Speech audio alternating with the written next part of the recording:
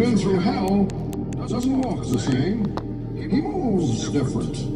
He's calm, quiet, focused, because he's already fought battles no one knows about. A man like that doesn't need validation. He knows his worth. He's built from pain, shaped by failure, empowered by purpose. You won't see him quit. You'll see him rise. Again and again.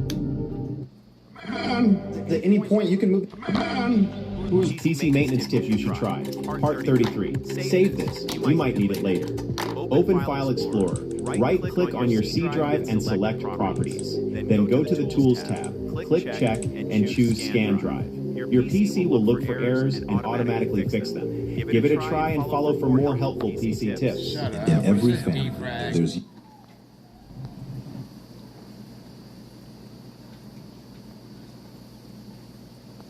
They were talking about adrenochrome back in the 90s. I want to know who the writer of that episode was and what ended up happening to them, because I'm guessing they were a Hollywood elite. They were some way involved, and especially with it being Nickelodeon and all the stuff that's come out from Nickelodeon. They were talking about adrenochrome back in the... Dad, can I trust him? No. Watch what people do when no one is looking. Notice who stays when things get hard. See who shows up when you have nothing to give. Remember that. Always. Has somebody ever fucked up PC tips I wish I knew sooner. Part 37. Press the Windows key and search for Advanced System Settings. Open it. Then, under Performance, click Settings. Select Adjust for Best Performance. This fighter unfortunately hit the judge's dick. People with high emotional... Children? People with high emotional intelligence don't listen to words. They read energies, moods, body language, and small things like the look in your eyes. They may not say a lot, but they do notice everything. You'll have a very hard time hiding your true colors from them as they feel and see what isn't said. Children today have less circumstances where they are being held accountable or dealing with the consequences of bad behavior. So they're getting away with more. Correct. Yes. Because parents today have overreacted to the generation of their parents. There is a Japanese legend that says, if you get on the wrong train, get off at the nearest station. The longer it takes you to get off, the more expensive the return trip will be. The reason why I say fathers should be harder on the sons is because the son is going to have to grow up into the reality of this world. And this world is harder on men, shit talks men, breaks men down, and men are supposed to be the providers, protectors of every household. And if your father is... Let's cook a giant Tasmanian crab. Look at the comparison between customize and save. Josh, what are you doing? I held back so hard not to do it. I didn't. So you get an Xbox 360, the Game Boy Color, PSP, Dreamcast, GameCube, PlayStation, original Xbox, Sega, Sega Saturn, original Nintendo Family System, Super Nintendo on the 64. I dumped you today. How long would you wait to take somebody else out on a date? Oh God, probably years. Why? Because nobody's like me? I would never get married again. Why? I would just go play golf all the time. I dumped you today. How long would you wait to take somebody else out on a See a date? movie called The Watermelon Man? Hold on.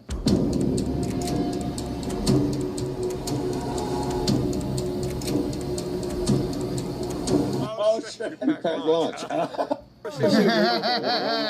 Hold on. Did you know the skateboarding or snowboarding term Goofyfoot does come from Disney's Goofy? It can be traced back to the 1937 cartoon Hawaiian Holiday, where Goofy learns how to surf. The common stance up until that point was left foot forward. But in the cartoon, Goofy goes with his right foot forward. Goofyfoot.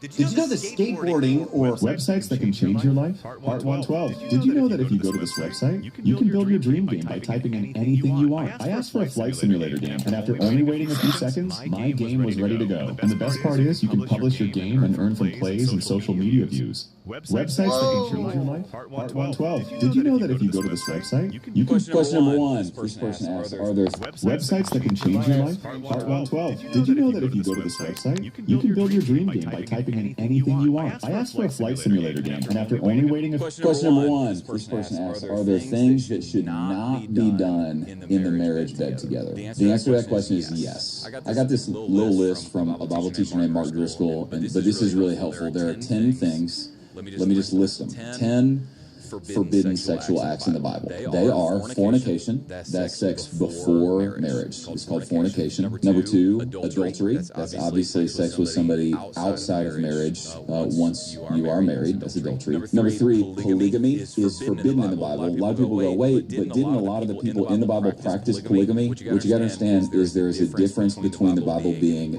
descriptive and prescriptive. When God creates marriage and gives us the example, he creates one woman and one man for a lifetime. So polygamy, forbidden. Number 4, rape is forbidden. Number 5, incest is forbidden. Number 6, any form of homosexuality or same-sex sexual expression is forbidden. Number 7, bestiality is specifically forbidden in Exodus 22, Leviticus 20, Deuteronomy 27. We know what that is. Number 8, prostitution is forbidden. Leviticus 19, 21, 1 Corinthians 6. Number 9, this is a catch-all term, sexual immorality, which comes from the Greek word porneia. Jesus forbids in Matthew 19. It's also in 1 Corinthians 6, Ephesians 5, 1 Thessalonians 4.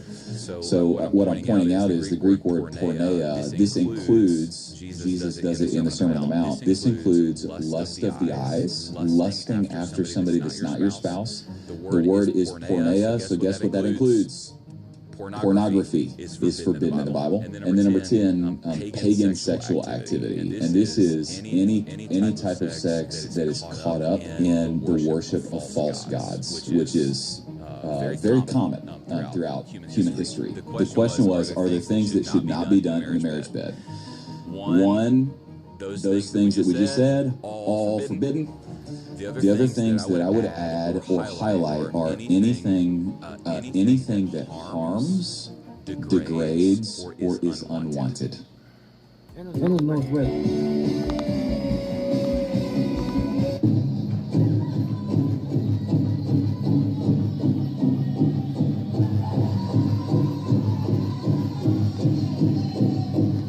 Some of the loneliest people are the ones who understand everyone too well. They notice the shift in your tone, the fake smile. Oh, shit!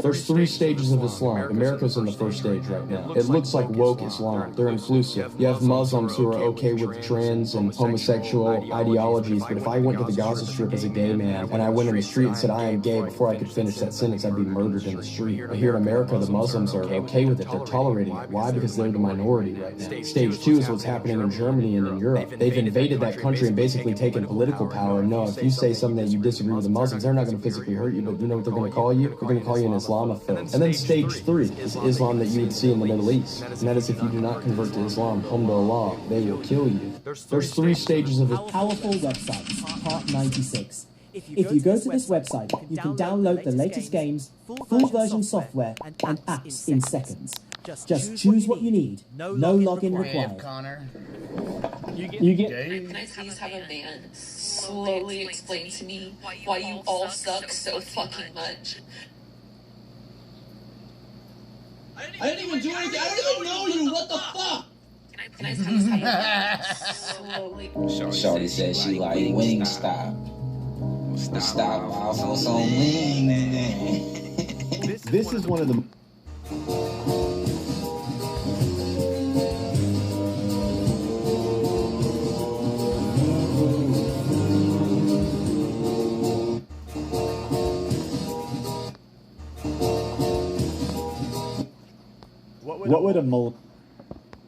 What would a millennial Forrest Gump look like? So here are some scenes from Millennial Forrest Gump, not in any particular order. As a kid, Forrest goes to watch a space shuttle launch and gives one of the astronauts his juice box. That shuttle was the Challenger. Oh God.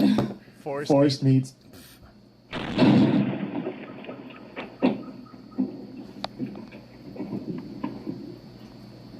What the fuck?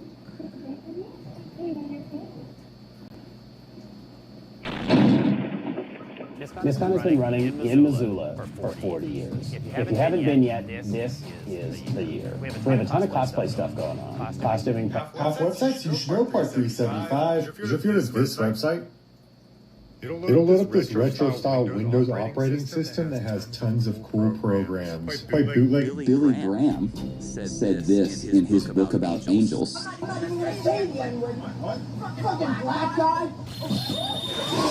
That was effortless as hell. Like, thank you for flying, black guy.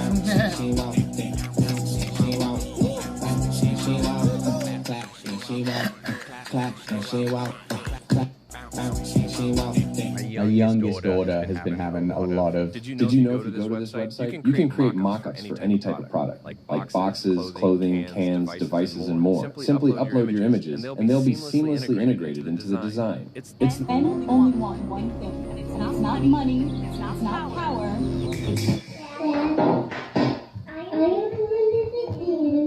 That's going to you.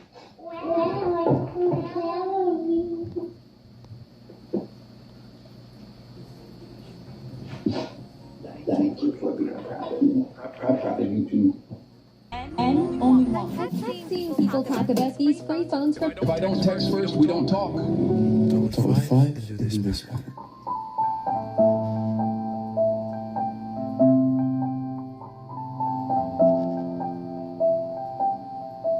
Don't fight and do this better. Somebody steals my mother's purse. According to psychology, the most intelligent personality type is the introverted intuitive. Which represents one of the rarest and most hyper-functional personality types across the board. Its foundation is based on recognizing hidden patterns and connections not seen by most, and also the ability to forecast into the future rather than being stuck in the present or even worse, the past. These are future-oriented individuals. Websites that can change your life? Part 103. Did you know that if you go to this website, you can make mobile apps by typing in anything you want? I asked for a study helper app, and after only waiting a few seconds, my app was ready to go. And the best part is you can publish your apps to the App Store and Google Play Store so anyone can use it. Websites that can change your life? Part 103. Did you know that if you go to this website, you can make mobile apps by typing in anything you want? I asked for a study... What's up, dude? I don't know.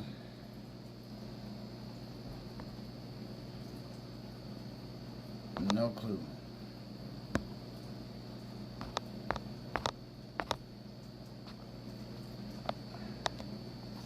Yeah, I checked to see if fucking it was working. It did earlier, so I don't know.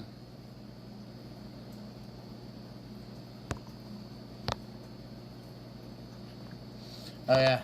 Websites that can...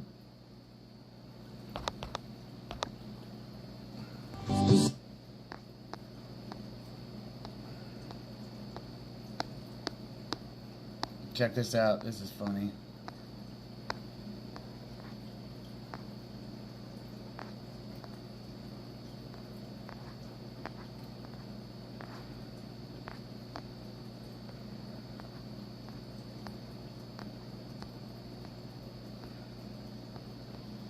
There's Carmelo Anthony's butthole. It's a frosted fucking chocolate donut. There's my little girl.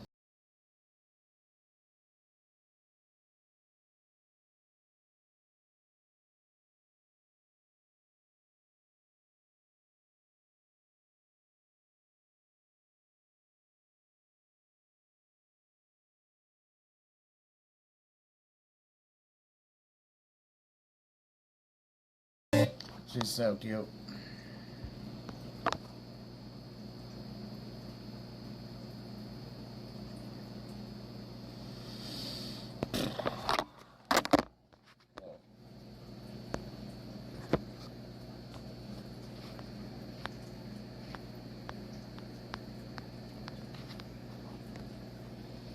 You never know who you'll meet next.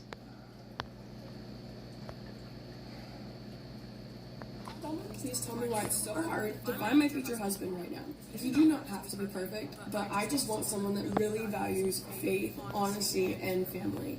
And on normal dating apps, bitch, get the fuck off my screen. Hey, mate, you got any specials on today? Yeah, he's just in the truck. Hello? Hello? Okay, he's in on the gag. We can chuckle. Hello? Welcome back to If You Laugh, You're Conservative. We ain't paying no $800, said country man Dan. He said, don't worry about it, baby. I got you covered. I'm going to get it done for you. And the man's going to get it done. He's not going to get it done right, but he will get it done. All right, I'm inspecting this house that got flipped, and I think the people forgot something.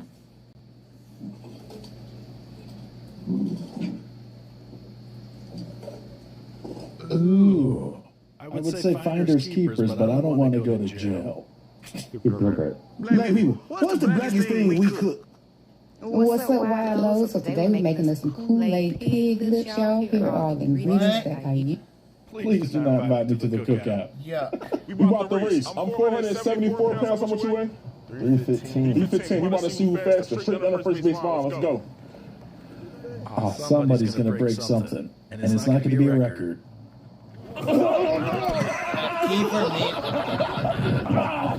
Kefir means milk.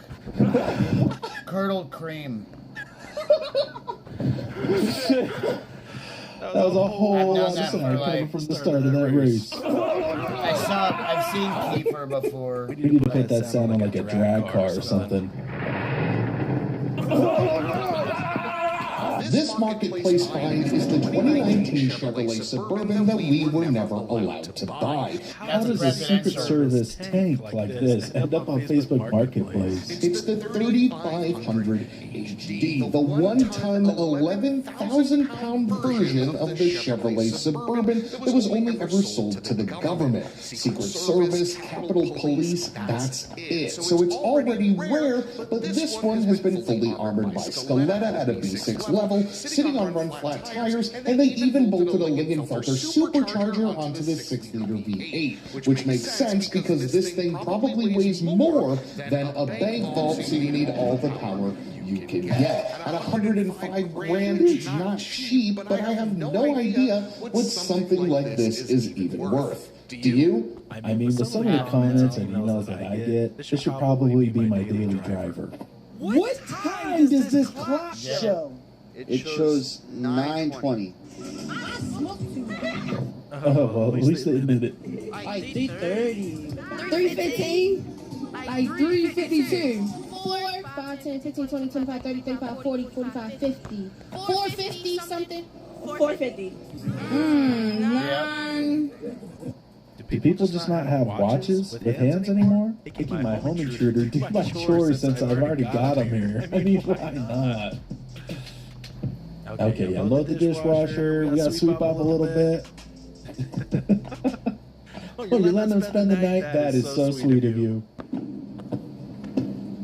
Holy TV. Yeah, that's a television wall, not a television screen. That's fucking nuts. How long have you been driving big rigs? Georgia. In Georgia? Okay. How long have you been driving truck for? Oh, you should stop driving big rigs. That's all we know. How long have you been driving for? Yeah, how long have you been You know, how long you drive like this, huh? How long have you been working this job for? Huh? How old were you when you started driving? 65 cents a mile. Okay. Just smile and nod. Yeah. And we got hunting season coming around the corner, boys. We look at here. We got the deer blind of all deer blinds. You got the morning coffee, that Christmas tree cake. Who put a window in the porta john? Who signed off on these plates? The gay one. I'm so gay I can't even drive straight. The gay cops pull me over. I'm so gay I can't even drive straight, bro. This man outsmarted the government, and just wait till you see what they did for him. Mark Dudley lived near the airport in Milwaukee. He didn't like the amount of noise that the planes caused every single day. So he decided to paint a sign on his roof that said, "Welcome to Cleveland," which, as you know, is nowhere near Milwaukee. And the sign caused a ton of chaos for all the passengers in Milwaukee. This is a mad lad. Because they all thought that the pilots accidentally took them to Cleveland. The government tried to get Mark to remove the sign, but he refused to do so. So they eventually bought his house, and they even had to buy Mark a brand new house that was far away from the airport. Was there, but is it possible? It's time to that guy's a genius. drive it. What is it? It's alive! With hot rods, with chocolate, that type of thing. It's just like, whoa, you're out there. You got the. You know, I've heard of ape hangers. These are the milkers. That's cool. Rowdy machine, and you're hurtling through space. Freedom, baby. It's wide open. Hey, I want to show you something. The UFC Freedom 250. Oh, yeah.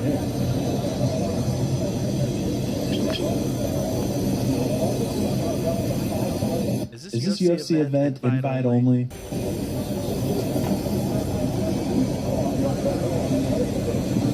Anyone got some connections? I don't date men anymore. I don't see them as people. I don't believe that they should even be allowed to vote. Yeah. I mean, that's why we're in this situation, because they're voting. You know, I used to think Muslims had it wrong. When I put it down, I put a picture on my story, and people are like, how much is it? And I was like, honestly, I don't know yet. Did you guys make a deal? Yeah, he's trading this. It's an Apocalypse 6x6. It's a Jeep Gladiator, and it's all customized. I don't know what John traded it for. Do you have a home for it, John? I actually have customers asking me about it. Fine, we'll take it. Okay. All right, what do you want to ask for it? 125. Okay, I'll post that right now. All right, so the Apocalypse 6x6. John made a deal on it, as you guys can see. He bought a Ferrari. Look at the car from here. It's nuts.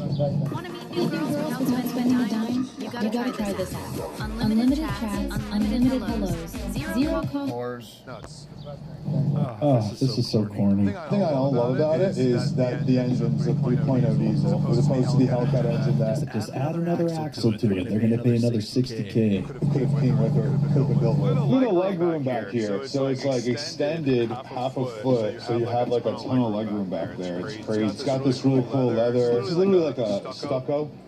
It's like a spray-on bed liner. A real man doesn't concern himself with buildings. What, you're gonna let another man with a clipboard tell you what you can and can't build on your land? I'll pass. If I want to build something on my land, then I'm going to build it.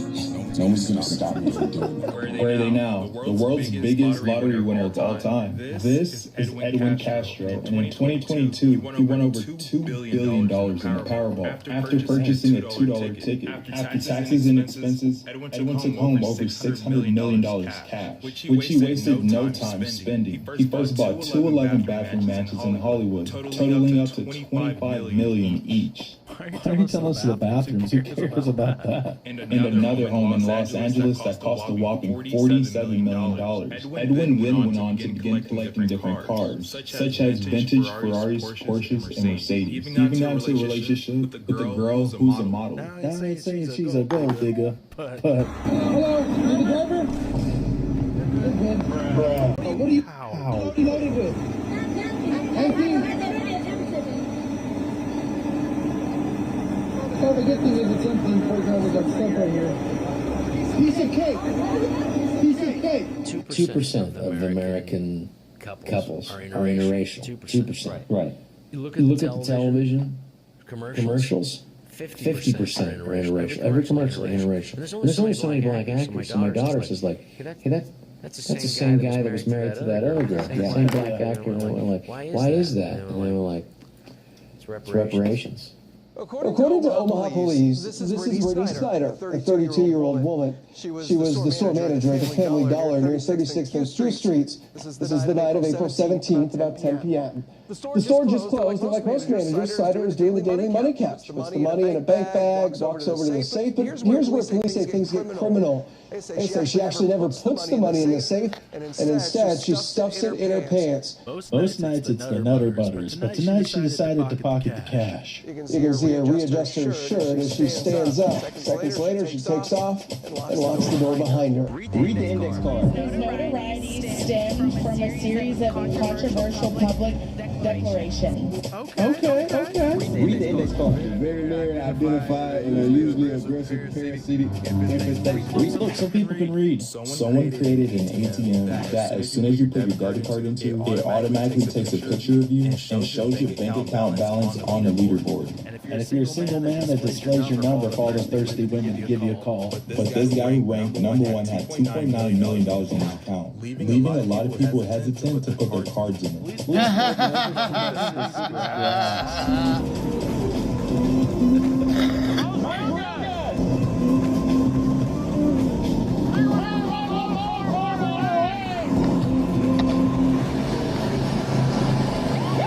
I think you're getting pulled over, Kyle. I can't believe he hasn't LS swapped this yet, or put a Cummins in it. How you doing, sir? Trying to get What's up, Weston? No, just Mulvane. Just Mulvane down the soggy bottom? Yeah. How you doing, sir? Stop some brown. Are we doing anything wrong? Well, can't be having these on the road there, bud. Well, you guys ran on a sidewalk. You might like to have two of on your bed. Wait a minute, Steve.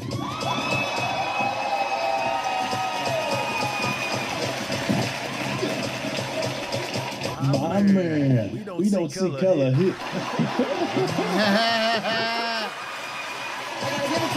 I knew it.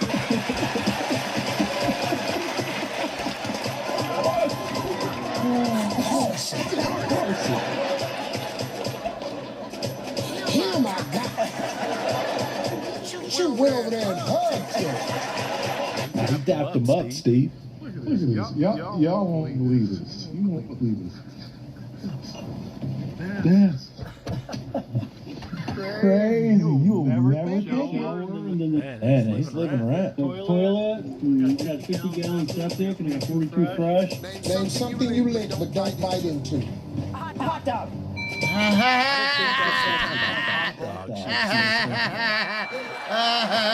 at her face. Name something you lick but you don't bite into. Hey now. You almost got us put off TV. She said a hot dog. Survey said. Tired of apps with hidden feed? Try this one. Match local girls for free. Chat for free. Date for free. Girls message you first. Sign up, no photo needed. Survey said.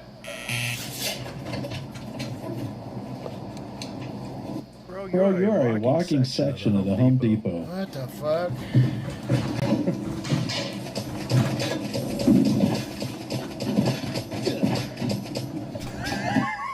What's the difference between a computer and an American? What? An American doesn't have troubleshooting. If Grandpa started dating a kid, what might he want his dates to be good at? CPR? Louis? I'm with you, Louis. We have a young entrepreneur here who is starting a flower business.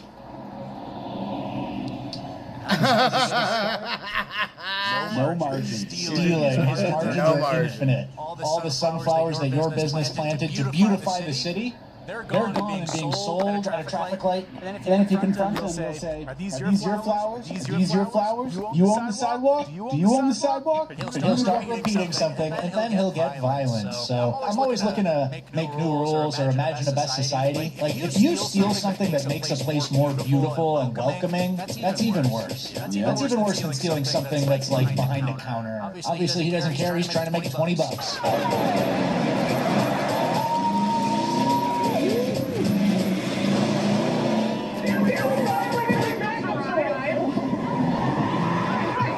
Subarus are earning some respect from this video.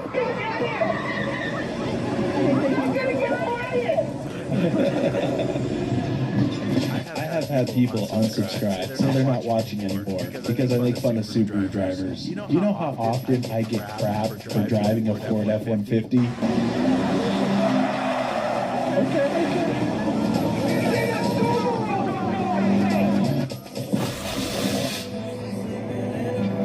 It would be nice to see what she's actually shooting, but the butt. Well, it's already looking not so fun for Carmelo. This is his official mugshot photo for Texas State Prison.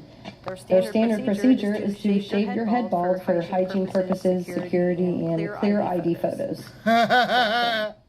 He's going to have a long 17 and a half years minimum. I'm a content creator. I don't know if you've heard of me before. What I do is I create that and then I store it within my body. That's why I'm 600 pounds. Just me being here is like huge exposure for you, for the company. So let's make a deal. Do you know what you really expect me to pay for first? Ew. Low accountability and high entitlement with the following count that doesn't even match your weight is diabolical work. 350,000 followers. Listen here, my brother in energy consumption. I don't think Culver's, of all places, needs help from a trash bag full of leaves to help him sell cheese curds and ice cream. I've been doing this for 5 years now with followers, and I have never asked for a discount. Hell, I've never even taken a brand deal. This shit's not fame, brother. Seattle's obviously been on the decline for a while. We've been covering it. They spend $116,000 a year for each of these mobile bathrooms, and they lasted 2 weeks. Looks like somebody already broke the glass on these portable bathrooms, which is super annoying. You can never have any nice thing. I hope they replace this with something a little more durable. I hope they never replace it. Don't even dig a hole for the type of people who would vandalize these amenities that are free for them to use. Nice bathroom. Yeah, it's nice in there, but it's already wrecked, and it's been a couple of weeks, and I'm sure it'll cost another $100,000 to fix the window. This young man crashed out because he didn't win prom queen?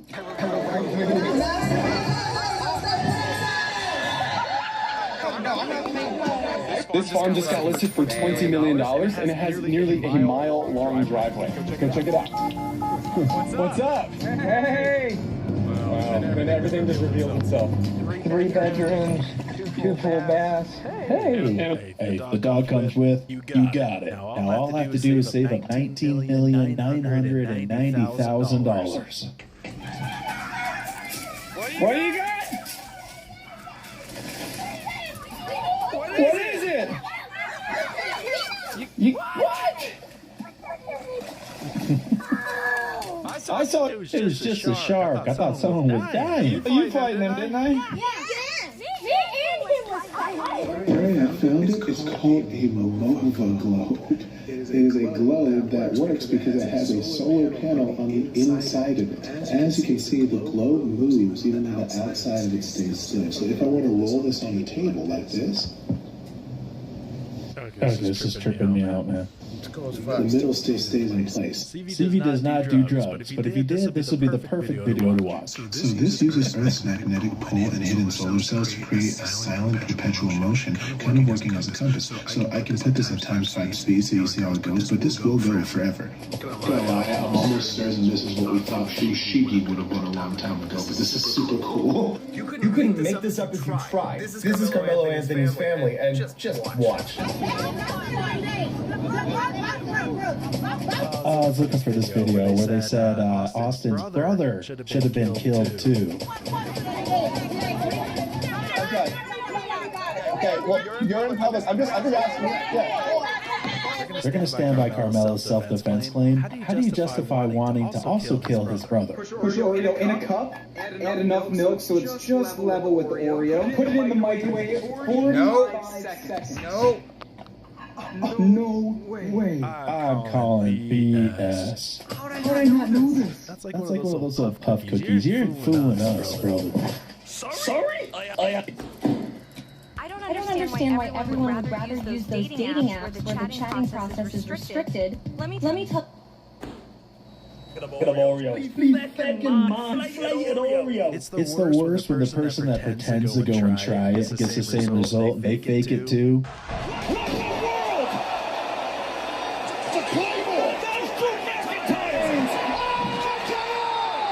Baseball's got the Savannah Bananas. Does basketball need this?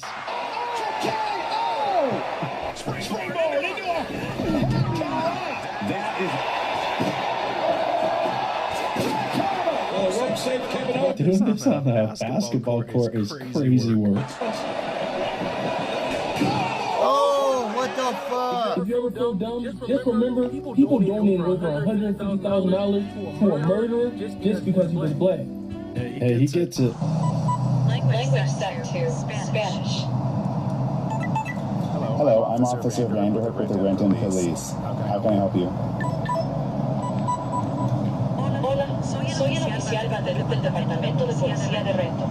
Oh my gosh, I hate this so much. ¿En qué puedo ayudarme? Quiero reportar mi carro como robado. I want to report my car is stolen.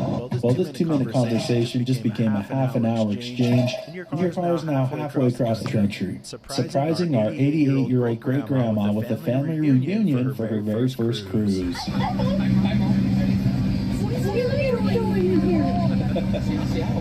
This is wholesome. I love it.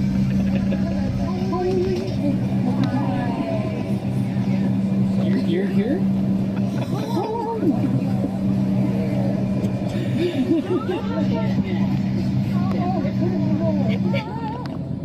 That's what we're wearing tomorrow, but we're all gonna be twins, Grandma. Teaching my sons I still got it in my 40s. I don't nobody comment running away from the cops.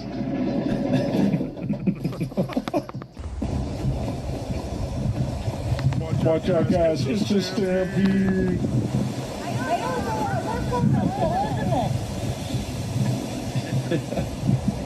To the guys who aren't Snapchatting 50 girls right now, what are you doing? I'm so scared.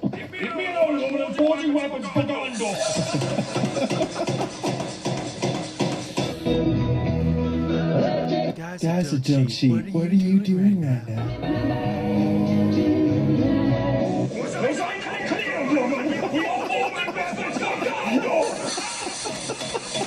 Race and God.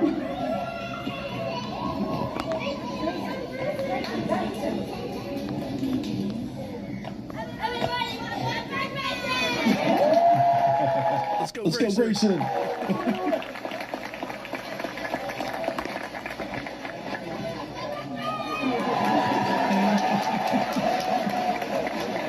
So for everybody who keeps asking, this is the axolotl because it's a lot of axes. I like the name, and I want one. My dog reacts to songs. I do it, but only with. Why is the speaker telling me what to do? When you're exhausted from work, I'll come home to this.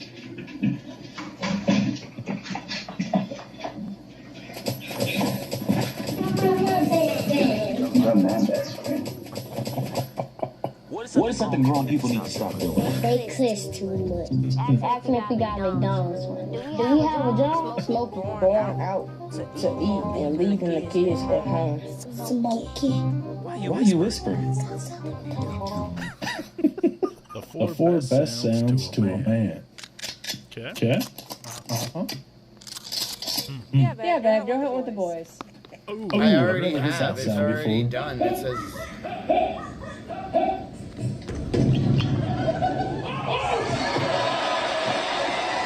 Yeah, you better check before you have some kids breaking their necks on stage.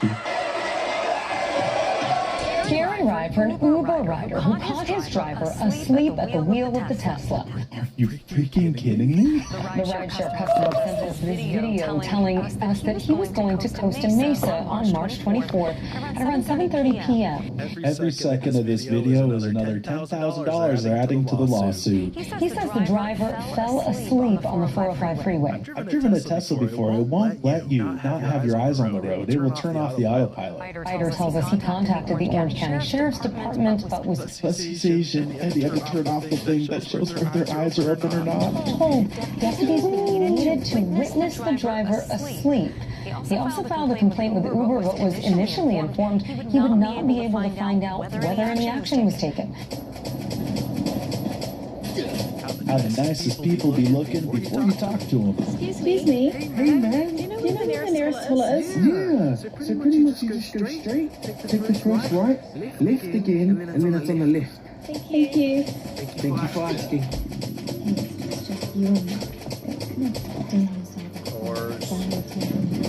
Just take a field six. Here, women make the first move. Let's check some profiles.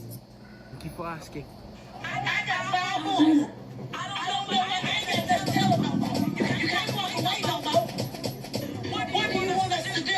Today, boys, when you go out into school, don't stabbing the other kids. You think you guys can do that? You feel good about that, man?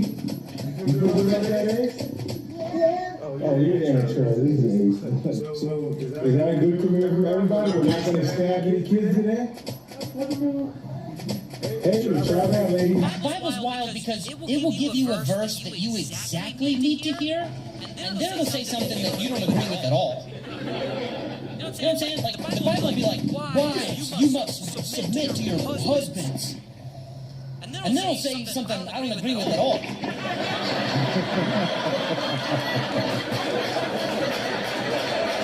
Racing this cop went wrong. Taser, taser, taser.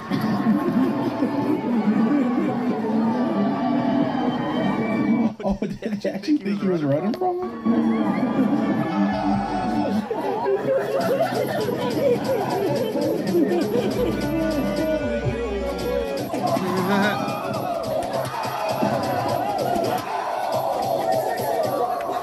We won. Let's destroy our city. Mexican word I say endorse. If you're one of those that don't like your underwear to get all sticky because of your sweaty nalgas, then stay indoors. If Michael Jackson was British. My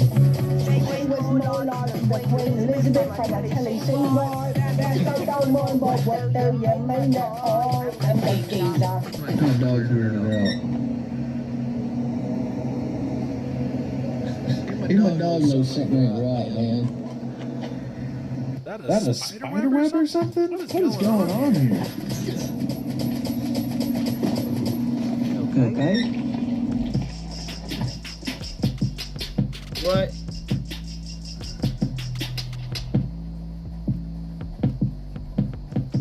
Get him ass down. Oh, he's flat. These farm boys, man.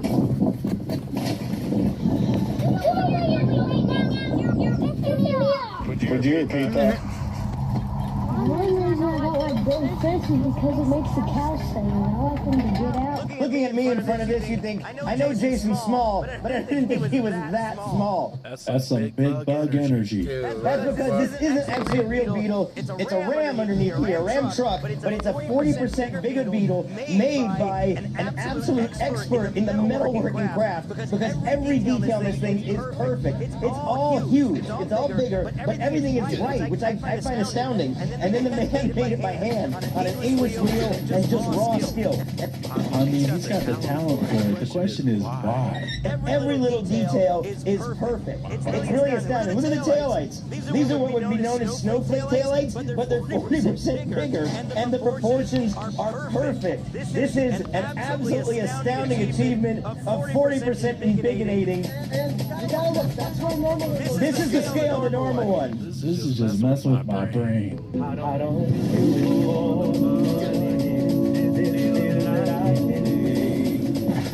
do it for the glory. I had to do it anyway. Roll that love off you. My responsibility.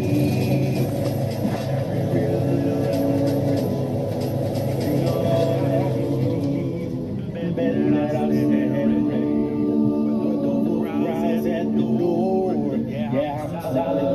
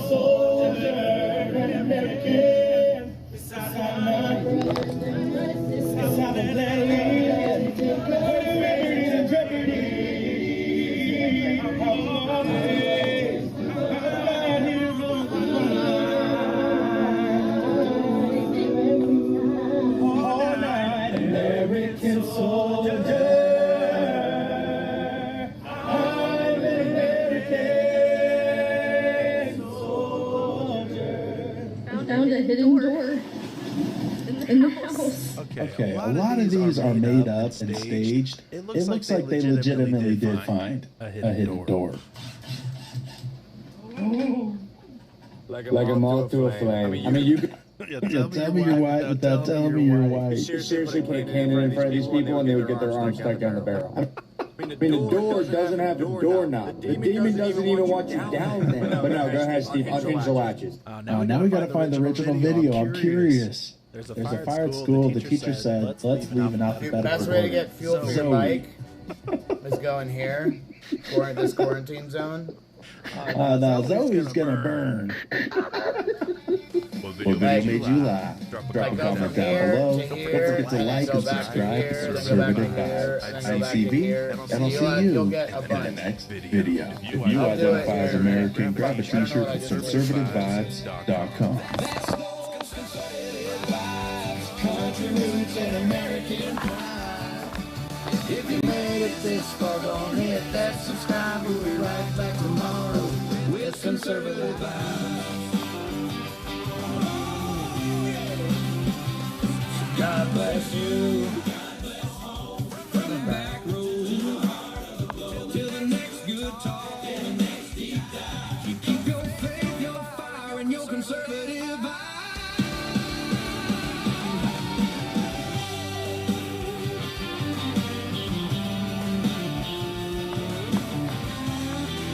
Yeah, one sec. Nothing to do tonight? Give this fuck. Nothing to do tonight? Give this new app a try. There are more girls than guys here, and they're super forward. On August 9th, 2020, Chicago police responded to a person by gun trying to fight people at Moran Park with a description of red shirt and red hat. Officers observed an individual matching the description when a foot pursuit ensued going eastbound on 57th from Racine. Like, there he is. I'll just run him over. Everybody, this is why we don't live in black neighborhoods. During the pursuit, the suspect pointed and subsequently fired multiple rounds using a handgun Is at it the officers. the one that's... The officers shot Do you back. mean the one that's right next to the thing and the right next to here? Is that what you mean? Oh, it's next to the PD. Okay. Yeah, I can show you how to do it. Okay. 97-83-7.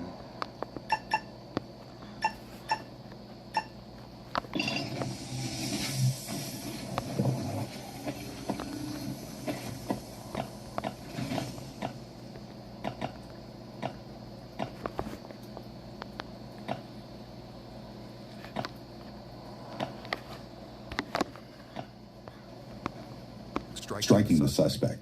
But he still managed to escape to a basement of a nearby home until officers have a short standoff. Red shirt with some learns on it, with a red hat. All right, no problem. We'll come through that way. I appreciate it. No problem.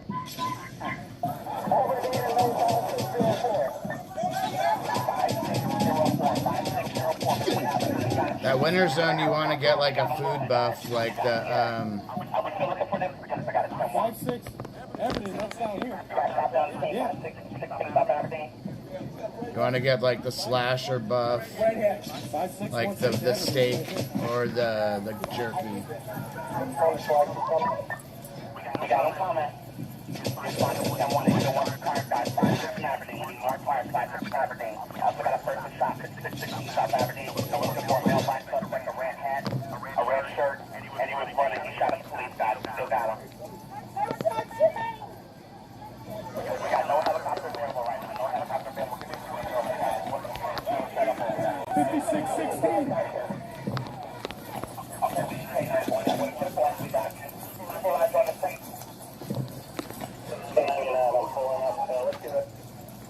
Yeah.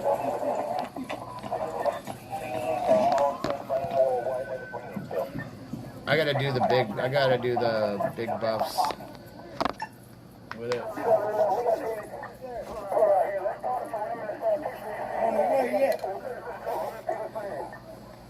Okay, listen, everybody out there, let's get the perimeter set up. We're gonna take it from...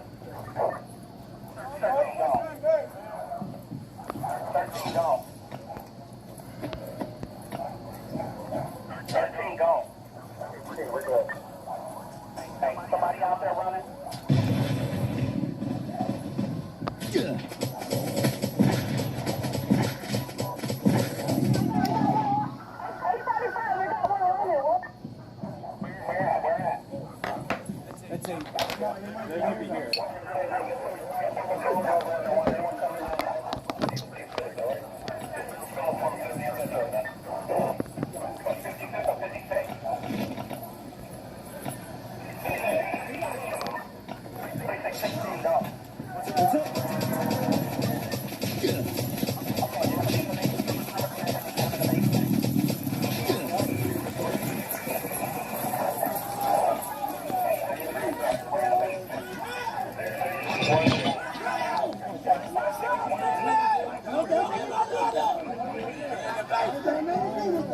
Yeah, I got rated, but it looks like I forgot if what I saw if it left one or no.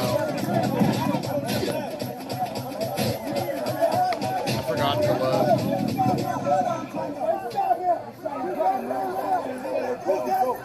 Well, that's what happens when you shoot at the cops. Yeah, they shoot back. Won't you shoot at the cops? Won't you just drop the weapon? I give up. Why? He doesn't have a brain. He doesn't have a set of bellum. He has no frontal cortex, no frontal lobe. He ain't got no cortex either. He's got a brain stem.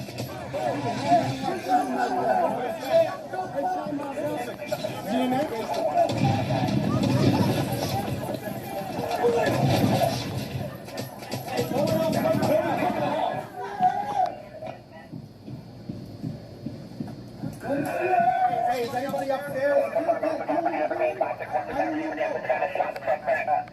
Upstairs clear, guys? Upstairs clear. No, upstairs is clear.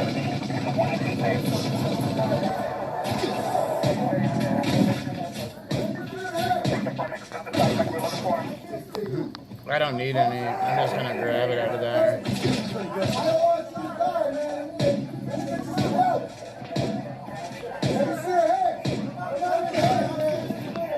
Upstairs is clear. I don't want you to die. Let me get you some help. Doing a little speed Let me see run. your head. I can't see you. Hooker. Come to where I can see you. Is he talking? Come to where I can see you. Yeah, he's talking. Hey, come to where I can see you so I can get you some help. No, it's dead voltage. Come to where I can see you so I can get you some help.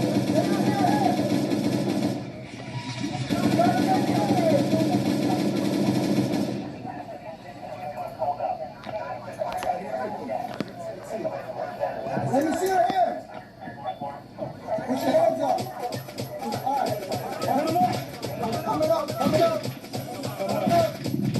Coming up. I got him. I got him. Turn around. Turn around. Anybody else trying? I don't know.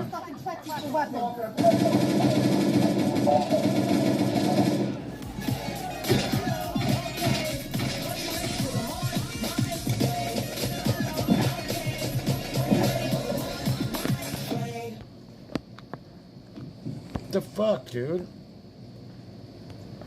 Motherfucker. Cinnamon, stop scrolling. Oh my god. Database that is free, no monthly payments. Fuck off, dumb whore. Reason why he couldn't get away is because obviously the way he's wearing his pants.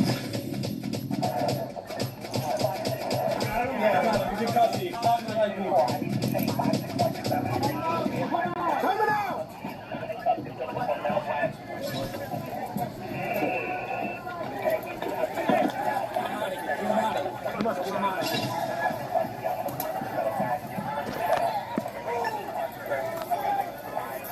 Hey, hey, get the back, get back, get the back.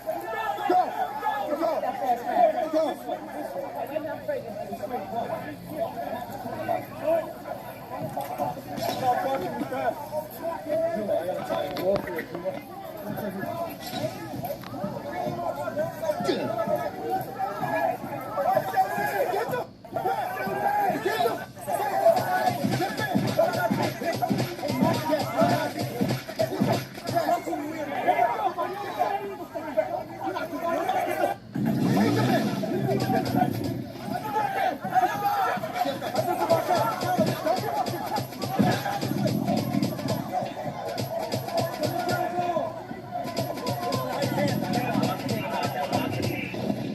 That is nuts. Not a daddy in sight. Not one. Yeah, you just see young black males. All of them under the age of 18. Not one daddy. And they're aggressive towards the cops after that kid shoots at the cops. That's why the cops shot him. But you're going to be aggressive towards the cops. When that kid was out there starting trouble, starting fights, and he had a gun, and the cops were supposed to not do anything, this is a typical black neighborhood.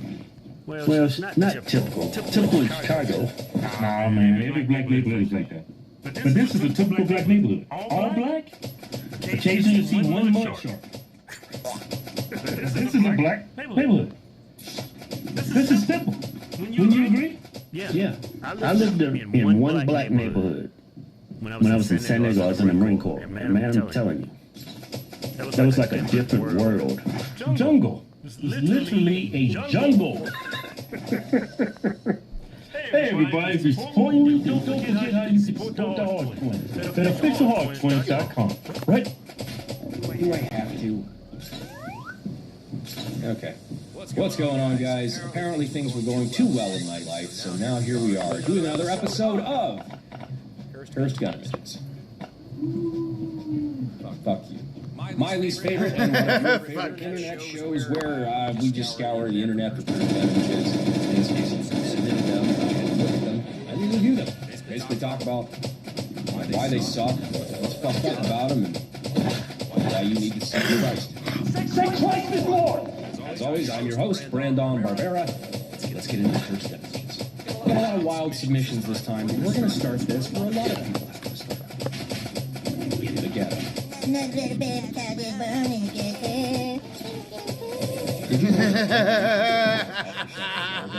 20 gauge shotgun? Apparently crackheads do. These are my favorite photos. They have the weapon itself, the ammunition it fires, and the instruments that were used to devise such a device. Yeah. What do you know? Usual golden crackheads. There's a little fucking crack pipe in the fuck. What do you want from me? Casual crack user. Is that better? Yeah, it looks like they just put a 20 gauge barrel, I guess. Something serving as one on a regular flare gun. Which, I mean, if you think about it, a flare gun... It's got to push through everything. It's a hammer with a firing pin. Just clamp it on. Remember, kids, never underestimate the ingenuity of crack.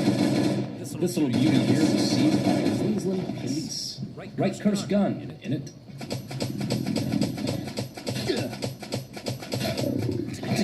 Crikey, what a cursed gun! Accompanied with a news article, weapons seized, Rockhampton. The Rockhampton Tactical Crime Squad charged 2 men with several weapons and drug-related offenses. Following 2 search warrants in the Rockhampton area last week, it will be alleged that police located and seized a shotgun, rifle, and ammunition from the property. That sure as shit does not look like any of those things. I can't tell if this is made of like a 3D printed frame or if it's just... I'm at 69er. Epoxy. Or well, 70. Dongle up front as a foregrip. And of course, to round out the crackhead trifecta, more literal crack. East Bay Regional Park Police, I assume, on 12/30/25, swing shift officers contacted the subject for a curfew violation. What? Fucking curfew violation? How do you live, 1984? But, they seized an Apple Watch, an improvised firearm, a black book of improvised munitions, a vial that I cannot read, so I will assume is ketamine, 2 shotgun shells, I think 7.62 by 25 round, a little coke baggie, and some crack. Oh, and a gun. Yeah, there's no fucking chance that thing fires. It looks like it's trying to be like a bolt. This looks like a Nerf bolt action. That again, somebody just like put a bunch of electrical tape around and I don't know. They had live ammo with them. Seriously, what the fuck is the Apple Watch doing there? The ketamine again. Just in case you gotta sedate.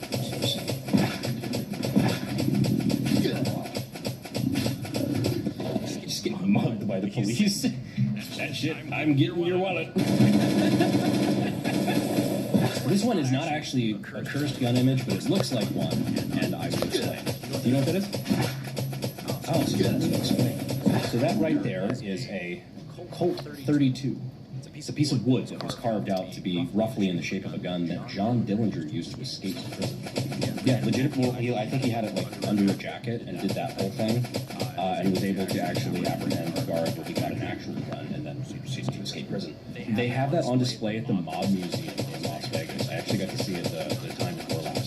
apparently, so I had asked the person there how they acquired it. And apparently, after John Dillinger escaped from prison, he sent it to his father, who was apparently not very keen on some of Dillinger's extracurricular activities. But I think the sister got it and stayed in the family, where he later donated the copies. While not actually being Just remember, if you have tons of tickets, you can get a floppy that way. That leads me to something that is a little bit more cursed and Smithsonian or something like that. Okay, no, this is a real, it's a real urban legend anyway. Because, yeah, fact check. Is John Dillinger's penis on display in the Smithsonian? No. No, why do you keep asking? Anyway, one of the things that is of John Dillinger that actually is on display is this thing. This, I believe, is a Colt 1911 38 Super with a front Thompson foregrip, like a Navy Thompson foregrip, with an extended magazine, and yes, it was converted. I love the muzzle brake included as well for, muzzle rise. This was like the race pistol. The funny part is, the person responsible, I'm pretty sure if I've done my reading right, the person responsible for this, first piece of history, actually ran his gunsmithing shop out of San Antonio. It's like somewhere downtown, which is, I think that's pretty neat. Yes, I'm excited for this one because not only is this a great addition to Cursed Gun Images, but we are actually in the middle of recreating one of these. Just because I'm a big history buff, I like all sorts of history, mob history is really cool. And so as cursed as this thing is, I want one, it will have a fun switch, and yes, it has to be 38 Super because fuck you. But moving on, speaking of cursed pistols, somebody sent this one to me. This is a Ruger 22. Mod light, pressure switch, optic, just... Again, no crack pipe, but we do have the bottle of 99 grapes laying next to it. I don't know what the fuck that actually is, but holy shit, actually, Jesus. 50% alcohol, 49.5. You could probably start a fucking car with what they used for inspiration on this one. But you know what's not cursed? Opening up your monthly tack pack. Got this knife at one of our veterans events. It's very fucking sharp and you're terrified of it. Let's see what we got in here. That actually just cut through the cardboard because I missed the tape. Oh shit, this is actually some shit I use in real life. Tac Pack is the ultimate tactical box subscription company where you can get tactical shit, such as AR-15 parts. Okay, this is normally where I throw stuff. That's a hair. Waiter, send my Tac Pack back. AR-15 parts. SOG knives. Synthwave band merch. Belly band holsters. Gloves. And the water bottle I use at the gym. All of this and more could be yours if you just subscribe to Tac Pack. There's a link down in the description and in the pinned comment. You can also get this cool piece of paper that tells me that if you use code MAY590, you get a free tactical gift, bringing the total box value to $590. I believe that's for your Tac Pack Plus. The next 4 Tac Packs will provide major upgrades for your rifle. Make sure to get signed up and stick around for summer for some awesome. Like I said, the links are down in the description and in the pinned comment. We appreciate Tac Pack being a consistent sponsor. Channel. Speaking of which, if you've ever wanted to get your start in gunsmithing and weapons technology and not make cursed bullshit like we've been talking about the entire fucking video, you can check out the Sonoran Desert Institute or SDI.org using the links down in the description and in the comment. As a sponsor of the channel, we greatly appreciate them. Back to dog shit, cursed guns. Now, you've probably seen this before, and we might have covered it on Cursed Gun Images before, this meme of, fuck you, unbullpups your hog. Like, unbolt up hog looks. I don't know how to feel. But as it turns out, some mad lad actually did it. The log? The log.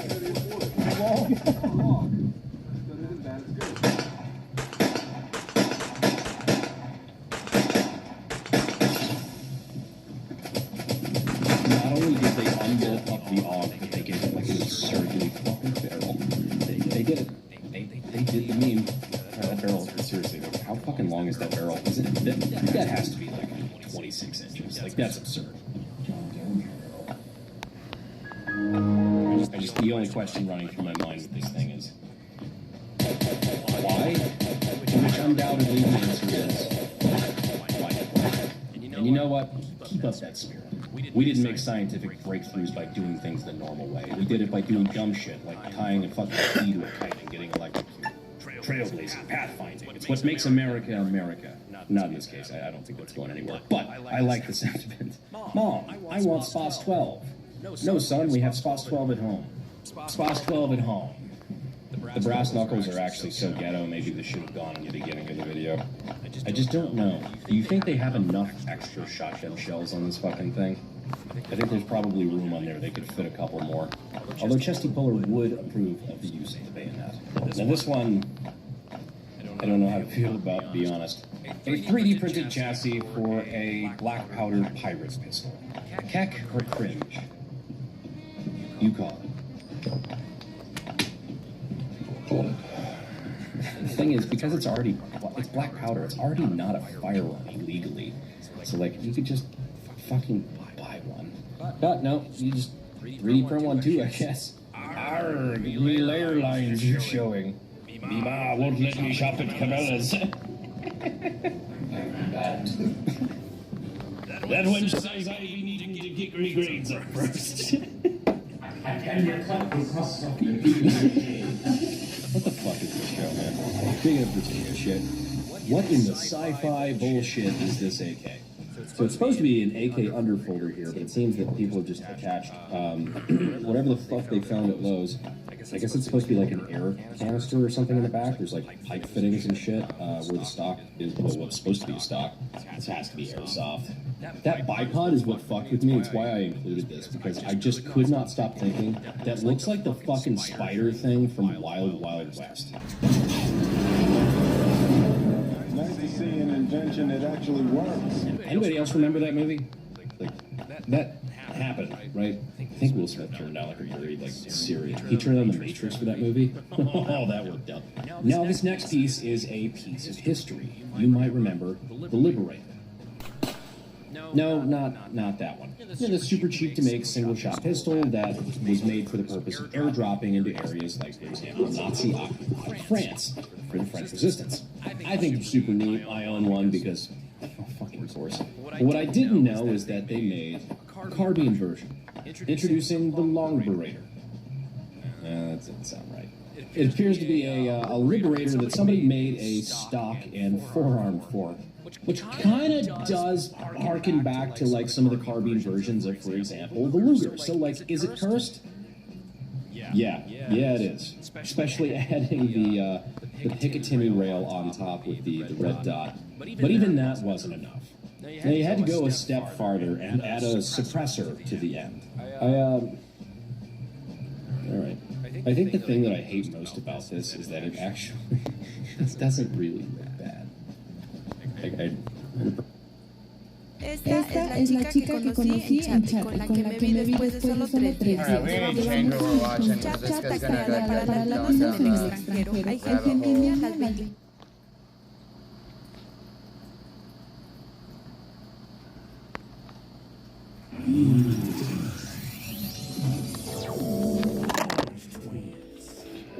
Oh, Taz.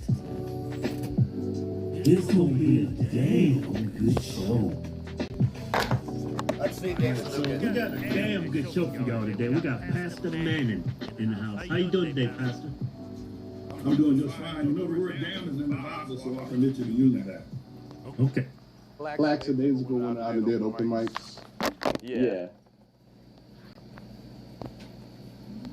And now I'm an addict.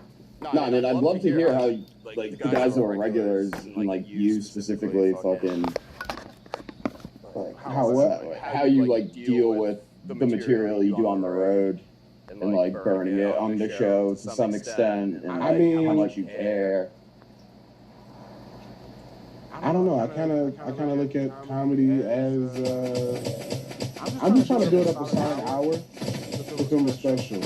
Yeah, because I always take solace in like the old HBO and Comedy Central presents half hours. Like when people were doing those regularly, they would do jokes on the first hour from those. Yeah, they need to bring back half hour. Yeah. Kind of trending that way. Burn it, bro. I just burnt one of my favorite jokes from Kill Tony that I do on the road. Yeah. And I'm gonna still do that bitch on the road. Yeah. I mean, it gotta be like music. Come here to great shit. You know what I'm saying? Like, yeah. You want me to get rid of that joke? No. Yeah. Hear it again. Yeah. I might tweak something. I might make it a little different. But fuck it, bro. Just do your best on Kill Tony. That's the thing too, because like, it's kind of as a fan, I don't mind it, but as a comic, I kind of like hate when Tony's like, why don't you do your next best joke? And it's like, dude, half of the fucking thing here is like picking the right jokes before you even show up. Or your interview. Yeah. I've had, been on Kill Tony though, I've had, let me see if I can get a phone. Eat it again. I've had some minutes that was just alright, but then thank God I know how to roast pretty well. Yeah. And the roast would save the whole damn set. But it happens, bro, especially like when I became a regular, bro. You know how hard, and then like, especially like when we moved to Austin and the show started blowing up, and it's like, shit, I gotta. And then a lot of jokes people heard, it's like first time I'm damn saying this shit. Damn, got it right away. The future of erectile function is here. Blue Chew Gold is changing the way millions of men are having sex in 2026. No more waiting for a pill to kick in. No more moments ruined by performance anxiety. Just the results you want when you want them. Most ED meds only focus on blood flow. But Blue Chew Gold goes further by combining 2 ingredients for blood flow with 2 for mental arousal and connection. Ladies, if you're listening, send this link to your man. Make him a trophy husband with Blue Chew Gold.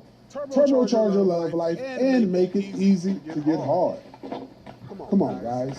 Get it. Or ladies, I know you're watching. Send this to your man so they can be.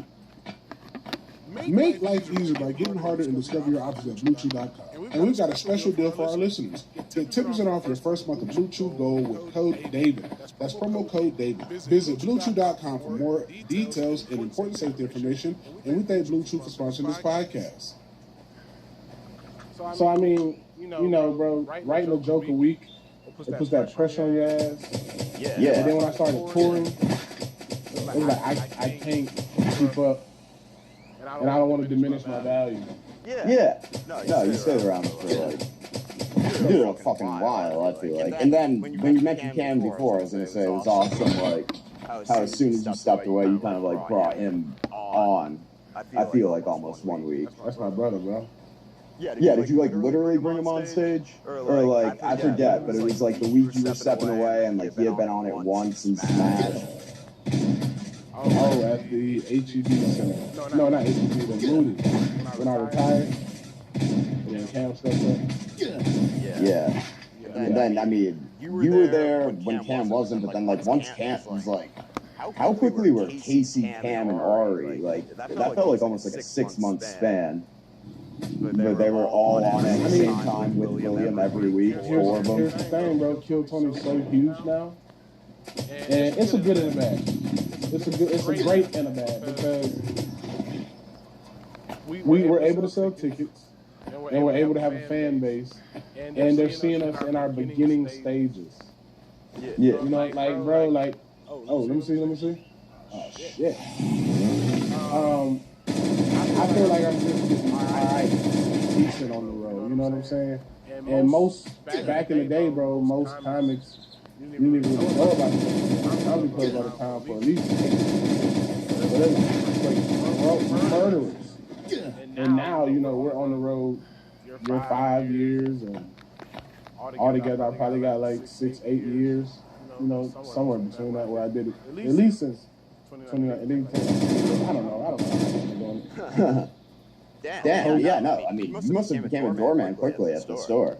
Bro, it actually took, you started in LA, or? Huh? Did you start in LA? Pretty much. I did my first ever open mic in Macon. Why is it not hooking up? I did my first ever open mic in Macon, Georgia. Okay. Where I grew up at. Yeah. You get out, you bounce quickly, it sounds like that. Yeah, I left pretty fast. I knew what I wanted to do and where I needed to be.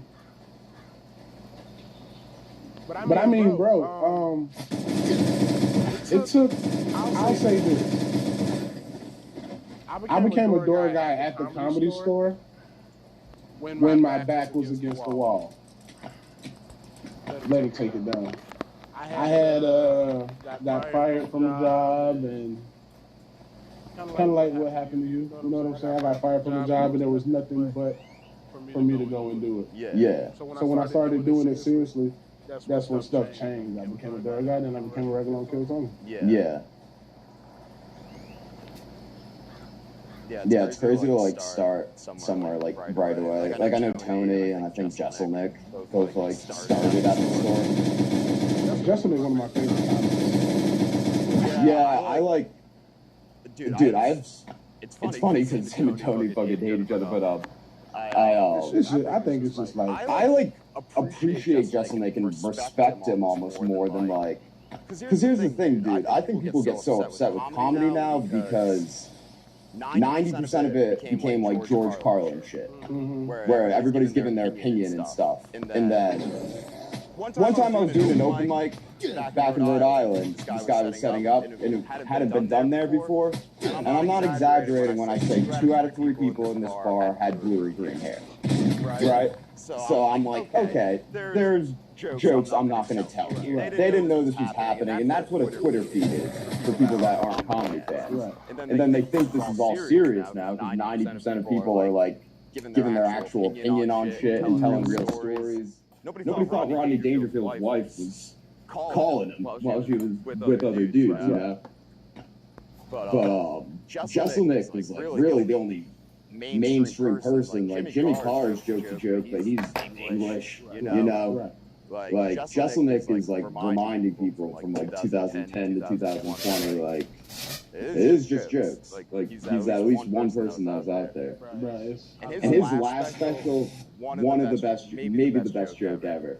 I'm gonna butcher it, but it was like my buddy is. That's the one where he mentioned Rogan in it. Probably, yeah. He's only had like 5, so that's a lot. Probably the last one. Yeah. I think it came out like what, a year and a half ago. That one? Yeah.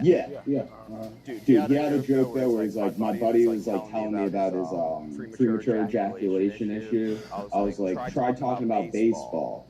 He goes, I think you mean try thinking about baseball, Anthony. I go, I don't give a fuck what you think about. Stop talking to me about your premature ejaculation.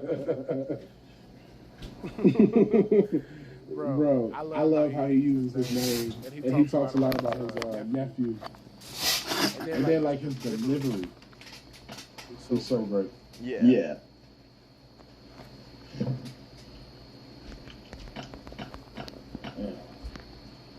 His delivery, bro.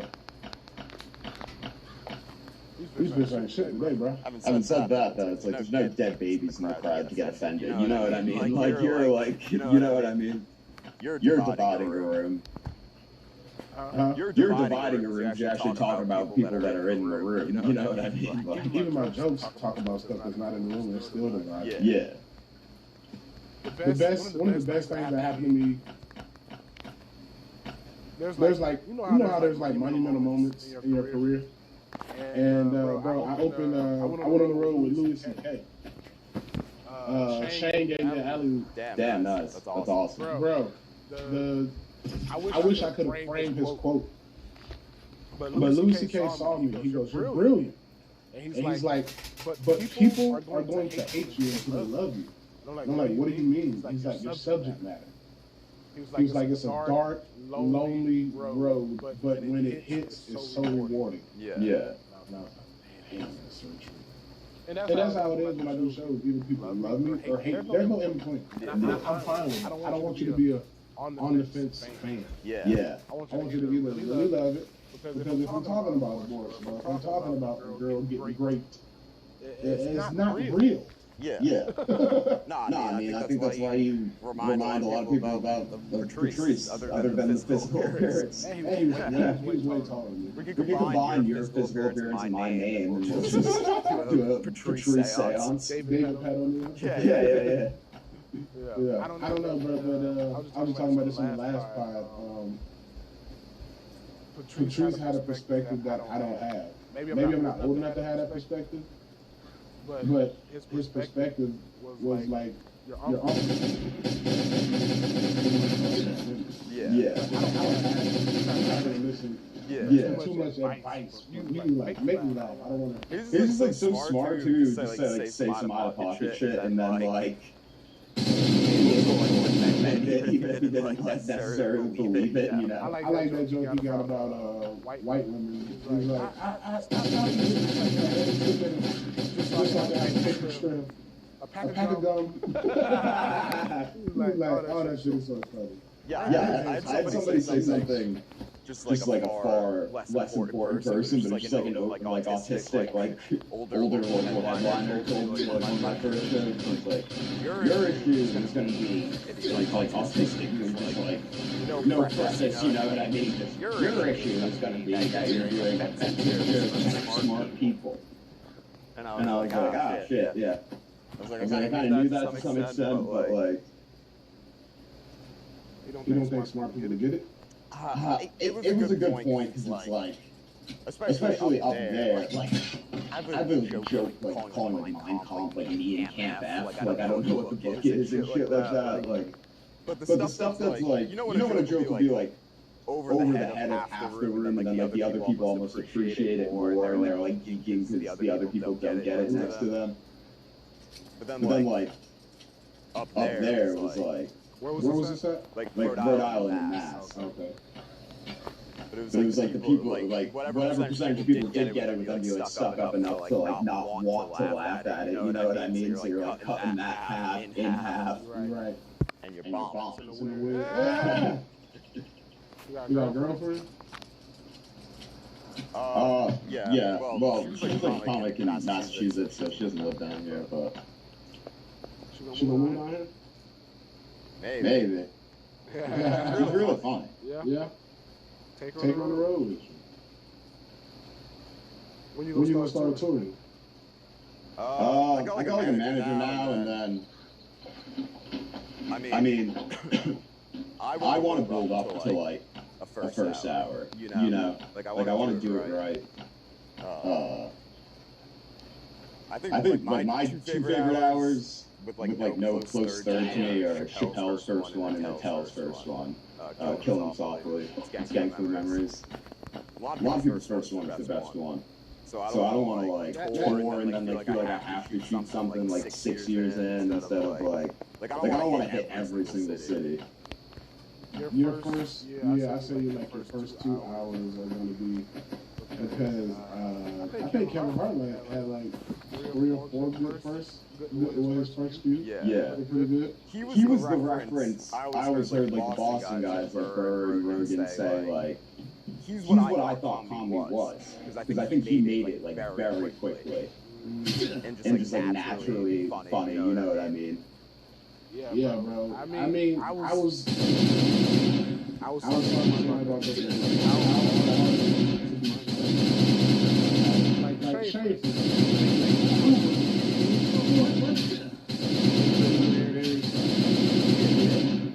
I think you gotta find balance.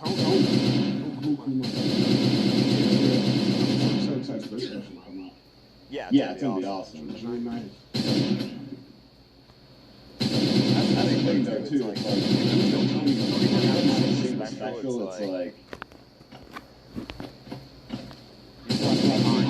A legacy. What? Like almost 800 episodes now that are 2 hours a piece. You know what I mean? Tony has Sure. Talked about in comedy for it was like an era. Yeah. A podcast that sold out 4 times. Like comedy city stuff, but yeah, it is just hilarious. I was doing comedy after COVID and like did not know about this show, and then just fuck off and all the talk anyway, dude. Like I can actually live down here, like I can live on my own. Like I was saying the same thing when I lived for 4 years. Probably enough. Yeah. tax here. Gas, everything's like at least 10% cheaper than where I was living. I love that when I was out there last week putting gas in my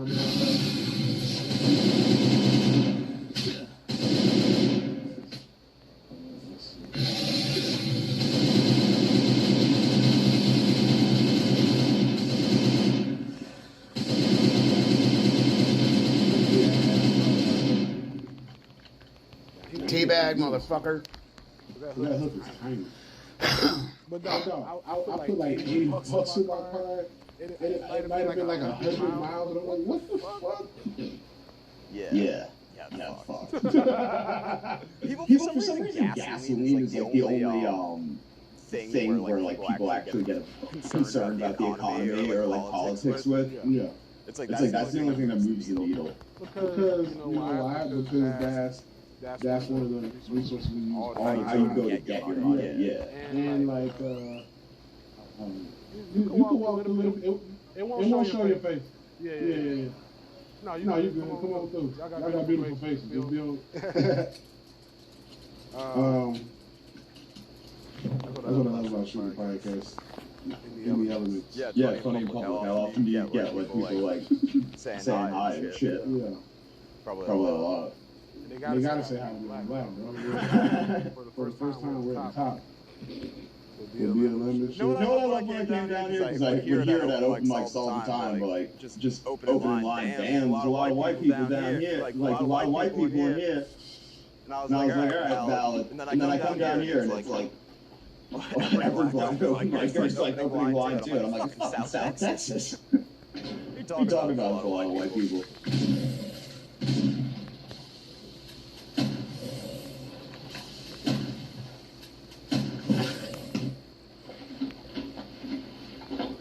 Oh, there's a right out there.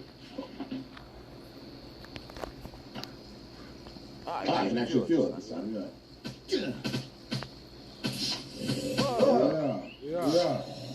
Caught a fish, dog. I got on the camera. Showing fat. Yeah, I did that. I'm a real man. You know how to survive in the wild now. You want to hold? Nope. I don't think so. For being honest.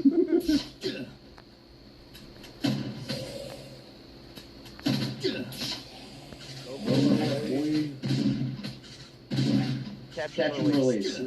My same how are you?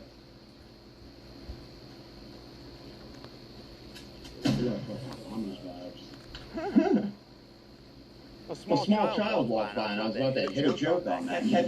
Catch and release, my same attitude with fat chicks fix. Oh, you might get another one. Roll up. You feel it? Nah. All right, let us go. You talked about the roast a lot on this already? Don't want to. We can.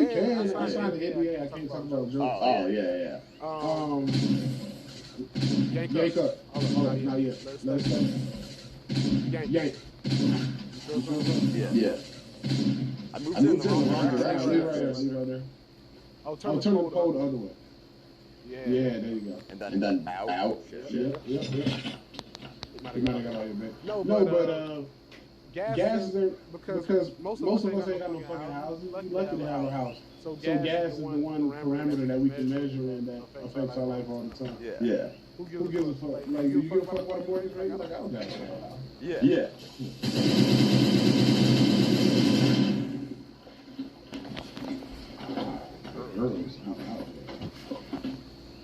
don't give a fuck about no mortgage rate, bro. Most people don't. I got fired when I went off with like 3 dozen people at like a different job years ago before COVID. Did you enjoy the rest of Kmart? I mean, going into it, I was like, dude, there's like less reason to like roast him than Tom Brady. And like, shit. They did a great job, right?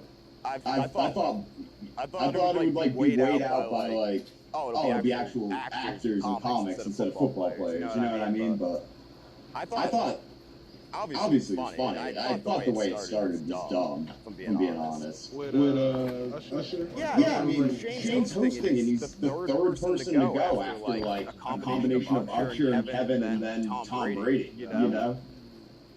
This is my first official Netflix writers room. Yeah. It was very intimidating. Yeah. Bro, there's I probably was the youngest guy in there. I'm pretty sure. Or Nicole, she's I think she's around my age. It was kind of intimidating, bro. Like, it was very. The first day I was very overwhelmed. I feel like being a kid in school, I've never been in a writer's room before.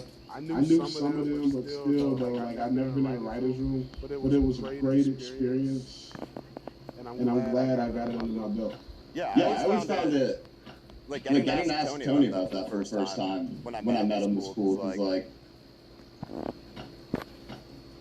what's that? I always found, I was like looking at the hook for a second on that. But the writing room for those is fascinating, especially back in the day when there was actually going up. But like having to write jokes not only for the people that aren't comics and your entire set for them, but then also you gotta write like extra jokes in case comics come in with the same thing, right?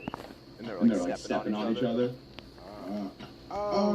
So they're gonna write extra jokes for the real comics too, in case they're like touching the same topic as each other, right? I don't think that ever became an issue. Then. I think that's why they had so many different. I think that's why they had so many different personalities. They had so many different personalities and so many different comics. I don't think I heard any because at the end of the day we had to read our jokes. Tony told me, like, for the Comedy Central ones, like, there was times where he wrote a whole set for somebody that didn't even come to the roast. It was just to, like, pitch them on doing the roast. Like that level of, like, that makes sense. Making it work, yeah. I will say this. The days that I was there, it was very, so as a Tom Brady roast, a lot of people were terrified to be on the roast. I mean, you gotta think. You work your whole life to be famous, and then get your ass toe up on this dais. Yeah. So a lot, bro. Like there were days we come in and be like, oh, we don't have this person. They backed out. It was like, what? Yeah. So that was. Damn, people are really cool. People are really too cool because they know what's about to cover that room. It might be hard to get somebody else to do the next one. You know that she's like in the White House. You see it like a month ago. That lady whose husband was wearing fake tits and talking to hookers online. Yeah, you see that? I was waiting for somebody to make a joke about that to Chelsea all night long. She looked like him. I didn't like what she was, bro. No, I thought that was like the whole. That was my whole take on it. It was just like all of this shit would have just been a bit like a bed of nails, like every single joke, if she wasn't there to like juxtapose the whole tone of the evening. But even not that, it's after the roast. Yeah. Like, well, dude, when she gets up there, she's like, I'm not gonna make fun of these like black men and Pete is like the least problematic guy here. I was like, dude, this is lame. This is so lame. She forgot, bro. But that's what happens. You get too rich. You move to the hills, and you forgot how you came about and how you get. That's why Tony always preaches that you gotta hang around your people. Yeah. You gotta because bro, one thing about Rogan and Tony, regardless of how people feel about them, they ain't gonna never let us get the big game. Yeah. They be like, hey, bro, you're detached from reality. They're both self-made, though. They didn't host a television show on E! Entertainment 20 years ago. Right. I don't think she forgot who she was. I think she did the smartest thing possible for her. That's like what got her all the attention. You know what I mean? You don't think her making millions detached her from how she used to be? Because her Chelsea lately was cutthroat. I don't know. I wasn't super familiar with it. I mean, I've seen clips. Yeah. But it's not like it was a fucking show I let my kids watch. I mean, I forgot that lady existed, so it just seems like, you know what I mean?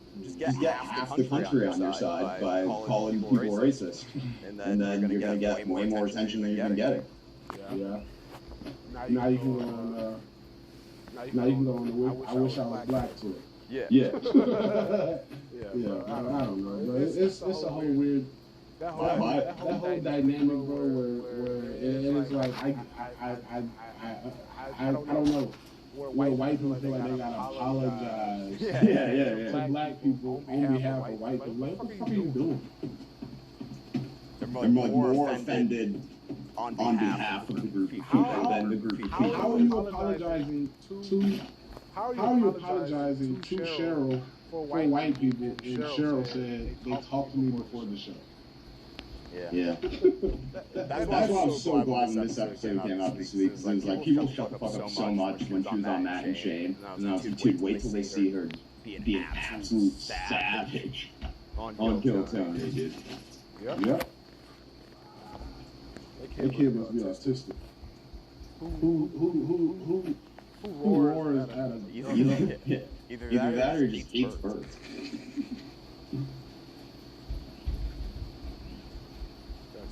No, I thought he was going to rock at him. Like, boy, you gonna go to jail. And you brown, white people don't play about their fucking animals, boy.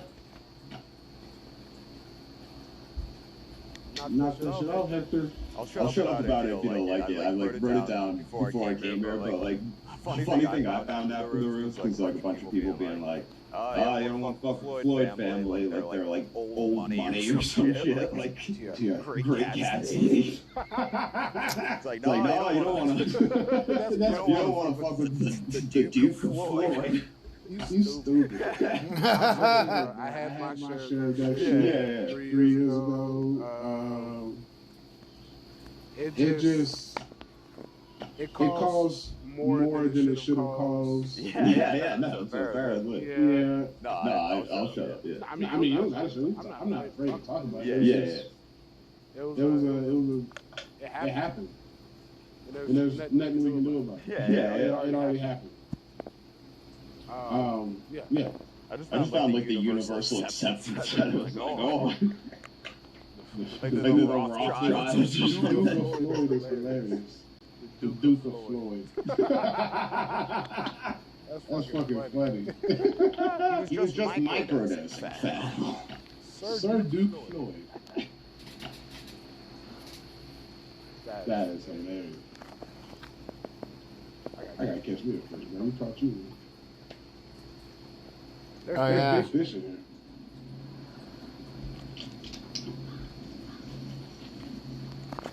That is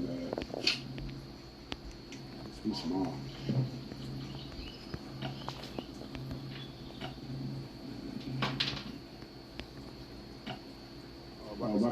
Might be the same thing.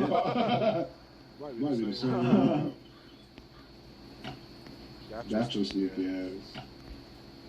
My granddaddy, bro, when he used to fish, he was some shit back. He done kept that. Yeah. I do more catching at least than anything. I want some fish, I'll buy it at the supermarket.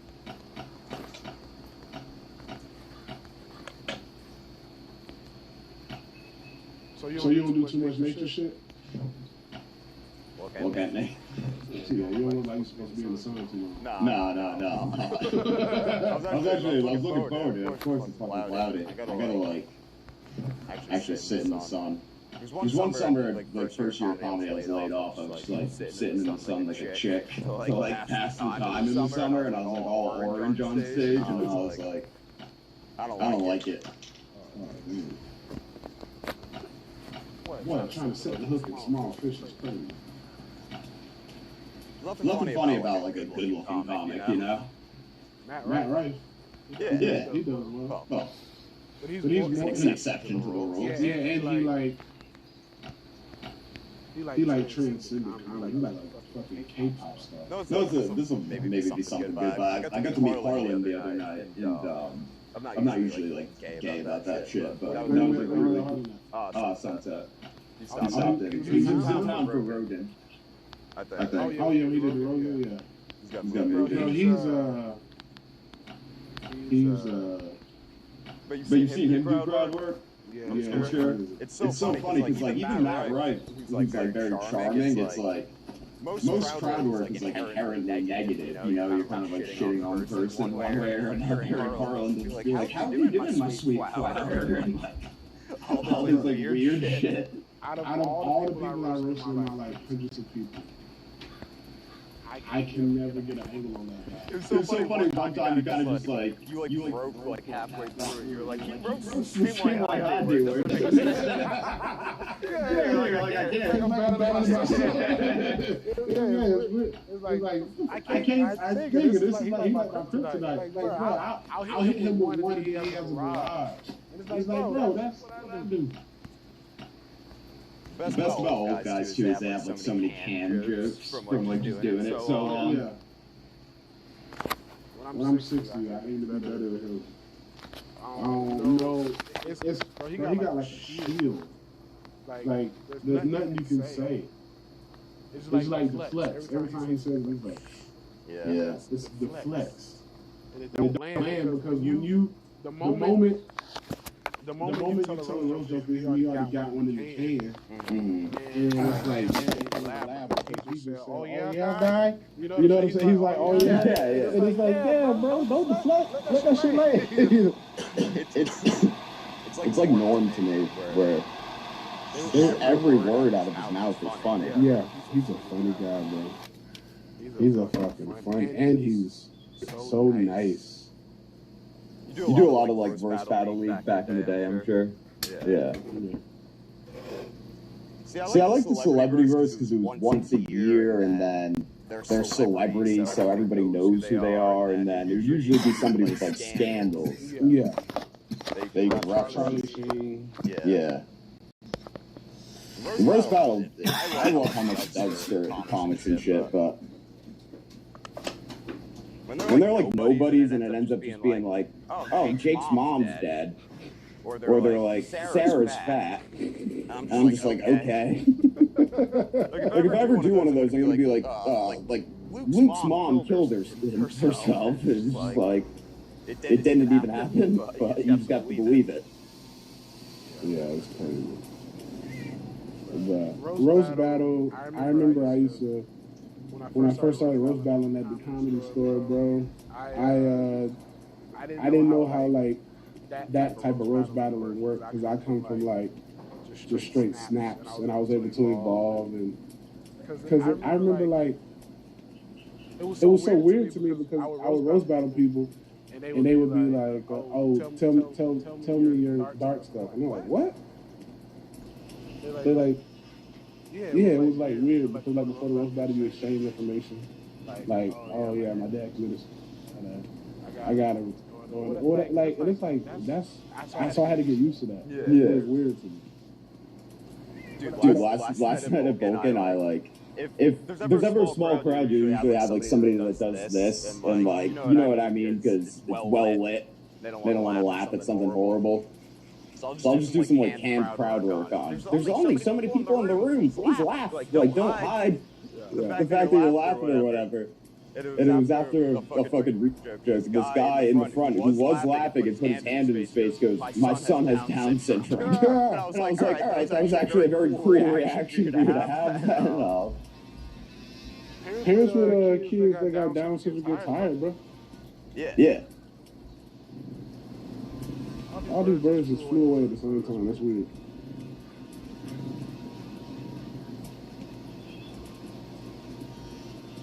Birds down here are crazy, dude. Fucking around Creek, there's like so many crows, and like my apartment complex this time of year, it's like they just fucking migrate to it. Bro, them birds know when to hang out around all the fucking weirdos that creep in the cave.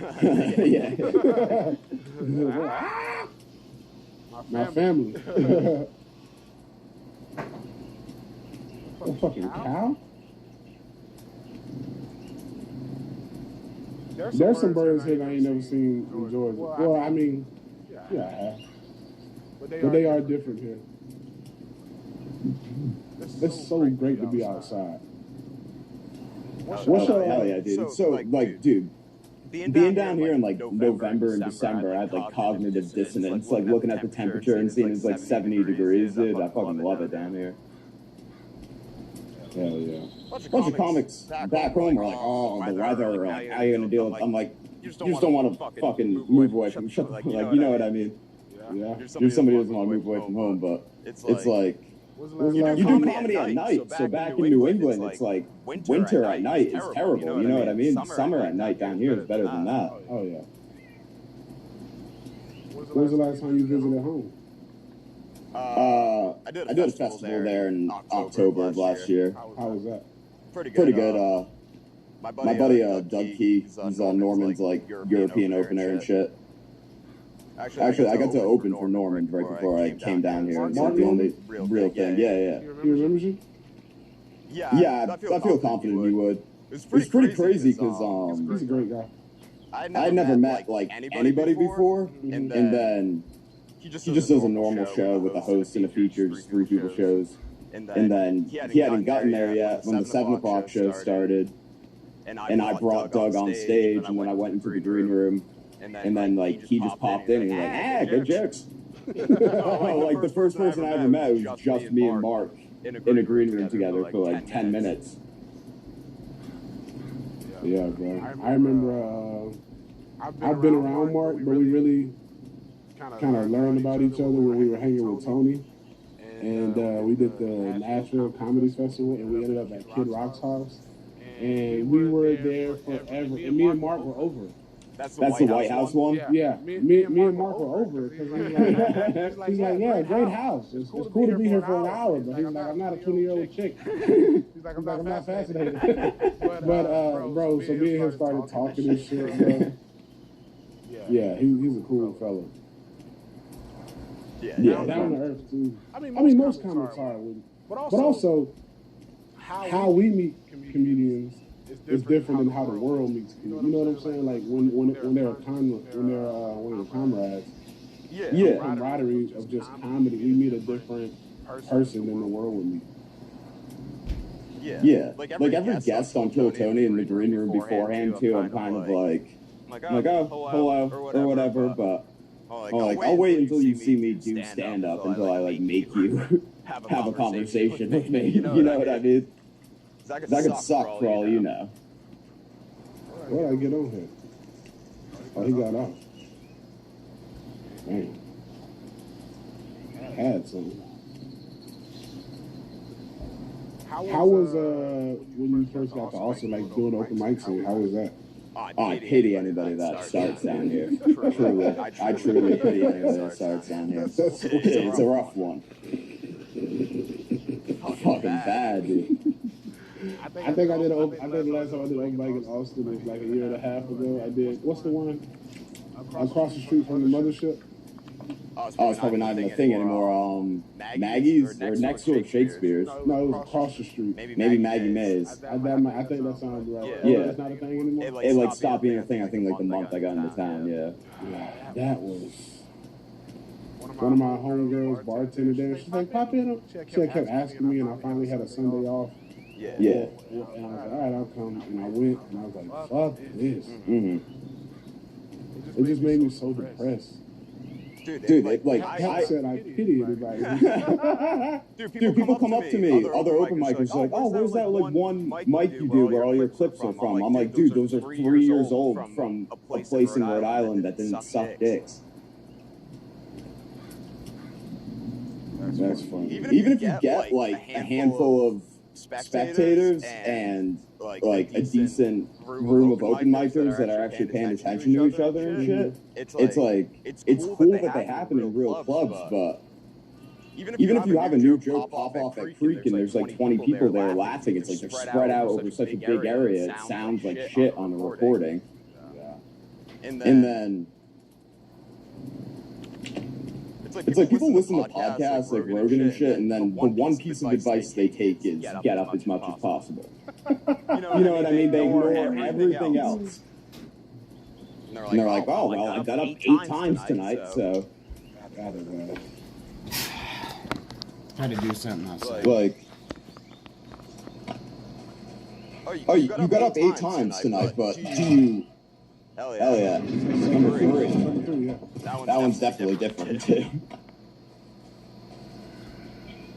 Where the big ones at? Yeah, you do all these open mics. It's like, well, do you enjoy going out and seeing your friends and having a beer at a bar? It's like, how hard are you, like, do you enjoy sitting down and writing a new joke? Probably not. I do miss those days, bro. Because how you say you pity anybody? I pity anybody who's starting comedy in LA now. Because like when I started doing open mics in LA, it was like right before like the social media boom. It was like right as it was happening, you know what I'm saying? Yeah. And there were a lot of good mics before everybody wanted to be a comedian. Like at random coffee shops that would have audiences, at random bars, bro. Jackson McQueen, who opens for Matt Rife, used to host a really good mic in North Hollywood. What's the name of that damn place?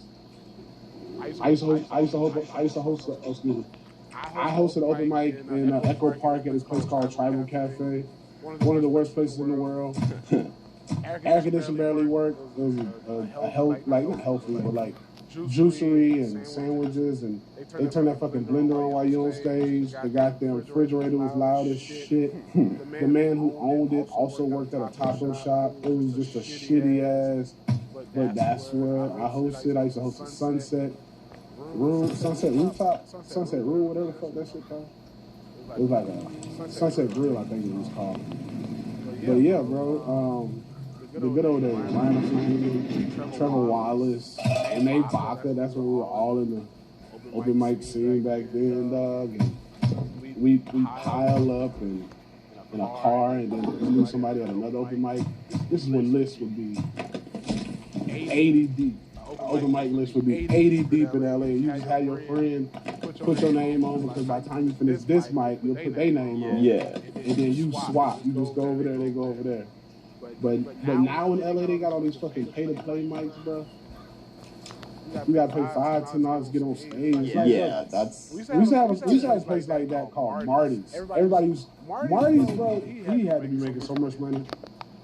Dude, the place I got all my open mic clips from was like a Friday night mic back home, and that was like a revolutionary thing. Yeah. Like the Rhode Island people were like pissed that it was this kid even started it, because it's like such a dried out comedy community that they're like, oh well, we're having a bar show on Friday, so we need people to come to that, and the way they fill out the seats is like open micers trying to fucking network and get a spot on that show 3 months from then.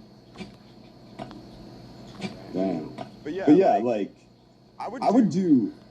Also in a small place, there were 5 and 7 minute mics. Yeah. So like I would just do one 7-minute mic a day and know the people by the end of it. So I would just walk in and like know when I was going on. Yeah. And I would write all day before it, and then I would go home and like write those jokes. You write every day? Yeah. I at least come up with a premise every day. Yeah. I haven't been doing it nearly enough, because I've been doing a bunch of other shit, but like I'm not doing a show tonight. I didn't really sleep too much, but I'm gonna just try to come up with new ideas. Yeah, bro. I got one I don't know how to get into that I wrote down the other day of like, what is it? Of like of black girls getting BBLs the most, like, obviously that's kind of like, oh, like they already have the big asses or whatever, so like why, like, so they don't drown. We don't know how to swim. I like that. Let's see what else I got. Yeah, my podcast that started, it's like I'll bring up an idea if I haven't like done it yet. I write on stage. Is that how you do? Like never. I'm so bad. Like my biggest fear right now would be putting on getting put on bottom of the barrel. Really? Yeah, I would like hate that. Bruh. I do my open mics William style. I like just read it off a note card. Bruh, I have a premise, and I just say it enough on stage. Because most of the time when I go on stage, I just got the premise. And then I just let the Holy Ghost take over. Yeah. Yeah, but you're also like cool. I get You're conversational. I'm like a fucking like vaudeville act. I'm like, hey, yeah. That nigga said vaudeville. If you walk into a bar, you're gonna get in the movie. Do you act? yeah, I mean, I don't think it doesn't seem particularly hard to me. You know what I mean? If somebody needs an emaciated weirdo for some role, sign me up.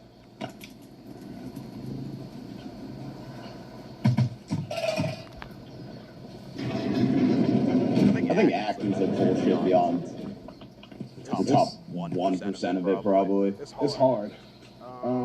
Seen Once Upon a Time in Hollywood? Yeah. Fucking Leo in the trailer when he's like freaking out at himself about not drinking. I'll say this, bro. This movie I just shot, and I've shot several things, and I was playing a comedic role. And this was by far the hardest thing I've ever filmed. Yeah.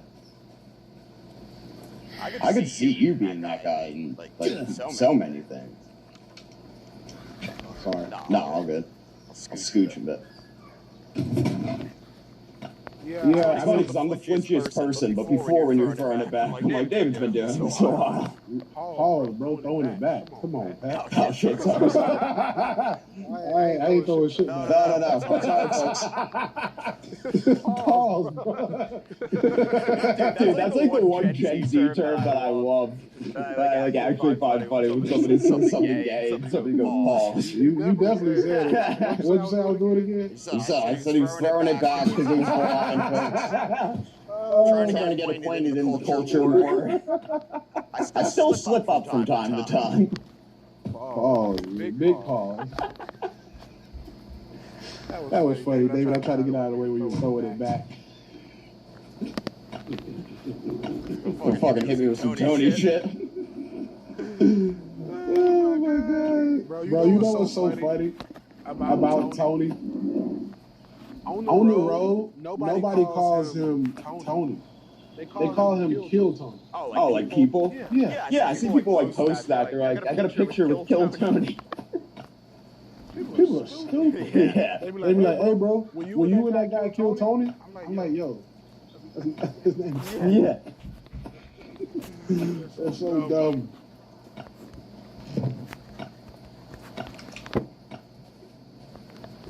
Hopefully bigger fish over there. Hey, bro, I love you and Kill Tony.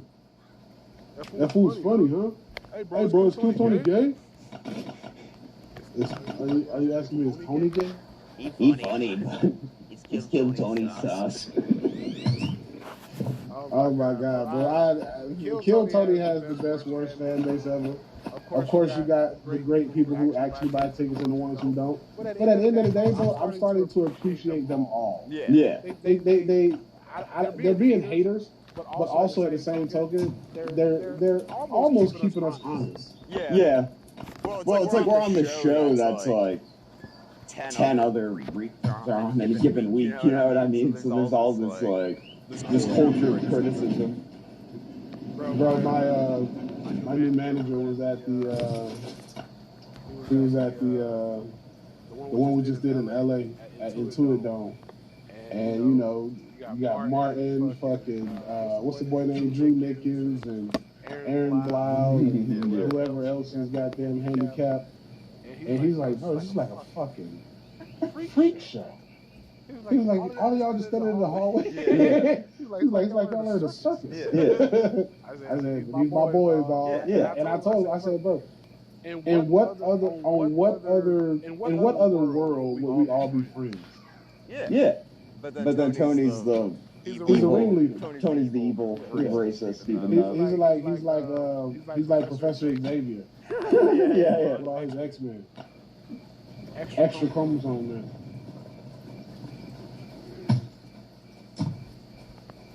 One funny thing too on the roast, like, it's not even about who said it, because it's like, you'll see it online a lot, but calling him a gay Nazi.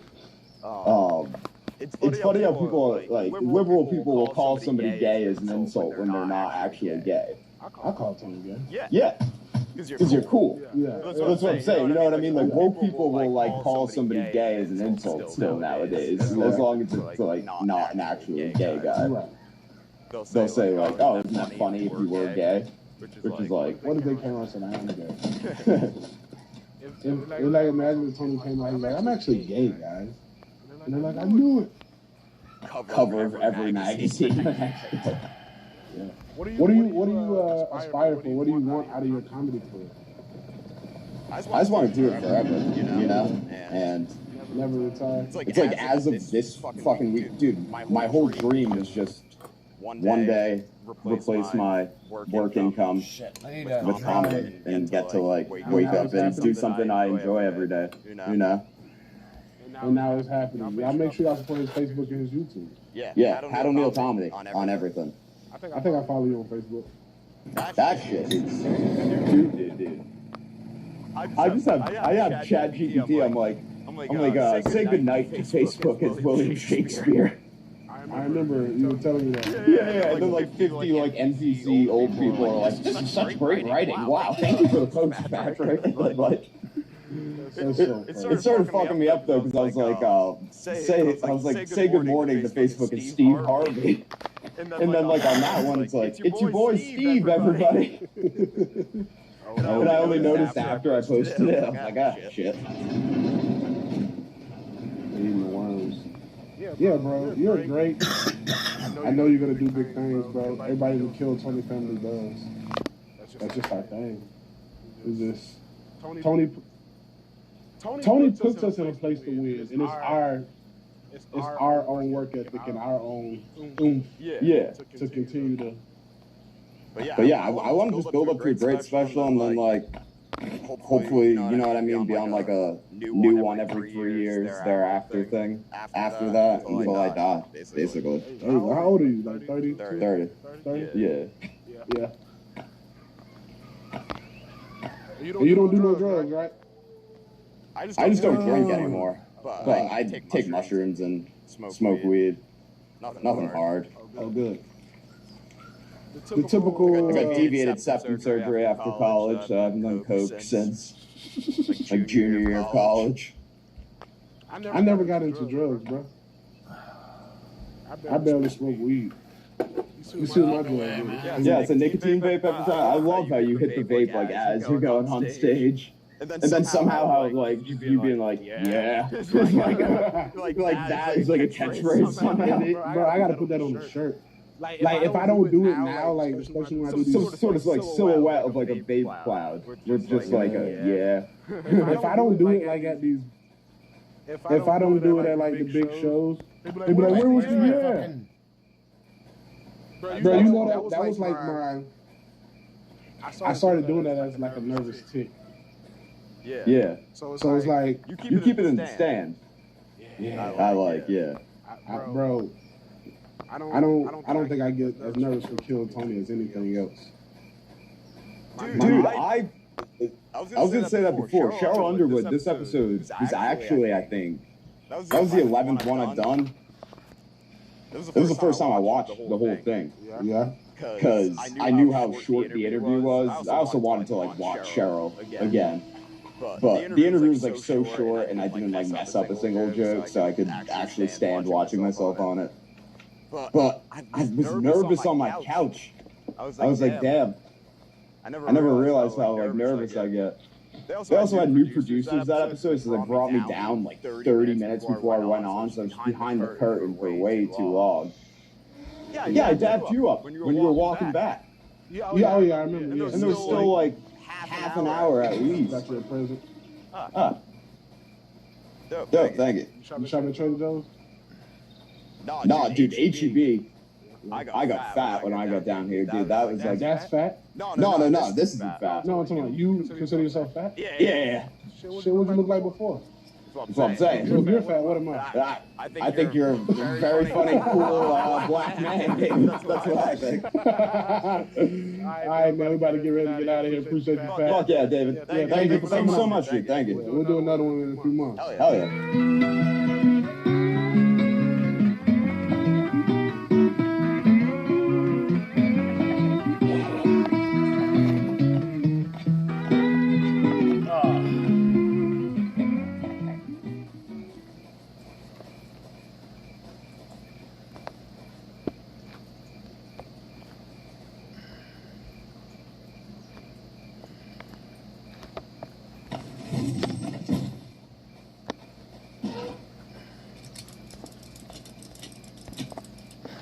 Okay, so we know what comes in on a monthly basis. How much did the household spend last month?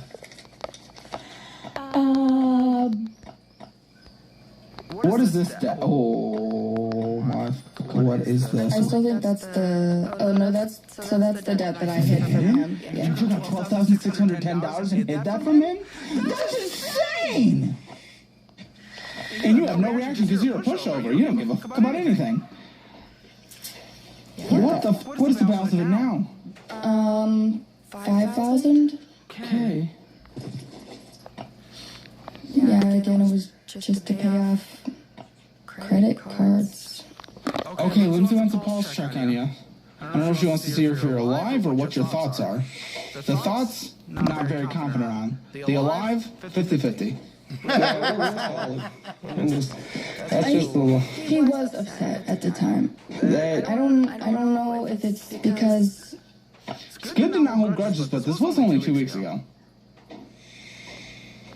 The biggest debt we talked about by far, not even close. I will say I didn't. I don't think I told him the amount. Oh, good. Nothing like continuing to hide more. I just told him to cut Thoughts, it big back. guy? It was a lot worse than I thought it was. Thoughts. Singing so much he's not even talking into the mic. Minimum monthly payment on this $402.84.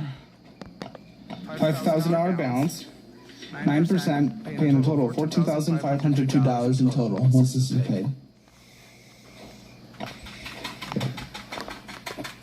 She also put $2,000 to this loan in your savings account, and trust me, you were not getting 9.31% on that. No, so that makes no sense. But I needed to rebuild the emergency fund. That doesn't make sense because you're not, I mean, you're literally losing money though. Rebuilding emergency fund? Yeah, maybe we don't eat out every 5 seconds. Well, I just wanted to have the cash on hand. Oopsie, McDonald's, oh, no. Starbucks? Ooh, 9% debt, that looks better. Right. Wonderful. So, you really do not care, do you? No, I do care. We're working on it. That's why we made the budget. That's why we're working towards. She told me it, and we're working towards. We're working towards actually, paying off the thing with auto payments and getting the stuff done. I'm just here to work. Make it happen. I mean, he does work hard for the money that we do earn. So I'm very grateful for that. I don't know, guys. She just can't be trusted. Look at what she's doing, and you just reminds her a lot about it. It just makes me really nervous for this future. For this future. You're able to speak better, but look at everything you do. Look at your spending. All of it was your spending, practically, except for his little vending machines.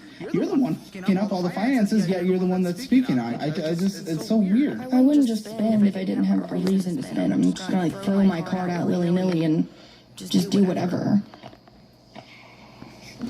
Well, looking at the finances, that's what it's looking like. I don't know. And kids? You're gonna bring kids into this? I mean, if we had to, yes, but... If you had to? Yeah, we don't want to bring kids into this. We want to get the debt paid.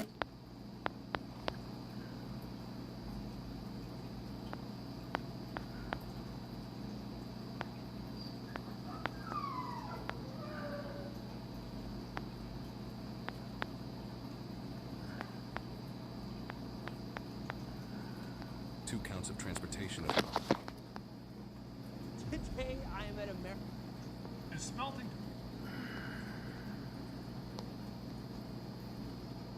Today I am at America's. I don't know. I don't understand why everyone would rather use those dating apps where the chatting process is restricted. Let me tell. I don't know if it's the Knicks winning or the Spurs just choking, but the Knicks are going to destroy New York City.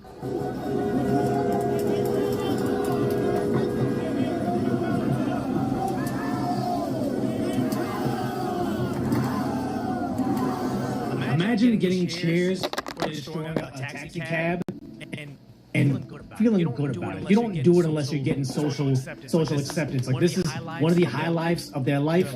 You're a loser forever. Everybody is a loser. Everybody here is a loser because you don't go home. I'm guessing you don't go home to the nice part of town to live in your high-rise tower, or like you don't go to Long Island. You don't go to Martha's Vineyard, your mansion in Martha's Vineyard afterwards. You live in this community that you're destroying right here. It's worse. It's like you have the taxi cab driver inside. It's like this is not what he signed up for. He's just trying to make a living. He also looks like a guy that's he's not doing well. He's struggling. And this is how he gets traded because again, the Spurs choked the game away. The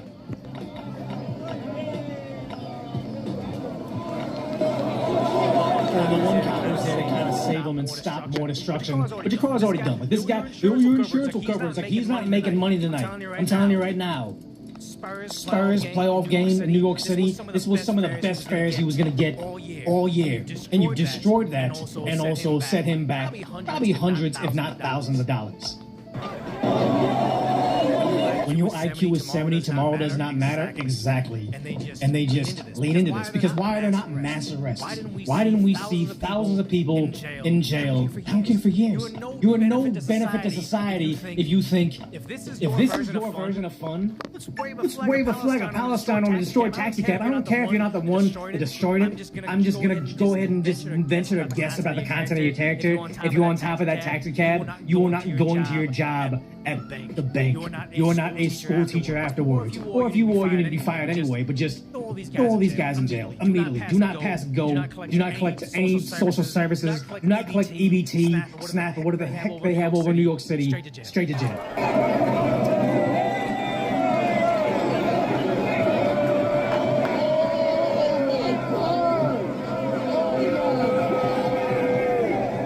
He thinks it's funny. They like this.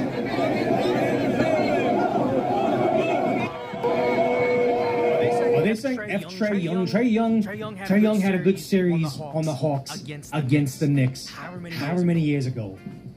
You got New York is cooked. Destroying that over there. They say Knicks fans are not letting Spurs fans go home. Sadly, I can't even show the video. They were beating up a Spurs fan. He had a bloodied nose that got him on the ground. Actually, no, what happened is somebody hit him first, so he turned around and punched him back. And then when he punched the other guy back, he got jumped. They tore off his shirt. They were yelling at him. Somebody tried to set him on fire.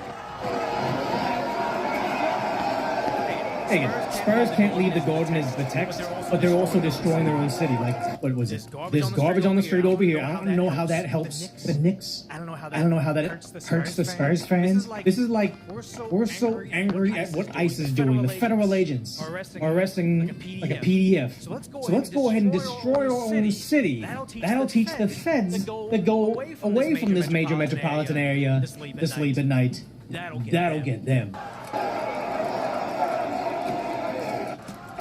Yeah, they're destroying this part as well.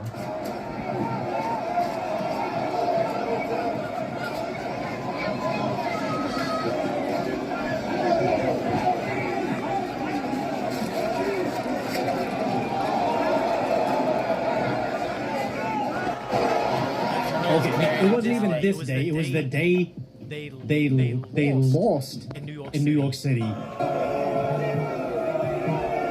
This guy has a hand tattoo. It shouldn't be that hard to figure out who he is. You throw him in prison forever. You mean to say they're trying to tear a DeMar DeRozan jersey off a random Spurs fan, and somebody was like, wouldn't it be funny if we permanently disfigured him, possibly harmed one of us too? This is 10-minute mindset. You throw them in prison forever. I'm sorry. There's no benefit to society of someone that is willing to set a stranger on fire because he likes the other sports ball team than you. Because I'll tell you right now, all the NBA players are homeless with each other. They get dinner afterwards. They like each other. Most of them even grew up in the same AAU, travel ball, or international sports leagues. Like, they're all buddies. But for some reason you think because this guy is getting paid by this franchise and my guy's getting paid by this franchise, now we're blood enemies. Like this, take your blood feud somewhere else.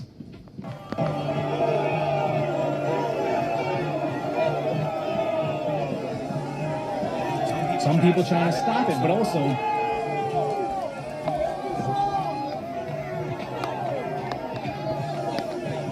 Yeah, this is third world nonsense. You gotta stop it. But the messed up part is they're attacking the Spurs fans. You see this right here where they're throwing eggs at Victor Wembanyama. He's the French basketball player. I'm not a big fan of him. I thought he was pretty cool. I went to his first preseason game to see him play in person. It was pretty cool. But then he had all those things to say against ICE, and I'm like, we see what's going on over in France. I don't care what your opinion about American ICE immigration enforcement and customs and enforcement is. Stay out of it. But then they're even attacking him. Just, I don't like Houston Astros players. I don't like Knicks players either.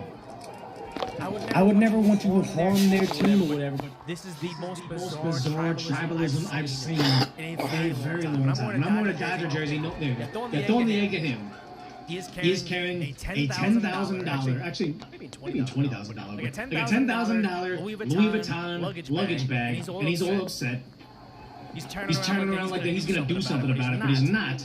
But it's very interesting how he doesn't want border laws and security for American citizens. But of course, if he just gets hit by an egg, nobody was even trying to behead him. Gets hit by an egg, and suddenly, okay, where's the security? Like a $30,000 bag, probably. Yeah, it's a very, very expensive. Fed up with always hitting paywalls every time you want to meet up? Jump on this app. Match with local girls instant. Fuck off. But it's like, yeah, this is unacceptable. I don't like the guy, but I don't think he deserves this. But again, I don't think DC deserves this as well. The basketball fans rioting because in destroying their own town because of Knicks win.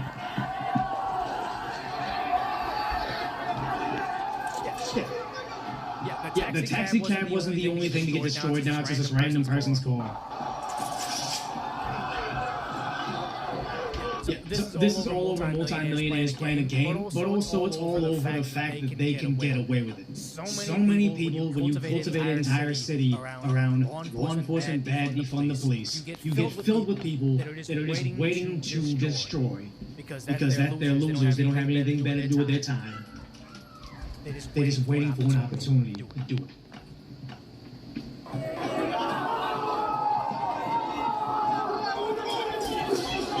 Destroying their own signs. Why? This doesn't benefit them.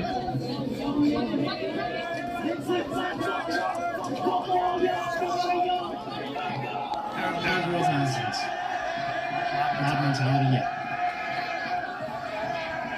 If this is how they celebrate, the problem is celebrate, win, lose, New York City loses. They're going to burn stuff down. There's a video of a girl in a crowd, like an older woman getting smashed, and I'm like, have anybody seen the crowd crush in Halloween over in Korea, or South Korea? You know how fast people can lose their lives in a crush, and I'm thinking, New York City wins, somebody might die.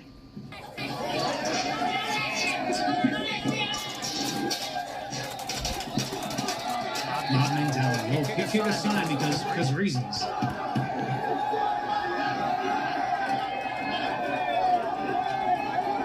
All commerce and traffic must stop because the Knicks win.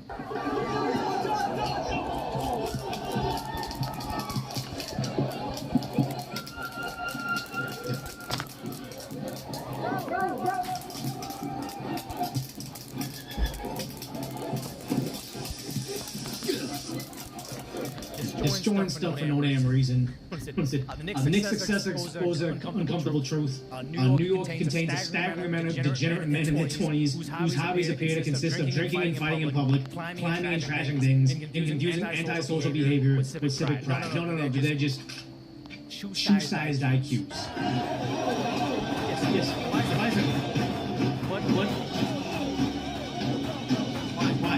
What does the bicycle do to you?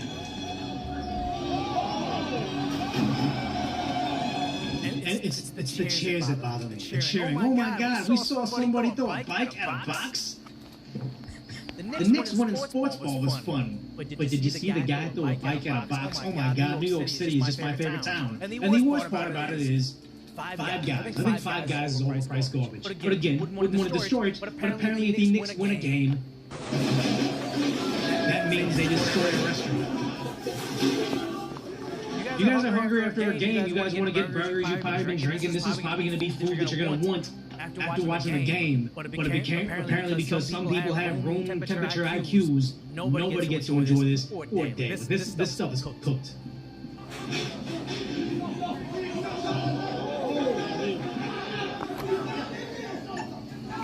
Yeah, that can literally end somebody. Hot fire oil in your face, and they're throwing chairs at him. He's throwing fire oil at him, and they're literally fighting. I think there's another angle of this too.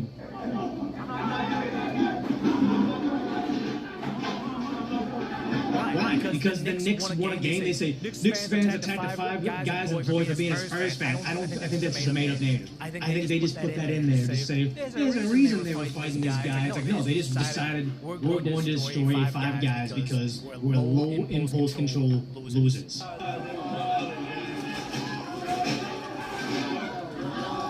And then they'll wonder, why do we live in a food desert? Why is the only place we have to eat is the government-controlled bodega that only serves food applicable to a certain religion, and then also it is way slower and more expensive than the capitalist options we used to have. Would be believable if he was wearing a hat or jersey or something? Doesn't matter. It shouldn't be happening in a first world nation.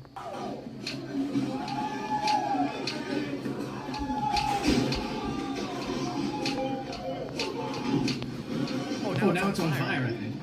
And they said, yeah, because the guy was a Knicks fan. I don't think that guy was a Knicks fan. I think he was part of the people. They decided, oh, we're just going to destroy a restaurant because sports ball. And the sad part is San Antonio, Texas, still a little area, but San Antonio, Texas had none of these issues.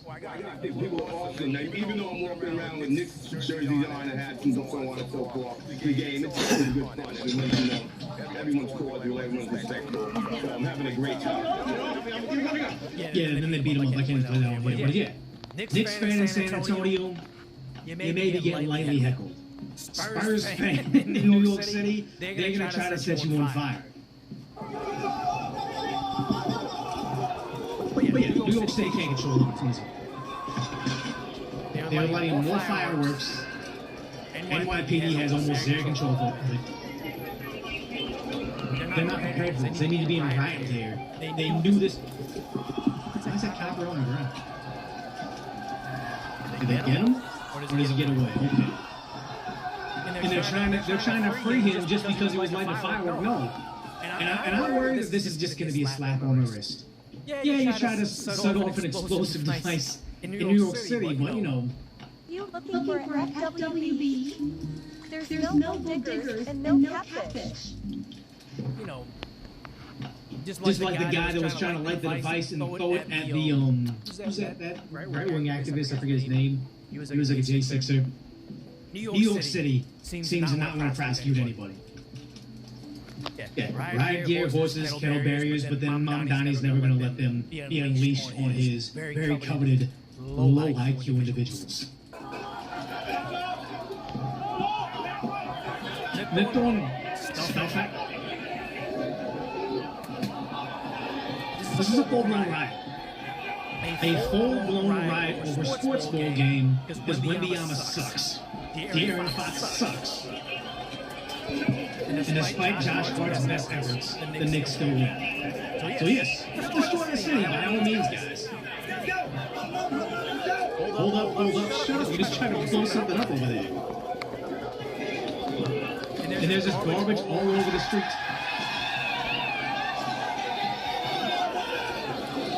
What country is this? Oh yeah, Lang.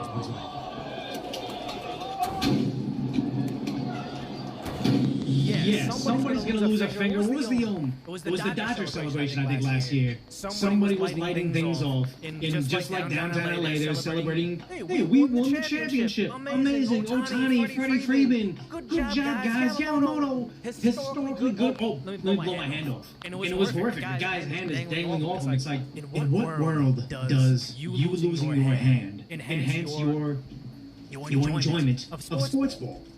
This was the same thing, except it could have been anybody else's foot. Yeah. Is this Rwanda? Could be. Or like the ICE protester with the flashbangs. Exactly. It's like your city already kind of sucks right now. Why are you making it worse? What is this guy doing here?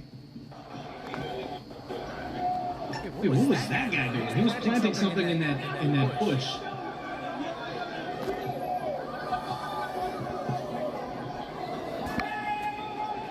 Oh, what the heck does he have?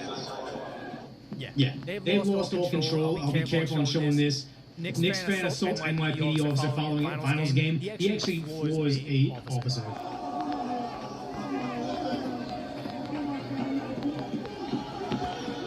Officer gets dropped after arresting forcibly.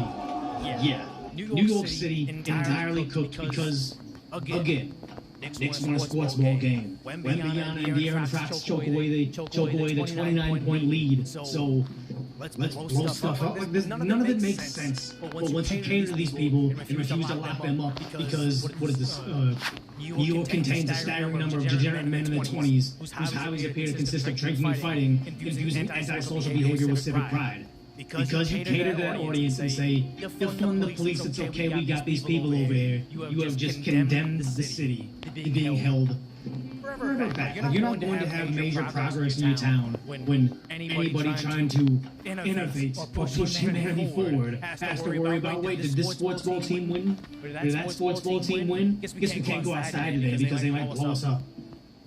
Stop guessing who's real. Browse verified profiles.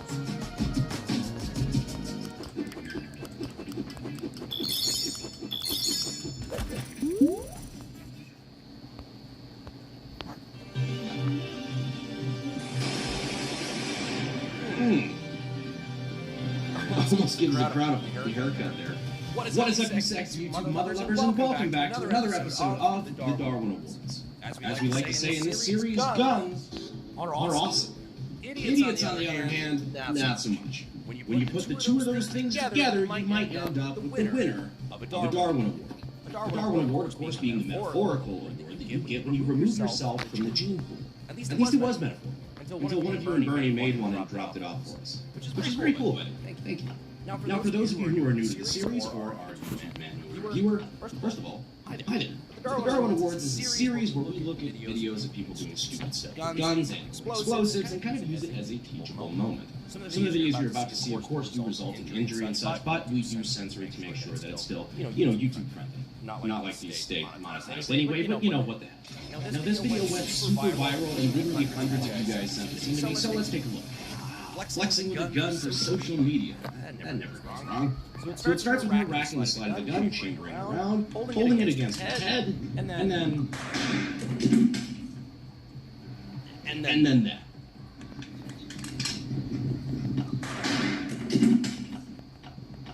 Man, we're getting the 4 rules of basic gun safety really early this episode.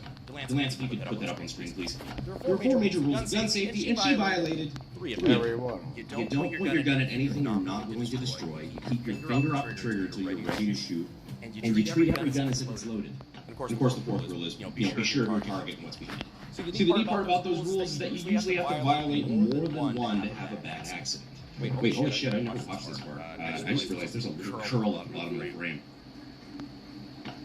What the fuck? Why are you trying to be a gangster on social media waving a loaded gun around next to what I'm assuming is your daughter or little sister or something? Not a gun problem in this country. We have a crippling culture problem. Anyhow, I hope she didn't have any upstairs neighbors that bullet could have hit. And I am glad she's okay, but I hope that stylish new haircut from that bullet raise is enough to remind her maybe be safe with firearms in the future. Alright, so just for the first frame of this video, we know this is going to be good. So we've got 2 wannabe gangsters flexing their shit-tier budget guns, acting hard like they know what to do with them. They don't. But let's see what happens when this genius decides to draw his shitty AR pistol using, wait for it, the fucking trigger. Bang. Yeah. Keep your finger off the trigger. Oh my god, super lucky there. This was almost 2 different kinds of Darwin Awards. One, he almost blew off the twig and berries, which removes you from the gene pool for obvious reasons. 2, that was so close to being a thigh shot. If Homie wasn't so good at skipping leg day, that could have easily been a life-threatening femoral bleed. Which, by the way, is why it's stupid when you hear people say, oh, you don't have to kill him, just shoot him in the legs. Guess what? Your upper legs are densely packed with a bunch of shit that likes to spew out life juice much faster than most people can stop it. You get a good hit to the femoral artery, and you probably have less than a minute to stop that bleed before you pass out. Probably less than 3 before you fucking die. Oh, that kills people. So yeah, he's probably lucky he just got a slight burn and destroyed whatever knockoff designer jeans he had, instead of repainting the kitchen floor of whatever family member's house he's trashing at. Now, this is normally the part where I'd say that, clips like this usually cause people anxiety, obviously, because of the subject matter. And to combat that, you should probably try one of our great sponsors, like Cannabis CBD. Let's really be fucking wrong. You'd be right. We are sponsored by Cannabis. But it's their new blends. Go Fuel and Sleep Fuel. Go Fuel is a course for energy. It's CBG and caffeine in a way that gives you jitter-free energy with sharp focus. Which is why I'm able to film this video for you guys at 4 o'clock in the fucking morning. Once I'm done with this, I'm going to take some Sleep Fuel so I can actually go to fucking sleep. This shit'll have you yawning in less than 30 minutes. Oh, that's right. You can put in a dip to go to bed. Because fucking Alabama, I guess. Hell yeah, roll time. Pass the guns and whiskey, brother. So in layman's terms, whether you want to wake the fuck up or knock the fuck out, Canadips has the shit for you. They've got a couple new flavors for each, and if you want to try it out, all you have to do is use the code Let's Go Brandon for 30% off. It's legal in all 50 states, so if you want to try it out, go ahead and click the link down below. Remember, use the code Let's Go Brandon. To support me. Anyhow, we appreciate them being a sponsor. Now on to our next video. Now, is it even a Darwin Awards video if we don't see one celebration in the Middle East gone wrong? I mean, it's kind of a staple of the show at this point. But here in this clip, we have a guy who has a pretty dope middle-day keg. And he's going to be shooting it full auto in the air one-handed because culturally that's just what you do, I guess. Now, of course, shooting up in the air isn't really safe because, those bullets have to land somewhere. But this guy's bullets are going to land a little closer than you think.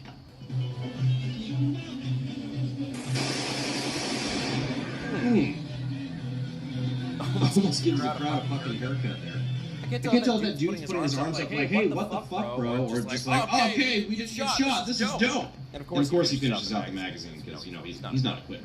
But yeah, shooting guns up in the air, bad idea. Now, if that clip made your asshole pucker, go ahead and subscribe. This is actually the 10th Darwin Awards video I've done here on the channel, so if you guys want to check out the rest of them, go ahead and click the link down in the description. I'll go ahead and put the playlist up there. But seriously, while you're down there, go ahead and subscribe. That way you don't miss the next one. Assuming we don't get a strike for this one.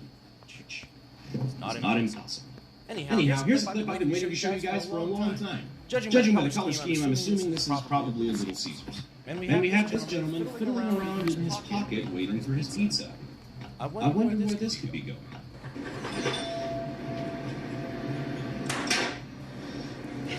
Negligent discharge.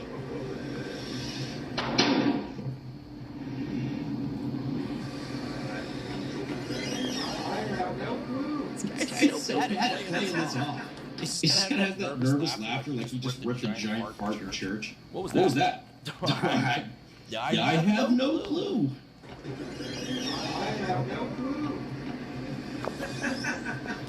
His laughter's super creepy too.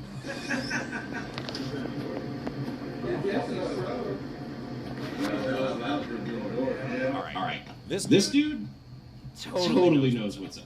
He's not calling him on it directly, but you know he knows. Yeah, but after just awkwardly standing around for a minute like he didn't just put a fucking hole in their floor, he grabs his pizza and promptly leaves. Now, of course, I don't know what he's carrying, but if he's carrying his pocket, it's probably something like one of those pocket revolvers or something. Which leads me back to what I mentioned in our previous video. I fucking hate these little pocket guns. I hate pocket carry like this. Especially if you don't have the trigger guard completely covered. We're dudes. We got nothing to do. We put our hands in our pockets. We fidget with shit when we're bored. Just so happens that this guy was fidgeting with a fucking loaded gun.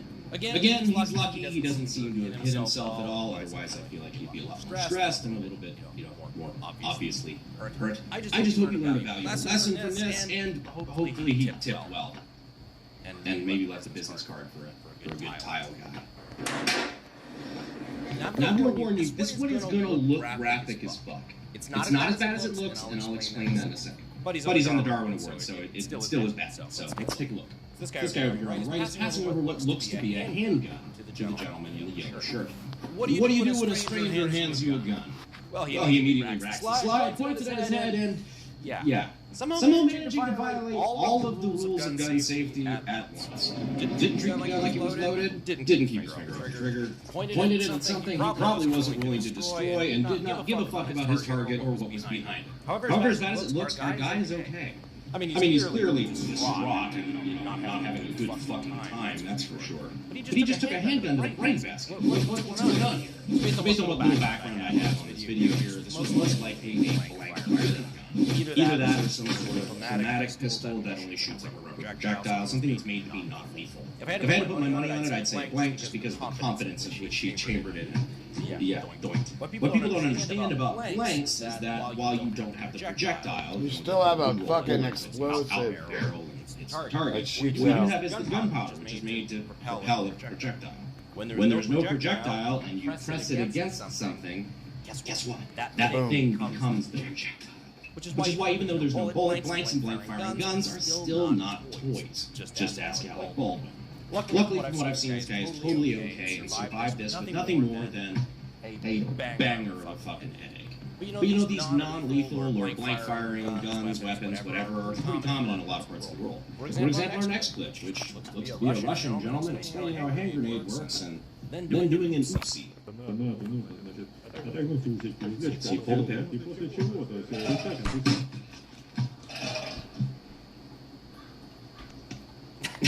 I like those mini videos like this one where it just ends just shy. But as we've shown in past episodes, Darwin Awards, over there in Russia, they've got a bunch of, like mock hand grenades and things for paintball, airsoft, what have you. So it's not a real grenade with explosives and fragmentation built into it that, is meant to kill people. It's more just a mock-up with a flashbang. So at the end of the day, while it might look kind of crazy, it's really no more dangerous than me doing it.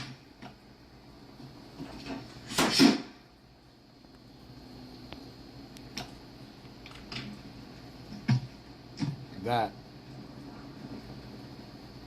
Man, it takes a lot of feel these days. Anyhow, on the note of me doing dumb shit for YouTube, this episode of Darwin Awards, we actually have a bonus clip. This time, the idiot who almost removed himself from the gene pool was me. If you're a subscriber, you of course know I'm talking about the pipe gun. Going hot.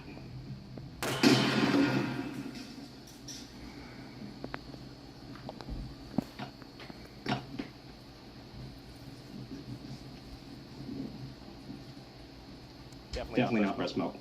This pipe gun, to be exact. So at time of recording about 2 months ago, we did a video trying to recreate the wacky improvised pipe gun that was used to kill former Prime Minister of Japan, Shinzo Abe.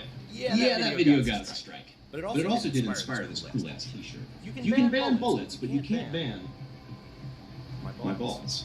But if you want to check these out, maybe get one for yourself, I'll leave the links down in the description and in the pin comment. Well, the thing about my pipe is that we went a little bit bigger, both in diameter of the tube and size of the charge. Literally eyeballing it. Probably pour a couple, a little more in just for good measure. It blew up. And a lot of you guys did call me out saying that this is something that I would include of someone else in Darwin Awards, so I better not be a hypocrite. Well, I'm a lot of things. Sober is not one of them, and neither is being a hypocrite. So I did know going in on this bit that this was definitely a possibility. That's why I didn't want to be holding it when it went off. So much like the original Japanese one, this one was electrically fired using a battery. However, I did this remotely instead of holding. Unfortunately, the length of pre-cut wire that we brought out there to the range was shorter than Tom Cruise without platform shoes, so I was a little closer than I would have liked to be. Thankfully, I've done this shit a time or two, so I knew that if it was going to fail, it was going to fail from the cap in the opposite direction that the projectiles were being forced because physics. That's why the barrel I was hiding behind was offset to the side. Plus, shrapnel from something like this is not really aerodynamic and has way less penetrating power than, say, a bullet. So the barrel I was using for cover probably would have been plenty effective at stopping shrapnel had any gone in the right direction, which thankfully it didn't. But like all the clips, there is a lesson to be learned here. Like I said in the now deleted and stricken video, don't try this stuff at home. Even though everything we're going to be doing today is 100% legal under American law, you still shouldn't do it because it's sketch as hell and a genuinely bad idea. All jokes aside, I am literally a professional. Which not only means that I have a team and experience to reduce my risk of getting killed doing this shit, but also that I get paid to do it. Literally my living. Think of me as like a stuntman. That is not some super safe shit I would ever do out on the range for fun, and you shouldn't either. So don't try to do what I do at home. Trust me, it's not worth the darling away. But now, the moment you've all been waiting. This episode's Darwin Award winner Yes, this guy does actually win a real Darwin Award, so even though it's not graphic, if that bothers you, I would recommend clicking away now. Okay, so now that the decent folk have left and it's just you and me, let's check out what's going on in Phoenix, Arizona. So already from the first frame, we have a man on the left, who for the record is legally carrying a firearm, being harassed and challenged to a fight by the gentleman on the right. Let's see what happens. Get down! Put your fucking hands up, pussy. Put your fucking hands up, pussy. Get down. Put your fucking hands up, pussy. Put the fucking gun down and stop like a man, bitch. So this is about 5 o'clock in the morning, and the guy who wants about fisticuffs is yelling at the gentleman who has the gun to put the gun down. If you're ever in this situation, never put the gun down. If someone's trying to assault you, remember, you're the one who brought the gun. This guy's acting super tough, calling him a pussy and a bitch. He even took his hoodie off to show that he means business. But even though the gentleman with the gun keeps backing away and instructing you to get down and clearly trying to lead the confrontation by backing up, Muhammad Ali decides that he wants to try his luck.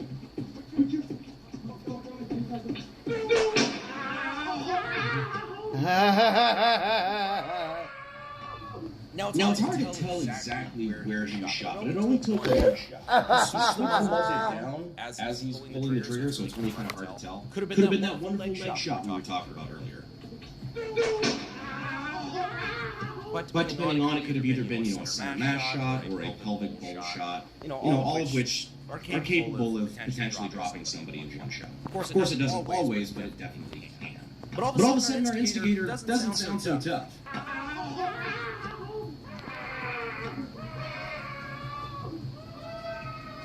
Now, in case you're curious, here's a little background that I found on the incident that appears to be correct. So the attacker and our gun-carrying defense dispenser here apparently knew each other. Long story short, they used to be neighbors. The attacker went to rehab, started accusing the other guy of stealing shit, was throwing rocks through his windows, whole 9 yards. The defensive shooter here moved away and got restraining order. But the attacker started stalking him, and during this altercation, supposedly he had a knife sticking out of his waistband.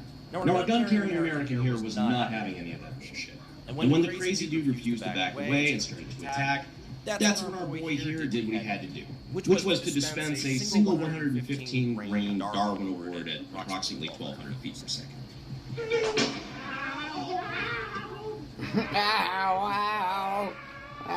The Darwin Award is pretty obvious. If you have 2 brain cells to rub together, don't attack a guy with a gun. Especially don't bring fists to a gunfight. In fact, just don't get into any unnecessary fights, period. But especially just don't fucking attack a guy with a gun. De-escalate the situation, let cooler heads prevail, and you might just walk away without being the recipient of a Darwin Award. Anyhow, guys, I hope you enjoyed this episode of Darwin Awards. Be sure to like the video and tell me down in the comments which one of these clips was your favorite. It helps me. Oh boy, this guy basically obliterates his forms. What is up, you sexy mother lovers, and welcome back to another episode of the Darwin Awards. As we like to say in these videos, guns are awesome. Idiots, on the other hand, not so much. When you put the two of those things together, sometimes you end up with the winner of what we call a Darwin Award. A Darwin Award, of course, being the metaphorical award that you win when you remove yourself from the gene pool. As of course, the fittest continue to survive. Now, these videos, due to the subject matter, are always a little bit of a gamble. Even though the clips that we're going to show you today have been censored if needed, of course, to comply with YouTube guidelines, and are used for the purpose of educating people on proper firearm safety, let's still just hope that this video doesn't result in an angry letter from YouTube. Hey, a letter! I have friends! Oh, that's not a letter, that's a threat. So anyhow, back to idiots with guns. I'm not sure if I could come up with a better title for this first video if I tried. Unsurprisingly, this video comes from TikTok. Okay, so this dude is already flagging the shit out of himself, the camera guy, and anyone else around. And in general, it's just kind of acting like an asshole. Flagging, for those of you who don't know, is a safety violation where you're pointing a muzzle of a firearm at yourself or somebody else. Yeah, dude's already being an idiot. If only someone would come around and end this thoughtless behavior. And the police come along and do just that. Okay, so I'm hoping this one was just faked for TikTok for like 3 reasons. One, I just hope that he's not so stupid. 2, the way he's just kind of swinging that gun around. He's got Down syndrome. Maybe he's just a bit flamboyant.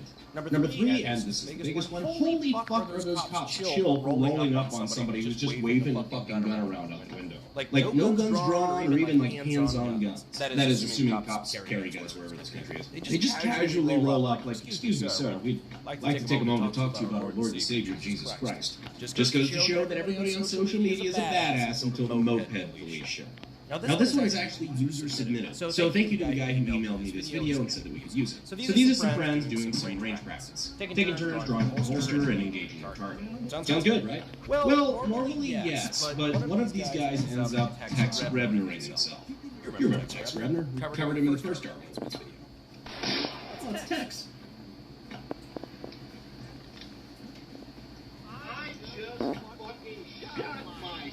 Now that's a video you would have seen if you've been a long-time subscriber to the channel. But not to worry, you can fix that right now by subscribing. And if you want to catch these videos when they first come out, go ahead and hit that notification bell. Yeah, the guy draws from his holster, engages the target, goes to reholster, and that's when discharges a round into his foot. Now, I have to admire everybody's calmness about the situation. Really? Yeah. No pussy little girls screaming and freaking out, making things worse. And that goes for both genders, by the way. It's just identifying the problem, communicating the problem, and then getting to work. Thankfully, of all the places to get shot, the foot is not the worst. So with any luck, they had a first aid kit on site, and this guy made it out with all of his toes. And maybe from here on, he spends a little bit more time carefully reholstering. And now, a staple of Darwin. Middle Eastern celebratory gunfire gone wrong. I can tell by the opening frame, this one's going to go really fucking badly. Now, I know in certain parts of the world, there's nothing that says celebration quite like firing a fully automatic AK. It's happening in the air. Out of all cultural barriers, that one I'm not really one to judge. However, I do have to remind you that bullets do come down. But that's the least of our concern in this particular.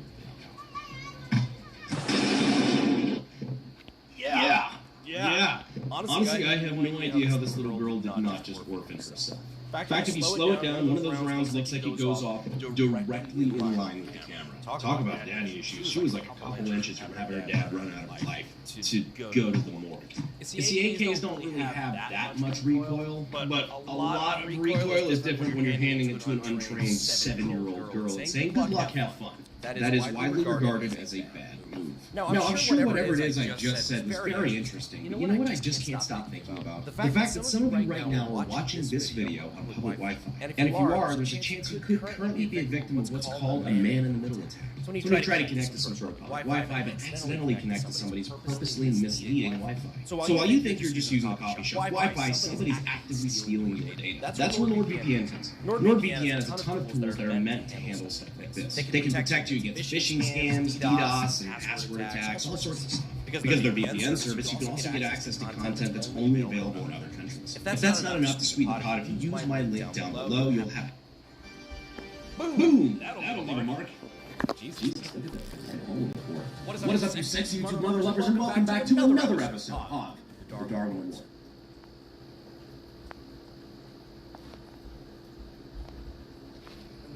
This will offer me to use that. Okay. Hey, you a good pal. I'm trying to be a better Christian every day. I'm just joking, man. I'm just joking. Yeah, that's the thing about you. I don't know when you're joking or when you're being serious. I'm good. Yeah, well, we came across one of your videos. I would say it's been about 3 or 4 years ago. Yeah.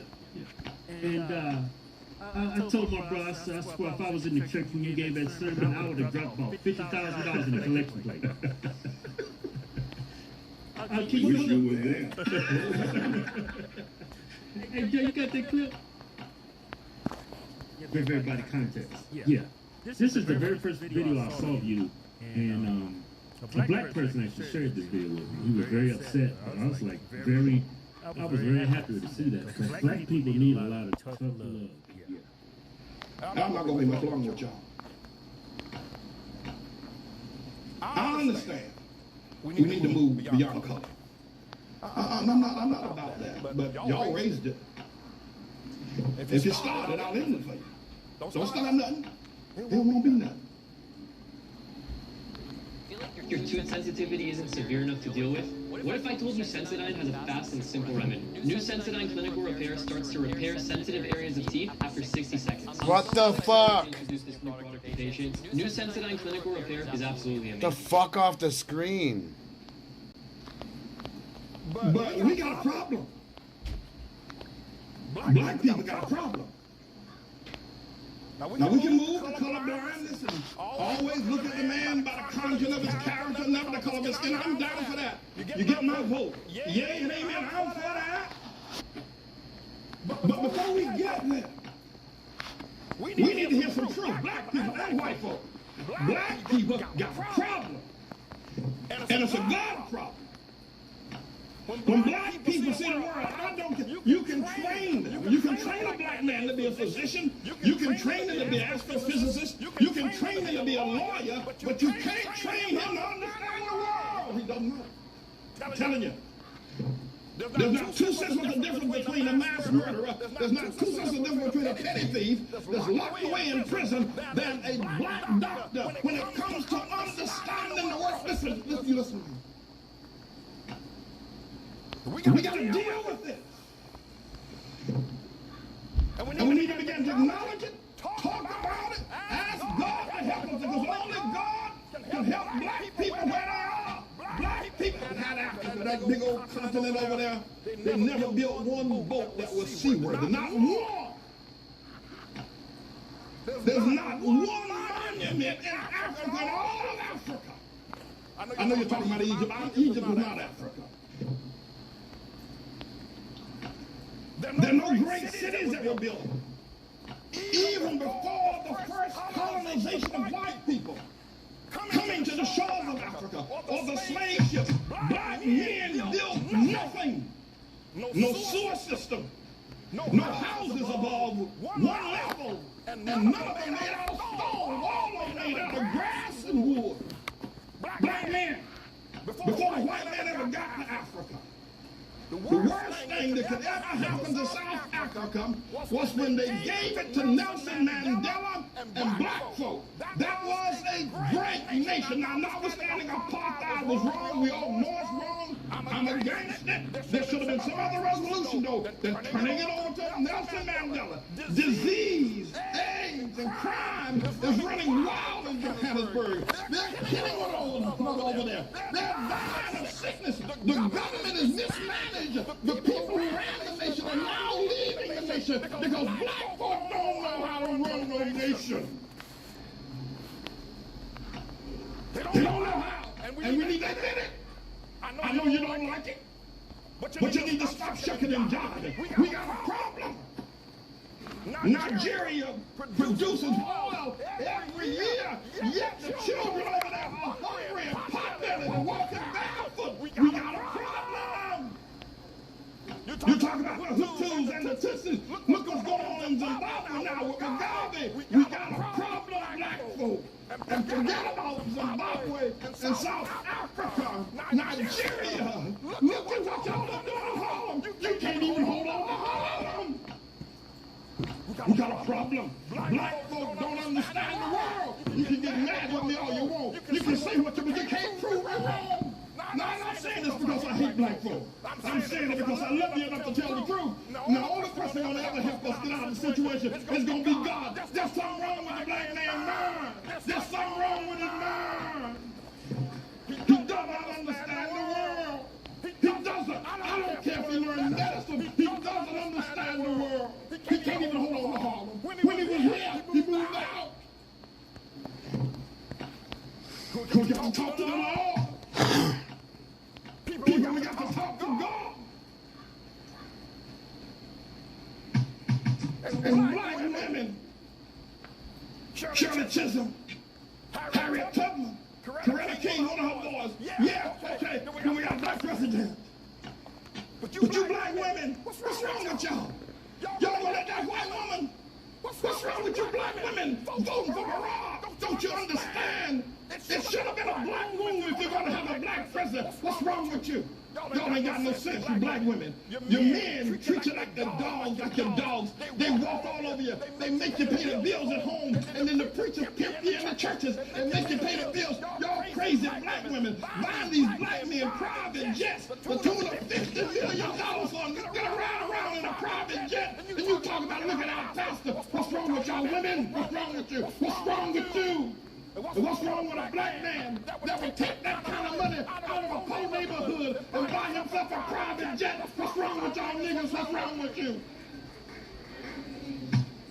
What's wrong with you, black women? What's wrong with you voting for Barack Obama? What's wrong with you? What's wrong with y'all? You're crazy. Black people, let me tell y'all something. If you don't ever hear me say preach again, they can kill me tomorrow. Let me tell you something. We're not going to ever get anywhere until we look into the mind of a black man. He doesn't think correctly. I don't care what he is. He can be a doctor. He can be an astrophysicist. Them guy ain't got no sense. You talk to him. You talk to a black man. He doesn't understand the world. He's never built anything. The most the black people have ever done, they did it here in America under white people's help. When they were in Africa, they didn't do nothing. Starting a business? Put it in the right hands with legals in. Because the last thing... When they were in Africa, they didn't do nothing. Yeah, that's the first. Yeah, that's the very first video. Yeah, did you get any pushback from the members of your church after you gave that sermon? Not really. I think that some of them perhaps disagreed with some of the things that I said, but they didn't disagree in a vicious way or wanton way. I think they were probably wishing that what I was saying was not true. But no pushback, and nobody actually got up and left the church. I think they were saddened by what I said, but probably realized that it was all true, and trusted me to not blaspheme or not speak about a people with such truth that could be so detrimental to generations to come. I think they understood that spiritually and physically. No, I didn't get any real pushback after that. Yeah, I think it comes from a good place, though. You actually want black people to do better. And in order to do better... Yeah, no, that's a better expression. Thank you for that. Because deeply within my heart, I was preaching not because I hate black folks. Right. I was preaching because I wanted to see them prospering. I mean, listen, if you use the metric of the Genesis chapter 1, regarding the structure of the world, the creation of the world, and how God said everything was good that he created. And then you look at how much black people have paradigm with that. That is to say, what black people created when the world needs an economic system, it needs a government system, a political system, an education system. We've not made major great contributions as an entity of people ourselves collectively, as a homogenous group. And we really last on the total pole as far as comparing to the metric of the Bible of creating things that are good. And one of my favorite lines, and one that people have discovered to be favorite about mine, is that we've never made a seaworthy vessel. We've not been able to conquer the sea. To be able to build something that would sell the seas. And so, but it's not out of hatred. It's a plea. Those are painful for me. I think if anybody should have left the church, that they should have been me.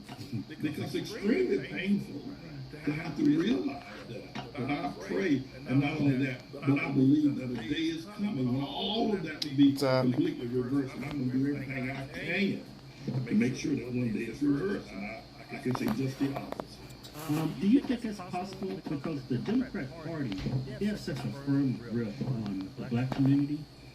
And I think the biggest problem I have with the Democrat Party is they tell black people what they want to hear and not what they need to hear. You're absolutely right about that. I think we probably need to go further back to Dr. Martin Luther King Jr., perhaps, who opened the door for the Democrat Party to be able to brainwash and to castrate black people and to rob them. We need to go and upgrade our gas. We're gonna go upgrade this guy. And also, what Democrats have been able to do. We weren't always as inept as we are. This fuel cell, because I can't put any more in. So, a shout out or praise to the Republican Party prior to black people and W.E.B. Du Bois and the NAACP and Dr. Martin Luther King leading us to the Democrat Party and Lyndon Johnson. I don't necessarily shout out to them. We weren't always as inept as we were. There were a time when we were better self-sufficient, especially during the Reconstruction period. I think the Democrat Party, I think they all ought to be, well, I might try to say that I was a suggested assassination of people. I don't want anybody to think that, but I think they all ought to be moved off the planet Earth. Maybe all of them. I can't believe it was the Jasmine Crockett or what the hell else. The planet and let us start all over again. But beyond that, I think our real problem is Dr. Martin Luther King Jr., who led us to lay down our arms and open up our hearts and our traditional strengths. We did have, as Hamites coming from Africa, some characteristic strengths about family that were strong, and understanding of men leading and taking care of their children. But I think it was Dr. King that led us to the place where we discovered or thought that perhaps it'd be okay to lay these things down for some yellow grits and cheese in a box that the government sent us through their government program. So I think the world needs to take at least people who are really concerned about the black people, the homelessness, the poverty, take a close look at Dr. King and perhaps the movement that he started and where we are now as a result of how exalted he was made. The man was from the same mouthpiece as Jesus. And I don't think you should have done. I think that you need to take another look. Right. Are you familiar with the recent opinions that the Supreme Court justice heard about how they draw districts now in a majority of the United States? Yeah, redistricting is what you're saying. And I'm very familiar with that. Louisiana got actually it started in Texas. Now, I'm not a fan of Trump, but here's my position, and it has to be prayerfully understood. I think all black politicians, I think we ought to step back from believing that salvation is in a black politician, whether a dog catcher, state representative, governor, or a senator, congressman, or an alleged black president. Right. I think you need to step back from that. So if redistricting can somehow or another put us in a position where we are no longer looking to black politicians for deliverance, for setting family structures and helping us to understand the economic base, or even discovering the potential I think we'd be better off. So I say yay and praise God for more redistricting. Get rid of all black politicians. They asked me. I said they ought to be ostrached and black out. That was a fancy word way of getting away from them, accusing them of wishing death upon people without it being literally proven in the court of law. But yeah, that's what happened. Right. Just get rid of it. I think black politicians did disservice to the black community. They took black people took advantage of black people, took them for granted. Yeah, took them for granted. And I think white politicians are going to serve them a lot better. Zyrtec presents Allergies Are Funny. I finally found my perfect sport, golf. You drive around this motorized car. Black people, in terms of politics, somehow or another, with Dr. King event, and the W.E.B. Du Bois and some others during that period of time, raised being a politician to a sacred place. And while white politicians and white people in general pull those strings that someone said this nation has been bought and paid for long ago, when you get into the political realm, you're going to have to pay some dues. And trust me, I know that because I ran for mayor in the city of New York not long ago. But what happens is whether black people realize it or not, and they're handmaidens, that's who they are. But whether they realize it or not, they lower their standards and are willing to give a form of worship to the white man. I don't care if he's poet or Joe Church and snag him to it, but if he's white, he's got some political strength or political connection. The black man who has a soundness that he keeps in his mouth and the health, blood oozing through his veins is healthy, he will acquiesce and bow down to some of the behaviors of that white man with no teeth in his mouth so that he can hold that position. The black man does not really believe wholly that he can become a politician without a truth that which is neglected. Unless a white man approves of it, lays his hand on him, and says, take this black man in, he ain't going nowhere. I don't care who he thinks he is. And so that's what black politicians do. They bow down to snag to white man, if you will. And I'm not trying to discourage and speak disparagingly about white folk. I'm trying to make an example at which black people have lost their own sense. I'd rather not be a politician. Be like Sister Overture. I'd rather not be a black politician if it means that I gotta lick somebody's white ass. But by the way, the word ass is in the Bible too. You really know that. Moses spoke it years ago. Right. Do you think AIPAC has too much influence on our politicians and the black community?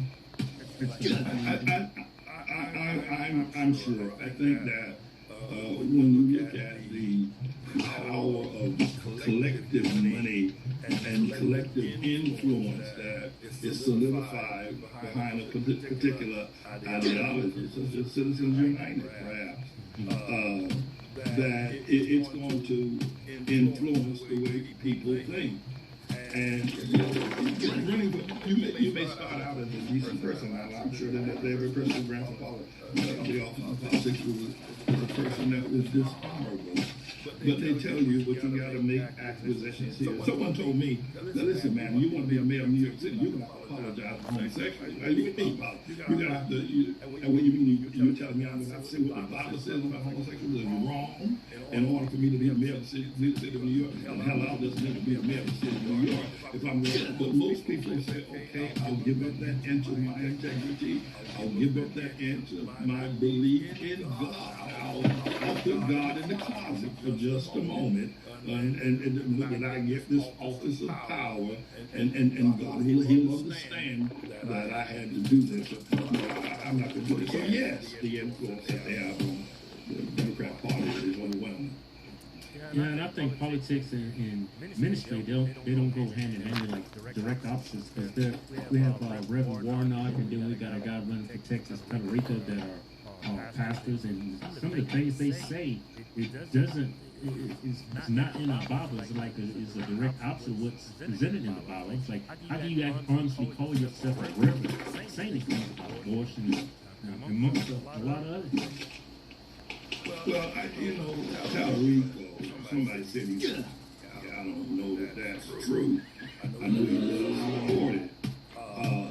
But a large number of Christians have been able to twist the Bible and its words in such a way that it's mournful. What Warnock and Talarico and a bunch of others have done in terms of molding the scriptures in such a way to fit their own ideas and to get people who are non-believers to support them. It's shameful what they do. They should never be allowed anywhere near a pulpit. Let them be politicians. They'll never allow them anywhere near a pulpit. Warnock ain't got no business in a pulpit, and neither does that boy Talarico. As much as I would be against this boy Paxton, whoever the hell he is, and Barney and Trump, I wish I would vote for Paxton, but keep that boy Talarico away from the U.S. Senate. Ain't no telling what the hell Democrats will be doing if they let him in. But they think he's young, and he's smart, and he has a way of making people in the Bible forget their religion, forget their love of God. No, we need to keep him away from the pulpit. Let him go to the Senate, but keep him away from the pulpit. Mm-hmm. Yeah, I've seen from the, I lean more to the right, but you know, Trump is basically far from crazy. And a lot of people think he's a Christian, but I haven't seen anything. And he's mocked the Pope, he's mocked Jesus. Have you seen some of the things he's posted about, you know, image of him? He said he was a doctor, but everybody from the guard people saying you can totally tell he was trying to replicate, you know, our Lord Jesus Christ. Did you see those Snapchat on Truth Social account? Listen, Trump is a delusional servant of Satan. Trump wouldn't spell Christian if you put it in front of him. He had no idea what it is. The man is a psychopath. He is a borderline, if you will, schizo. I'm not saying this. I'm not a psychologist. I did do some psychology teaching in my studies, rather than my undergraduate studies. But Trump is a schizo. And he always has been. I mean, he's a Jeffrey Dahmer with a little bit more class. He has no idea what it is to be a Christian. He realizes, however, that that Christians can be lured. They're easily persuaded by anybody who is in power, who stands up and gives some sort of a sense to the divinity of the Bible. Trump is a pimp. That's who he is. He's a damn hardcore, stone cold pimp. Pimping these Christians with words that they like to hear. But I get that they know he's a delusional person. But yet, they have a purpose of using him as a tool to get here in America and make it safe for black people, which is a whole other question. You think the evangelicals on the right give Trump a pass, the stuff he says, because they see him as the lesser of two evils? Be honest, You've been accepting that phone bill's going to hurt every month, haven't you? Tell me about it. Well, those days are over. Tell them just drop the prices. Because they see him as the lesser of two evils? I don't think see him. Yeah, the answer to that question. It doesn't matter. Listen, they know Trump lies. They understand Trump lies. They know he's a pedophile. Listen, they know that Trump is probably put his fingers on more than you appreciate sticking. And they know they're ripping off. Where's the evidence? Where's the evidence? He has locked up here. Won't let anybody bring forth on anybody. If you let us open up the file, then we'll show you the evidence. You're pedophilia. You're molestation. You're prostitution. They know that. They know that. And they still allow him because for whatever reason, they think the fear of black people who might finally find themselves and find their relationship and strength with Almighty God rising and being their master. And if they can use, you know, they think you've heard them say this. I think in the book of Isaiah, there's this book of Nehemiah, there's this fellow named Cyrus over there in Babylon, who was not a man of God, he was anything but he helped the Jews reunite themselves, and they're returning back to Israel after 70 years in captivity after Nebuchadnezzar came in and brought them to captivity to Babylon, Persia. They said, well, Trump is Messiah. They said, well, we know he's not a man of God, so we believe that God has sent him. They said that.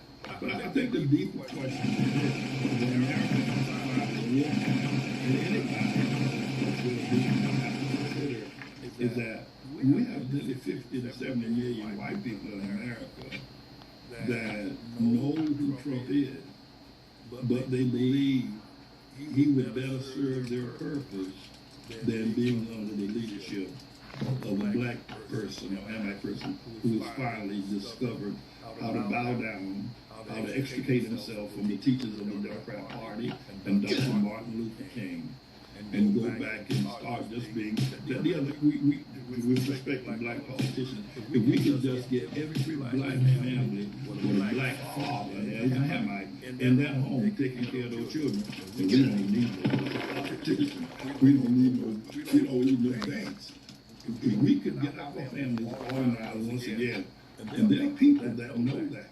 And if Trump is the one that can prevent that from ever happening, then more power to this pedophilia. Yeah, I'll push back on a lot of the things that President Trump has said, and I've criticized him numerous times on Facebook and Twitter.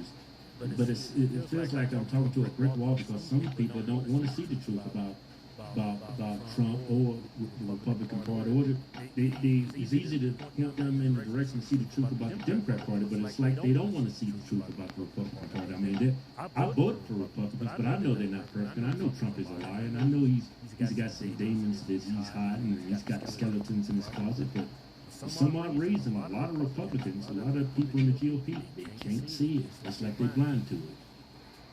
You know, I have to do a bit of confession here as well.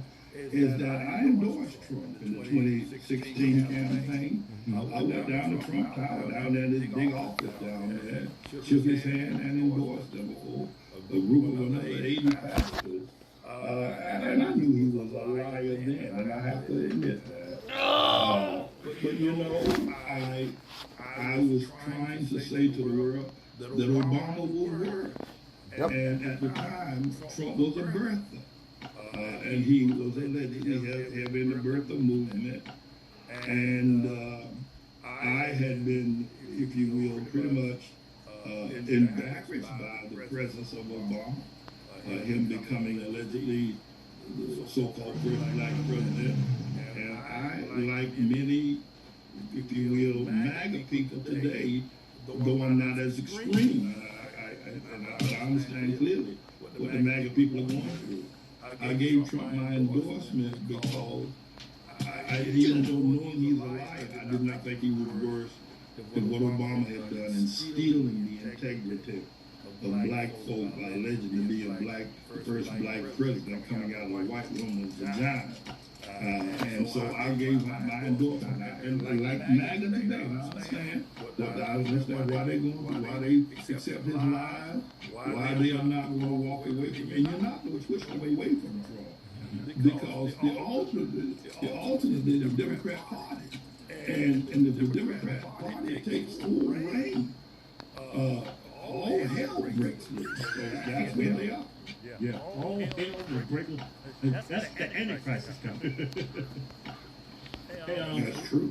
Pastor Manning, how do you feel about the war that we're waging in Iran right now? I think he got his ass kicked. I think Trump, went into Iran thinking that these Muslims, people probably who he looked down on, did not have military or economic strategics to be able to withstand the might of America. And America is a threatening source of military might, one of the greatest, if not the greatest, on the planet. And he just didn't think these bunch of ragheads could possibly withstand the aircraft carriers, the B-52 bombers, and not nuclear system, but the ballistic missile systems that we had. He thought that they were just not going to be able to withstand it. But they did.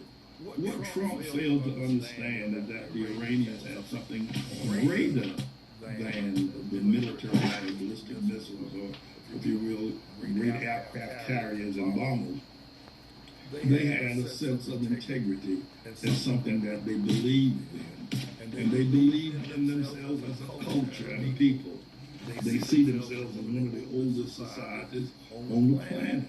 They see America as a little baby boy in nickels compared to how long Iran and the Persian people have been doing what they were doing long before the alleged Prophet Muhammad came along and gave them the Islamic religion. They have something that they believe in. And what the world needs to see, and not that I support Muslims, I'm against them up and down Main Street and everywhere else I can say some Muslim. But what they have is a system of belief that's stronger than the nuclear weapon.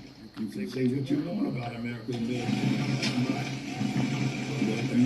soldiers and infantry, captains and sergeants are not made out of the same cloth of those young men running around over there in this nation who willing to die for what they believe on the die.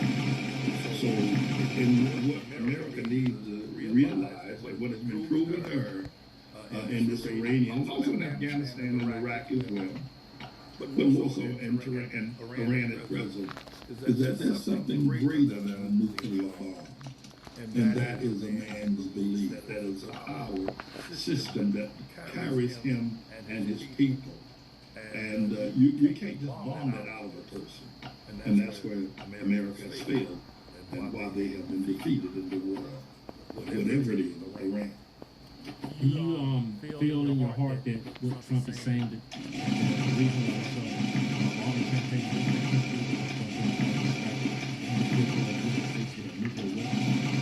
No, I believe that Trump is lying to his people.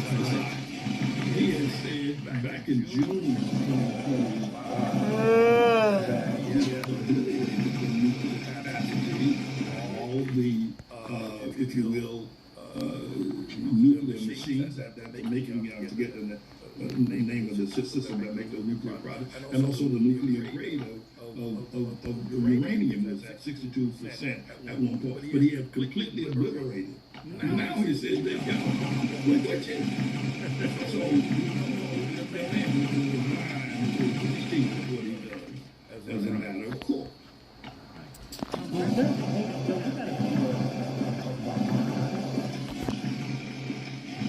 What do you think about the new mayor of New York City, Mamdani? There's a couple of things. One is that I'm trying to decide whether or not he's going to be recalled, because a large number of people, there was a rally against him last night at Gracie Mansion. There are a number of people who feel that Mamdani is perhaps one of the poorest managers that New York City has ever had, and he's had for by the way. And that whether or not he will be recalled, and if so, if you recall, if the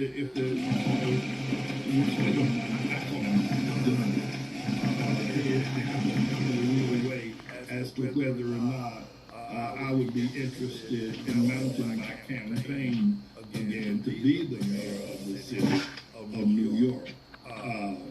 But get it, buddy? He's not long for the city. That'd be cool.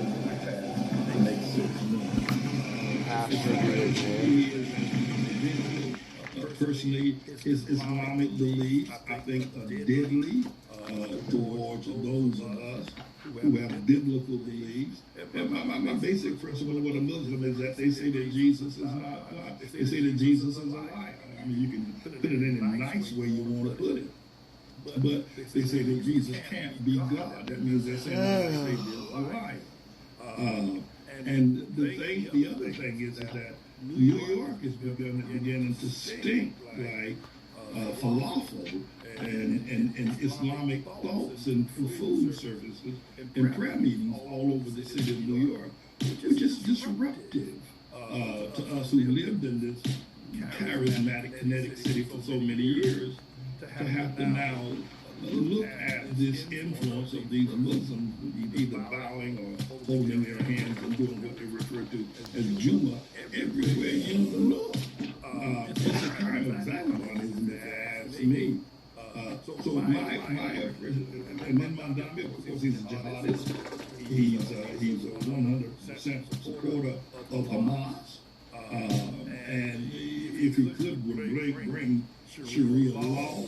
I think that there was a grave mistake made in allegedly electing Zoran Mamdani as the mayor of the city of New York.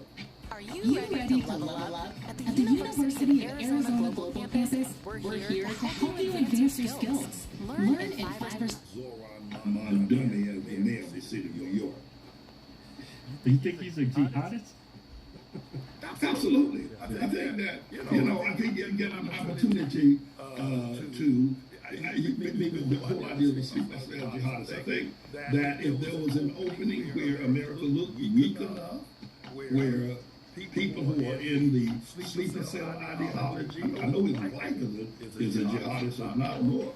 I think if he had an opportunity to do that, I think a whole lot of Muslims were praying that he would lead them in the state of jihad against the great Satan of the West. I think that they saw his election as one of the stages in which jihad could be possible against America, and they're waiting for that door to open. Yeah, I do. You got that video, Joe? You just shared you just did a formal video. I shared on my Facebook some of the things you said. And a woman can't raise children. You can't raise children with kids. You gotta have both. You gotta have a man. And for a man to not take responsibility to raise his children or be executed, you have a responsibility before God. And we don't hear women. No. We got the sickest, poorest, economically deficient people on the planet. The other thing is this. When that boy Mamdani came on the scene, this is a Muslim. He is a jihadist, if you will, intifada, if you must, Hamas supporting anti-Jesus Muslim. And if I'm talking about he got a good program, I don't give a damn how good his program is. He's a Muslim, and Jesus is Lord. And I'm voting for him, and ain't anybody else to vote for him. What the hell's wrong with you? I'm tired of the Democrat Party making bitches out of our women and pussies out of our men. I'm tired of it. I've had enough of it. Had enough of it. The man needs to stand up and be a man. Need more of that in the black community. Yeah. And you get me going, Pastor. You get me going. We're gonna get me a horse and my horses and some trucks and some people together. We're gonna take over this country. That's what you do to me when I hear your sermon. Yeah, why do you think the black man is like ran away from his family responsibilities, their kids? That's a great question. And it ought to be asked by everybody. He's lost his way. I got a statement I made recently that there's a statement they made by Paul that says, I'm not ashamed of the gospel of the Lord Jesus Christ, because it's salvation first to the Jew and then to the Greek. And it's a well-known, well-quoted verse throughout the church structure for many, many years. And I've stated that I am not ashamed of the fact that black people were prophesied to be slaves in America to the Jew and to the white man in the early days of the Noah scriptures of the Bible. I'm not ashamed of that because it brought salvation. We were brought to America as slaves, but we were given salvation. And to us here first, and then of course to the entire continent of Africa. But why does a man, and Brother Hodge, twins, I have to tell you and confess that I ran away from my family. I ran away from my children, one of the more painful periods of my life. And I've tried to tell myself to stop talking about it so much, stop confessing. People think that, okay, you confessed it, you repented, God forgave you, and you ought to, just move on. But I have to tell you, it was one of the more painful periods of my life. I was married for about a couple of years. We were living in a decent neighborhood, I had a decent job. I was working as a clerk in a bank of trust. And all them girls, I was working in the main bank building, and I was in my early 20s, and everywhere you look was a ministry. Now, y'all brothers are probably too young to remember the ministry, but they were everywhere. And I started cheating on my wife, and staying out all night long, sleeping with these women, and getting high. And we lived way out in this part of Brooklyn, where you had to take training to work. And, my wife we would take the baby to the babysitter during the day, pick her up in the evening, our firstborn. And when I stopped coming home at night for supper, I came home one morning about 7:30. I got off the train. I was headed home. I'd been out all day. I was going to change clothes, watch, go right back to work. And I met my wife and my firstborn daughter walking on a slippery sidewalk because it snowed and it was icy on that sidewalk. And she was taking the baby to the babysitter, and I was just coming out home from being out all night with a whore. And it just went on, and I got crazy. I had another son, and I got crazy, and I just deserted them. You know, when they were eating, I was just out with the whores as a young man. What happened to me? I wasn't raised that way. God knows I wasn't raised that way. But that's what happens to so many men. They don't realize that when your children need you, you see a man who's not taking care of his children, you can hate him, and you should if you get an opportunity to kill him, and nobody knows about do that too. Get rid of him. But he's in trouble. He's lost. I know from first-hand experience. I did some awful things to my wife and my children at the time. And I don't know. I mean, the Lord forgave me. I just did. I've tried everything I can to make men go home to their wives. I've tried everything I can to preach that men ought to be leaders in their homes, leaders that are taking care of their wives, both spiritually and financially, making sure that she's doing okay and that her children are doing okay. I've given my life to that, and I ain't gonna never stop preaching that as much as I possibly can.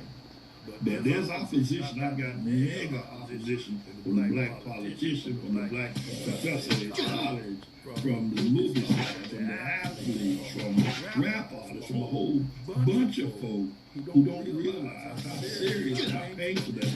It has, over the last 70 years, it has destroyed 2 generations of people who could by now be running a black airline or a black manufacturing motoring corporation or even a black cruise line and having mega money and major communities with a persona that people would want to be around black folk because there be something that there's something kinetic about the ability to produce, and that is just a blessing. You can just get in a neighborhood where black people live. It's a if you can get a home in a black neighborhood, it's a blessing. But we've lost that, and I'm number one criminal there.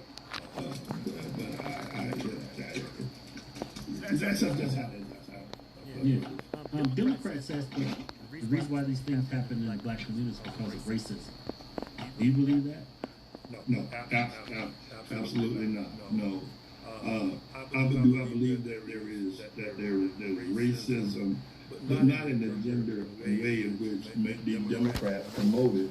Democrats promote racism to raise dollar bills. They promote racism. Here's what they say: that the white man has broken into the black man's house and made him a weak man. Jesus, my Lord and Savior, said this: you can't break into a strong man's house and spoil his goods unless you are stronger than him. No doubt about it. You're not going to be able to do it.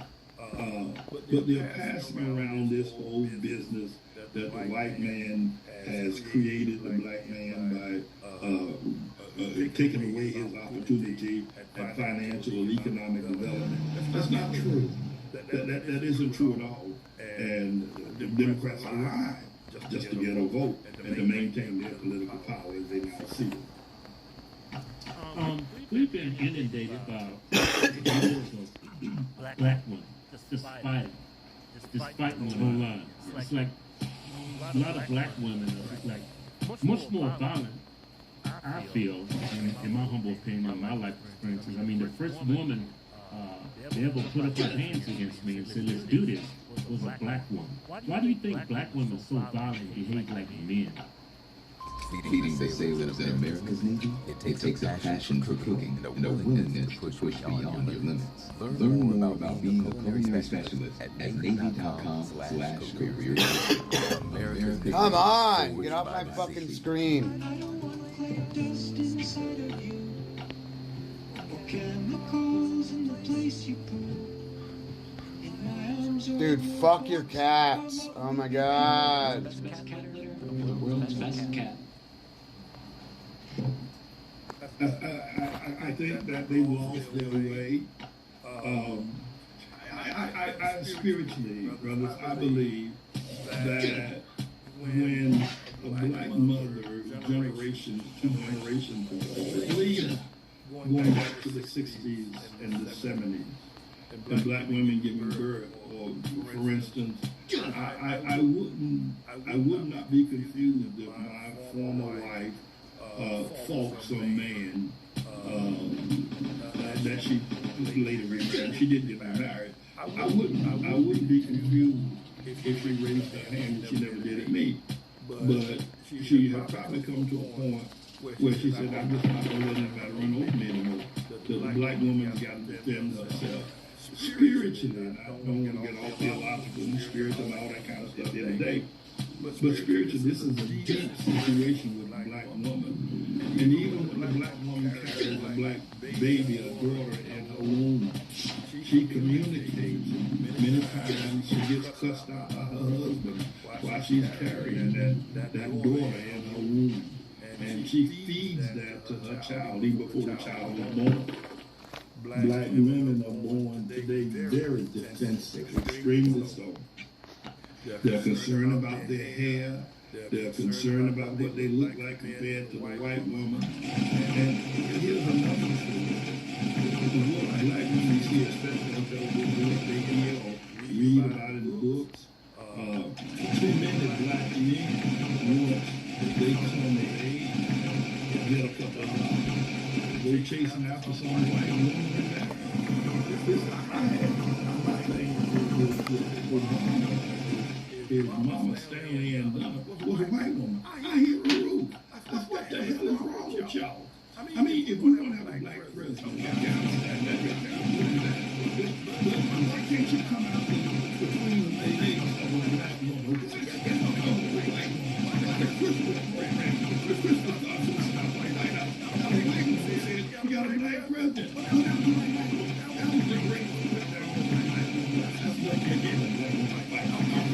13 years old and she's a McDonald's. Tell me, she can hold the whole damn place. She's angry. Look at what we've done to them. Look at how we've treated them. We gave the first black president. What about Shirley Chisholm? I said, can't she be the mother of the first? Coretta Scott King. Nancy Wilson. I mean, any damn body other than a white woman. And these niggas ate it up. You couldn't stop.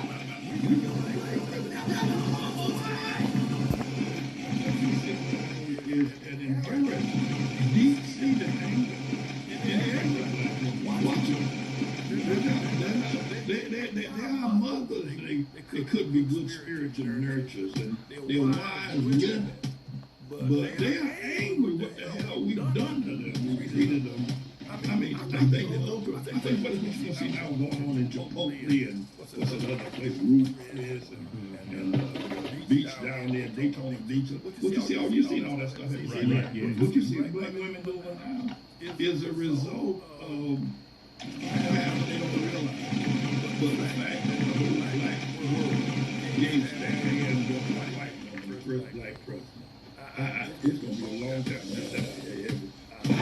Young black women, even the ones that don't know that's mine. I think I'm right. You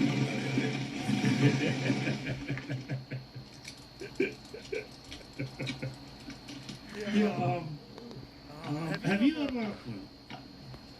Go ahead. No, that's stupid. Pastor, what got you interested in being a pastor? Well, I ended up in jail. I was running around. I was stealing jewelry from people. I was robbing Jewish people's homes and stealing their jewelry. I quit my job that I had, and I quit my job because I saw my brothers suffering back in the late 60s and early 70s on heroin. And at that time, I had a marketing job with one of the world's largest soap manufacturer, Procter & Gamble. And they gave me a company car, an expense account, and they subsidized my living, my rent in a major development out in Queens, New York, a very ritzy part of Queens. I was doing extremely well. But back in the late 60s, in the early 70s, I saw my brothers on heroin, nodding out, and I wanted to help them. I was never going to use heroin no matter what. So I quit my job. I didn't know what I was doing. Anyway, I started stealing jewelry to make a living. And I ended up going to jail like that. And while in jail, I found the story I told you, the event I told you about my wife and a whole lot of other stuff I've done to a whole lot of other people caught up with me in that jail cell. And I began to pray. At first, I prayed with a Muslim. My grandmother was Christian and Pentecostal Christian. But I prayed as a Muslim, nothing happened. And I got down on my knees the third night. And I prayed the way my grandmother prayed. And Jesus came into that jail cell that night. And saved me. Without salvation, that's that. But he came in, I asked him if he could help me, if he could remove the pain that was in my heart, if he could just make me better than what I was, if he could forgive me for all of what I had done. And he did in that jail cell that night, and I began to praise him. I didn't have any intentions of being a preacher. That was the last thing on my mind, being anybody's preacher. But after serving another 3 years in jail, and while in there, everybody began to call me preacher. Everybody called, hey, preacher, because they knew what happened to me. And everywhere I went, I told my story about Jesus visiting me in that jail cell. And there were a couple of people that heard me praising Jesus that night, who knew I wasn't a phony. They absolutely knew it was true. So people just started calling me preacher. And I started preaching. I started preaching while I was in prison, in jail. Everywhere I went, I preached. I was in some of the roughest prisons on the planet. I was in Dannemora, upstate New York. I was in Union Correctional Facility, the maximum security prison in the state of Florida. Where everybody in the state of Florida back in the 1970s, every black man in there had 100 years, except me. Judge used to give black people 100-year sentences in Florida, like it was handing out applesauce or something. And I preached there. I lived in that situation. And so that's how I got started with it. Back in the 60s when you found God, and what was it like as a black man growing up in the 60s, 50s, on up to today's time? Like, you had a great marketing job that job when you quit. It's like, he was saying, I was like, black people had good jobs like that? I thought it was like very systemically racist during this time, during that time. No, actually, to answer the immediate question, what was it like growing up in 67? It was delightful. It was a great period of time. When I was working for Procter & Gamble, there was another marketing person that worked with Procter & Gamble. There was a black person named was David Cafe. He was a graduate. Well, he had enrolled and been accepted at Harvard. And he made an application for Harvard. He made an application for MIT. And he was accepted at both of those schools in Boston. You know that? He went to both of those schools simultaneously. But he got a job working for Procter & Gamble. So he and I became friends because we were, black as it was. But I think if you had a little bit of education, a little bit of gumption going for you, major corporations would hire you in those times. The 60s, there ain't no period of life better than the 60s except for the wrong that I did in the 50s. Harlem was the most beautiful place. When I first came here, I have to tell you, I've traveled the world. I've been to Beijing, Shanghai, I've been to Paris, London, Rome, Italy. But Harlem, when I came here in 1964, was a beautiful Mecca. The people here all had jobs. Every black man had a Cadillac. Every black man. If you didn't have a Cadillac, you had a deuce and a quarter.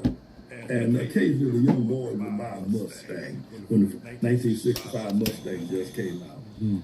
But the community was filled with soul. The community was filled with the rhythm of black people. The sounds of James Brown and the Temptations and Sarah Vaughan and Billie Holiday, the Marvelettes and Aretha Franklin was all in the air. And the food and the nightclubs and the churches you couldn't get in them. And women wore fur coats even up to April and May because and men were well dressed. It was a beautiful place. But prior to that, growing up in North Carolina on the planet, I grew up in a segregated school, but I loved it. I mean, I loved it. The teachers loved the students. And we were a community that could not be defeated.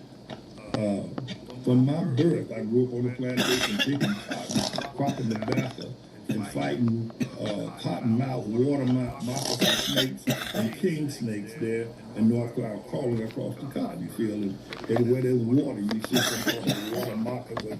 And they told me it would poison. If you bite you, you'll die within 3 minutes if you can't get to a doctor. And they were all over everywhere.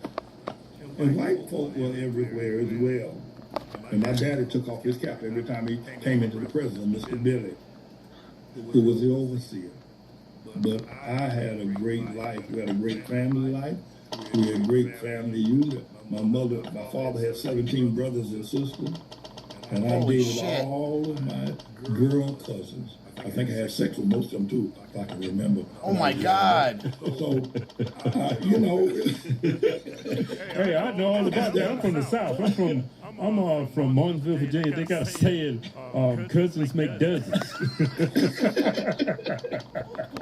I'll try my best to make dozens. I'm in North Carolina. I'll show up. Yeah. When I was talking to my family, it's like, well, back in those days, it's like there was no cell phones. Many of us didn't have phones. All you knew was your family, the second, your third, your first cousins. Yeah. I graduated high school May 28, 1965. Today is May 28, 2026. When I left my home on May 29, 1965, I had never heard a telephone ring in my house. Never. If we got a call, it was we had to go to Miss Dot's house, who lived up the road a bit. She had a phone. She would send somebody to tell us that somebody from New York calling us on the phone. My mama or somebody had to walk up there 4 or 5 blocks to get to where the phone called. I never heard a phone ring in my house. And I was 18 years old when I left. But today's the world is much different. It sounds like to me, black people have regressed a lot since the 50s and 60s.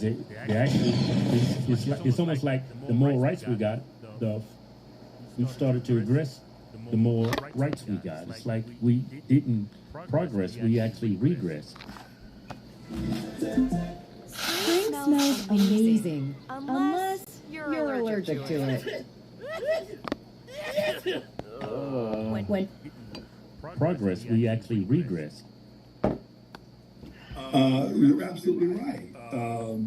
And that's the thing I'm trying to preach. And that's why I thought it would be such a great opportunity to share with y'all, humongous audience that y'all have, who have an understanding, who they're not haters. Most of your audience are people who recognize that we could be a better people, but we're at the bottom of the totem pole. We don't take advantage of everything. That's why I thought it was just a great honor, why it's such a great honor to be here today, to talk. No, we have regrets. We were a better people. There was a time when we had banks that were built big on our, growing potatoes, and there were times when there was a Black Wall Street, allegedly there in Tulsa, Oklahoma. There were times when we had 300 and 400 acres of land that would have been given to us, not through reparations, but simply after the Reconstruction period. Many of the slaves had great relationships with their former slave owners, and we were able to build houses and some of the trades that we were able to acquire. And we had insurance companies. We manufactured and sold products to one another. We had a strong sense of churches. We founded Morehouse, which I'm ashamed of today, and Howard University, Tuskegee Institute. We've got a lot of schools, and these schools were producing great, if you will, students and entrepreneurs and economic developers. But then we left those schools and started going to Harvard and getting all this liberal teaching and Yale and all these other places and lauding how we've gone to these highfalutin schools. And we began to lose something gradually. Listen, let me put it this way. We were at one time a great people. I'll take you further back. We built the pyramids in Egypt. We did. And now there's a lot of people who want to argue the scientific evidence to present to them when I make such a statement. Wasn't you? We designed and understood the power of the line of the Sphinx. And that design, the pyramid itself, and that it was indeed the beginning of the Jewish religion. The pyramid was simply a tomb in which the pharaohs were buried. Wrong! What's going on, guys? Many moons ago, in an episode of Cursed Gun Images, we showed you this gun. I was quick to point out that's not actually a cursed gun image, but in fact a real weapon that was made called the Gyrojet. And I said if we got to a certain light goal, that I would buy one and we would do a video dedicated to the Gyrojet. Well, we hit that goal, and I bought one. I swear, like a year and a half ago. We've been busy, we had a lot going on with the channel, I forgot about it. But today it is my pleasure to show you the Gyrojet. Behold! My stuff. My stuff. Yo, my stuff. This bad boy is the real MBA Gyrojet rocket pistol, and today we're gonna shoot it. So now it's time to do our first White Claw penetration test, really our first shot ever out of the Gyrojet Mark I. But you know, I feel like a piece of history like this deserves a little bit more high-quality production, something to really capture exactly what's going on inside this thing. If only... This is stuck on Brandon.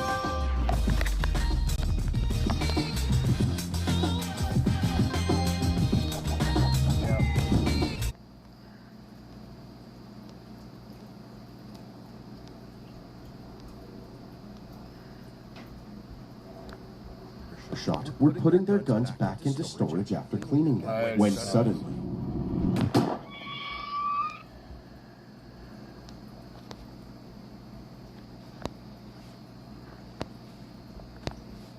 Today, bitch.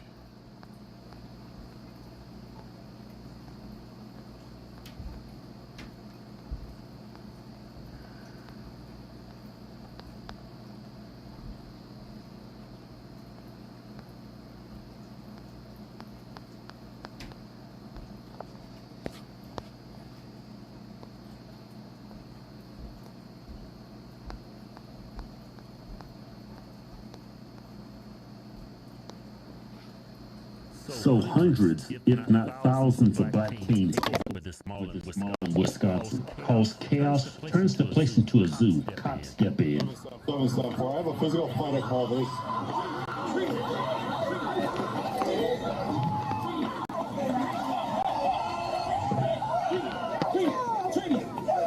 Knock it off. No. Behind your back.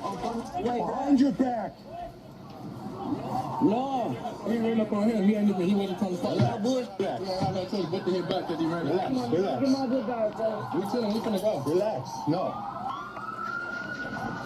I know I need somebody. Take this one. Take that one. They're both squaring up at each other. He got hit. I don't know who started it. He ran up on him. He got jumped. The other, it was a massacre out. I don't know. Everybody else got out. This one got jumped. Come on. As soon as I grabbed him, and everybody else bolted.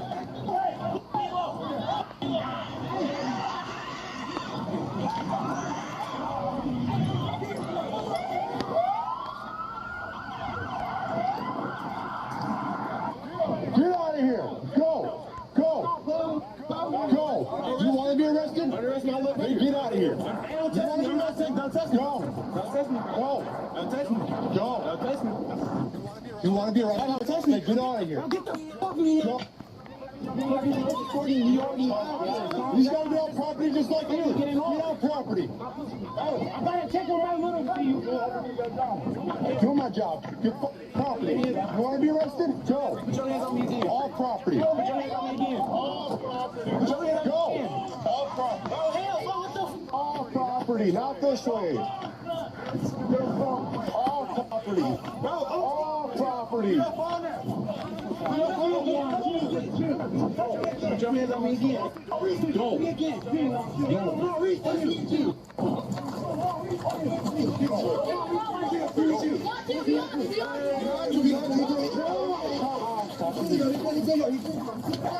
You so tough, you can run. You so tough, you want to run. That's what you're doing. We're chasing a mailman. What an idiot. Gray t-shirt, gray pants through the... How are you going to square up on a cop and say, let's do this, and then take off running? I mean, how brain dead are you to even for that notion even to enter your mind? That's a charge. Yeah, it's a felony. You want to run? You're going to stop. You're going to get gray pants through the... Of course, he loses his footing because his pants is falling off his back. Yeah, they always fall. Yeah, they always fall. Look where his pants at. All you have to do is leave, man. Stop acting so hard. Come on, right? He ain't hard, he ran. People who hard don't run. All your property is searched. Yeah. They're fighting dude over there. They got three of them. There's one that's running his mouth over here. Roll over. He's under arrest. It's not rocket science. Put my hat on. Put my hat on. Put my hat on. Put my hat on. You ran as a 17-year-old? I was like, man, have some sense. Have some sense. You got some sense. Stop telling us what to do. We can help you. So we say respect you. No, I'm doing what the f*** you need. You don't respect you. What do you mean? 17 or you 7? Bro, stop saying you 17. He said, are you 17 or are you 7? Or are you 7? Please stop crying like a 7-year-old. I'm not coming back. Your shirt? Is this what you want? Y'all disrespecting me right now. Who disrespect? Oh, stop. See? What's the disrespect? Disrespect, like respect is actually a currency in the black neighborhood. How much respect, how much juice you got? That's a currency in the ghetto. But he disrespected the cop. But he wants respect. Brain dead. That's you. Can you tell the officer stop being in my ear? Stop crying like that. Stop crying like a bitch. Okay, it's not that hard. Can I sit down? I understand this game. Can I sit down? You listen to instructions. Okay? Step out. You're going to sit in the car with your butt first. Do you understand? You understand. Hey, buddy. Hey, weird. Are you all f***ing my arm up, bro? Nobody's messing your arm up. Yeah, that's what's up. It gets worse. Watch this. Look at this. Stay here.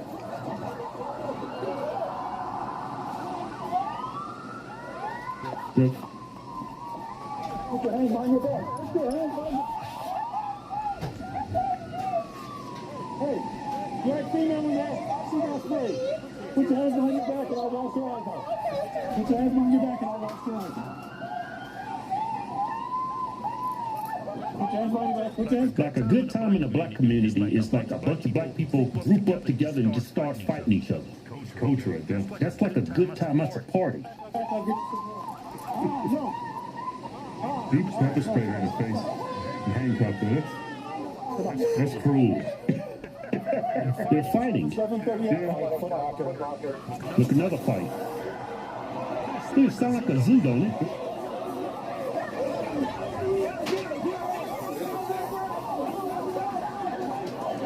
It's a bunch of girls and guys fighting. There's no pepper spray at this location. Put it on the table with their eyes cleaned out. I got it. Put it on. Put it on the table. Sit down. Sit the fuck down. I gotta get some more. Why don't you act like good kids and then crawl like babies?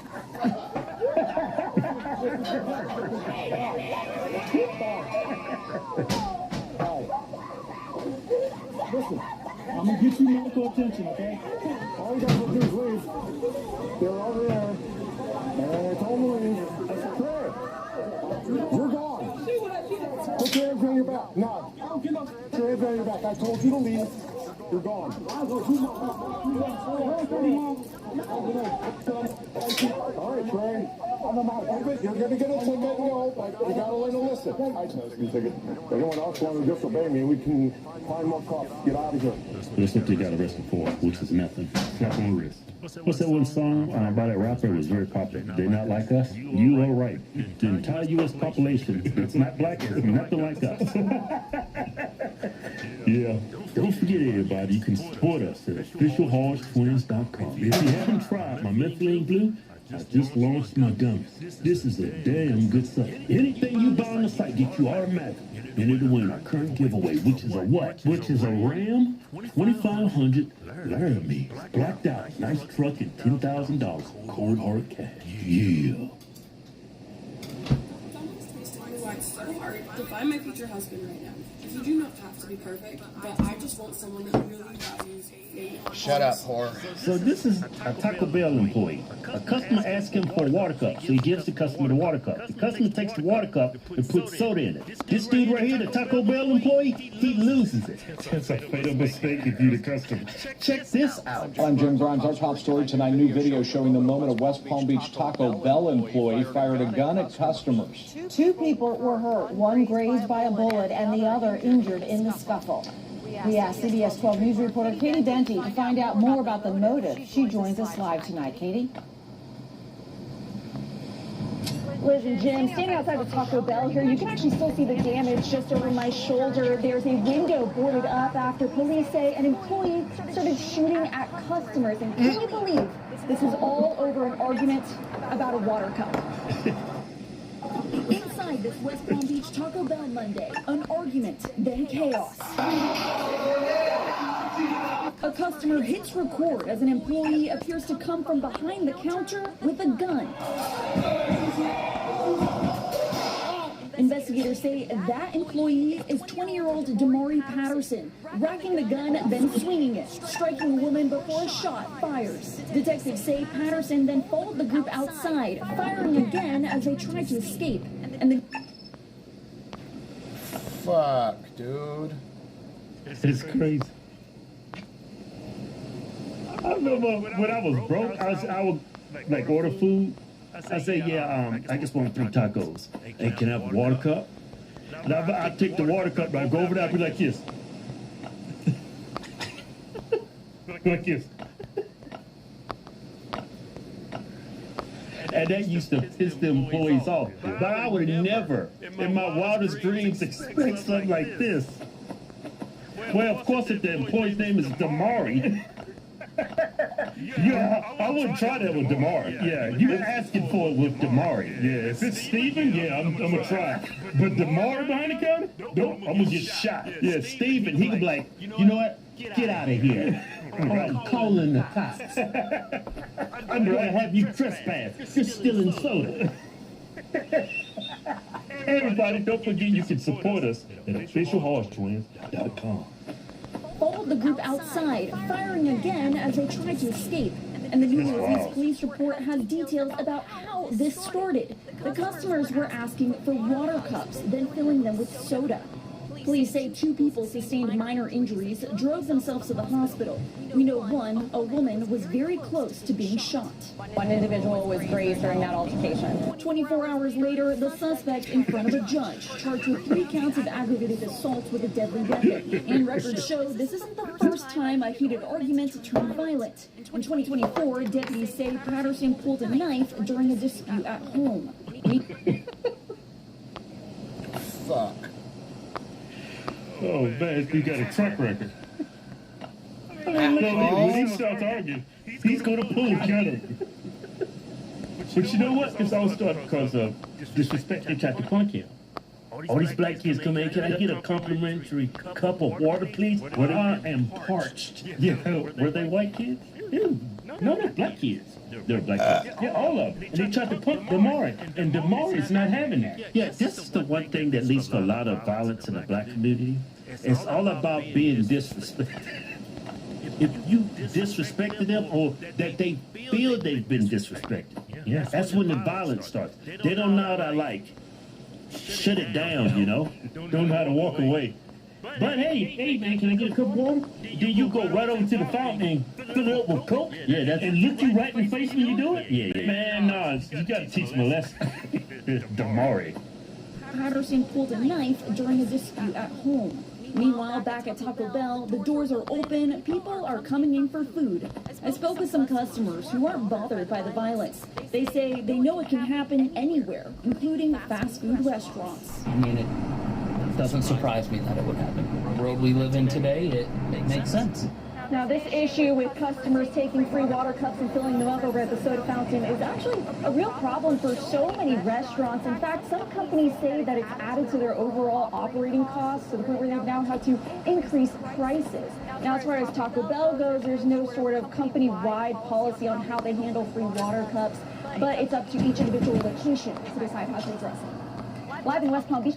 You know, this happened in West Palm Beach, Florida. It's a nice area. That's Trump country. Yes, filled with money. That's like one of the richest places in this country. How did Damari make his way to West Palm Beach? I tell you how. DEI. But you know what? Fix his problem. No more free water. Are fast food restaurants obligated to provide free water to customers? I don't think so, unless you buy some. But I'm telling you what happened. They went in there, didn't order nothing. Hey, can I get a complimentary cup of water? I am thirsty. And he gave them cups, and they went over there and filled it up with Dr. Pepper. And you ain't gonna pump Damari. Damari runs a tight ship. So he pulled his gun out. He was gonna shoot him, but changed his mind and just decided to pistol one. He accidentally shot it. Damari is off the chain. Man, they didn't mention anything about having a prior record. Well, he had one prior arrest with pulling a knife. Yeah. So, why is Taco Bell hiring violent felons? Yes. I mean, customers, you hire them to be customer service. But you don't hire a felon or somebody with a past track record of violence to represent your company face-to-face customer service. That's look, I guess it's hard to find good people. Beggars can't be choosers, man. Yeah, they ain't paying them. If it's a thug, the only ones apply. What other choices you got? I gotta give it to the firearm-wielding thug to be the cashier. Damari. Yeah, those are all black kids. No, black people got a chip on the shoulder. They are. They're all minorities. Yeah. I mean, what's this? It's got some brown in it. Yeah, they're black. Man, that was a bunch of girls. Yeah. Damari don't care. Yeah, we've done several videos where people working at fast food, they actually pull guns on customers in the drive-thru and shoot at them. Yeah.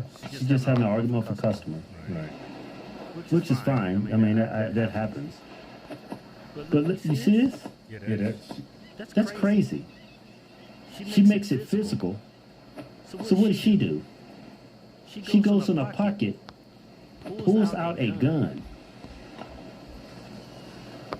I bet you that dude's like, oh man. How did I get here? So I guess this was the guy in the drive-thru. Man, for some reason they're all black. They're like shooting people. They're in the drive-thru shooting people. They're at work at McDonald's. They're going outside shooting customers. You know what it is? They pistol whipping customers. No, this is propaganda. This is systemic racism.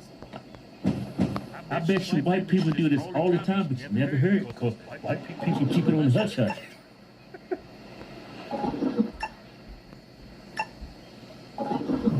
Play the new Simpsons event in Monopoly Go today. So this is a black substitute teacher. I can see that. And for some reason, she goes crazy in the classroom and starts twerking in front of the kids and telling the kids that she's a past prostitute. Check this video out.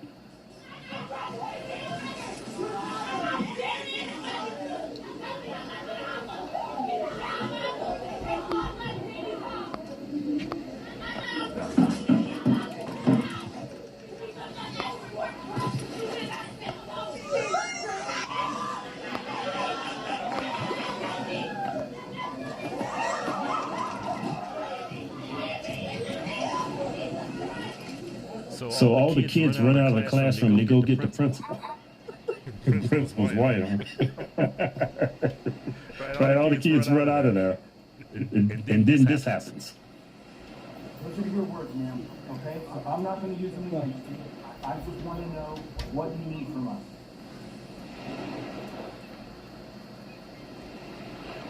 What you need from us. If you're not going to cooperate, then we're going to escort you out of this building. We do not need to have this going on. I'm thinking this flag set off. Did you start this? Were you having trouble in that regard? We need to know, man. Okay. She's not going to answer. She needs to leave the premises. What the fuck is that? Grab your stuff. Well, the first thing I need to get is the paper, sir. No, you're grabbing your stuff and you're leaving. Oh, then please grab my stuff because I am not a threat and I will not be killed when I'm with my stuff and you're leaving. Okay, then my hands are tied. Please grab your stuff. Can you grab it? Because I already got tased by the police and I double dare you. I already. What the fuck? So this security guard is standing in Safeway grocery store, right? She made eye contact with two black women, then they started screaming racism. Check this out. I'm telling you, man, black people got anxiety. I'm on that type of time always, so let me know right now. You're standing here watching me scan my groceries, telling me I forgot to scan my own apple juice, and you clearly see we're still scanning groceries. So mind your fucking business. That's crazy. Mind your business? That is her business. She's a security guard standing in Safeway. Maybe a bit overzealous, but hey, she's minding her business. She's supposed to be telling you, hey, you forgot to scan that. Hey, don't forget that fried chicken and watermelon too in your cart. Clearly see we're still scanning groceries. So mind your fucking business. What are we talking about? Are you okay? Okay, we don't need you to be passive aggressive. You need to stop. You know how to get there and stop. We shot you. Yes, we do this all the time. Hold on. We come to the store all the time. I pay respectfully because you're being passive aggressive, bitch, and we pay for our groceries here all the time. Who the fuck are you? Okay, she's being passive aggressive. Y'all just being aggressive. Overly aggressive. Right. I mean, if I'm in your situation, I'm at the self-checkout. That's a hot theft area, if you didn't know. But anyway, naturally, if I'm scanning my stuff and there's a security guard looking at me, why would I behave like you? Yeah. I would just scan my items. There's a security guard looking at me. Okay, that's their job. They act as a deterrent to theft. That's why she's got security across her chest. She's looking good, too. She's looking damn good. She looks better than y'all. That's probably another thing that pissed y'all off. Because y'all got a pretty woman looking at you in a security guard uniform. Just bring your stuff up. It doesn't have to turn into this. But it gets worse. It gets worse? Of course. It's a couple of black women. They feel that's racism. She's looking at them. They're looking at us because we're black. Who the fuck are you? Y'all been standing here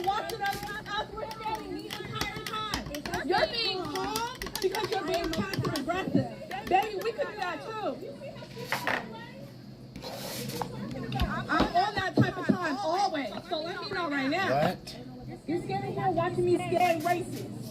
I can show you aggressive. Girl, we could do that right here. This is in San Francisco. Of course, they got these pride stickers right at the exit. Crazy place. I can show you aggressive. Yeah, just check her. Because I'm about this close to whooping some ass. I'm about this close. This close. This close. This close. This close. This close. Yeah, bitch, I'm on that type of car. What's up? What's up? What's up?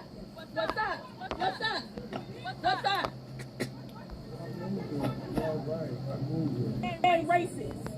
I can show you. This is what y'all do. This is exactly what you do. Why the f did you come outside, ho? Why the f did you come outside? She works there.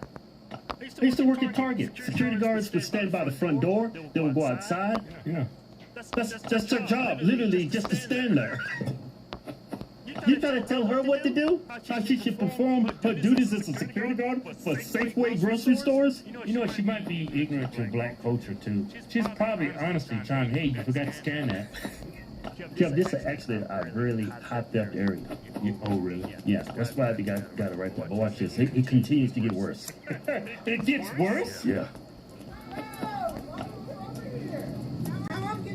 Because this is what they do. Antagonize the situation and play victim. What?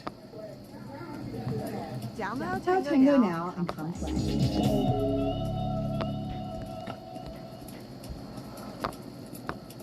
At Les Schwab, we built the Road Control 3 for both family road trips and your daily commute at a price that fits your budget. No matter...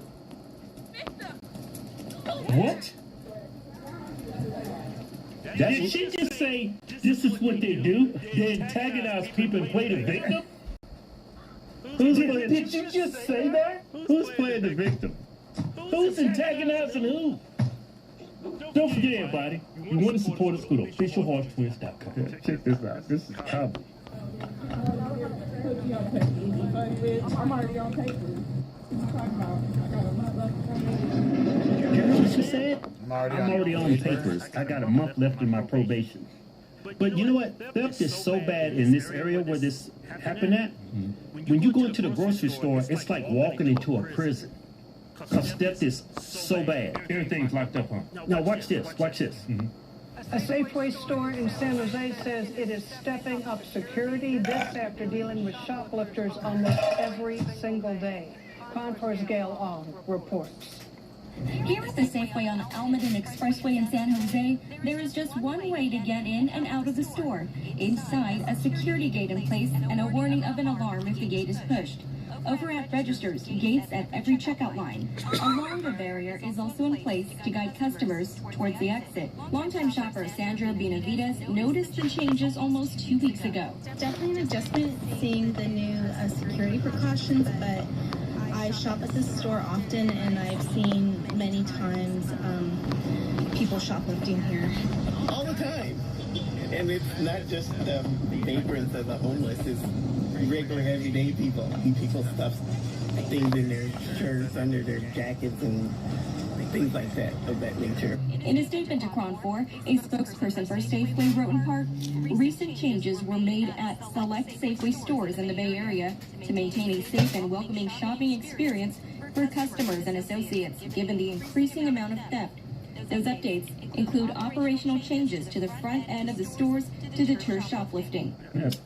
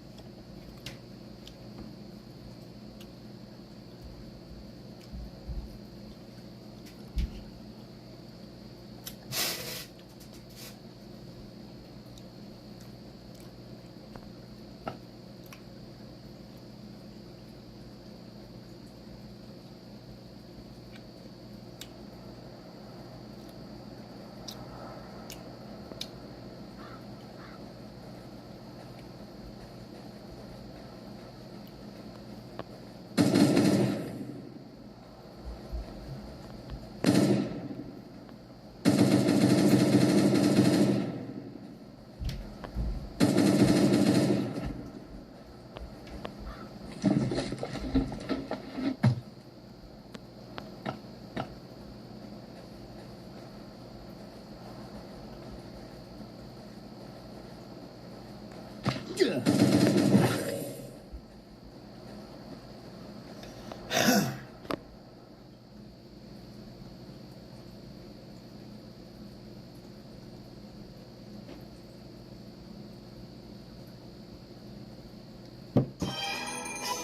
Leo, buy one, get one snacks means maximizing his savings potential.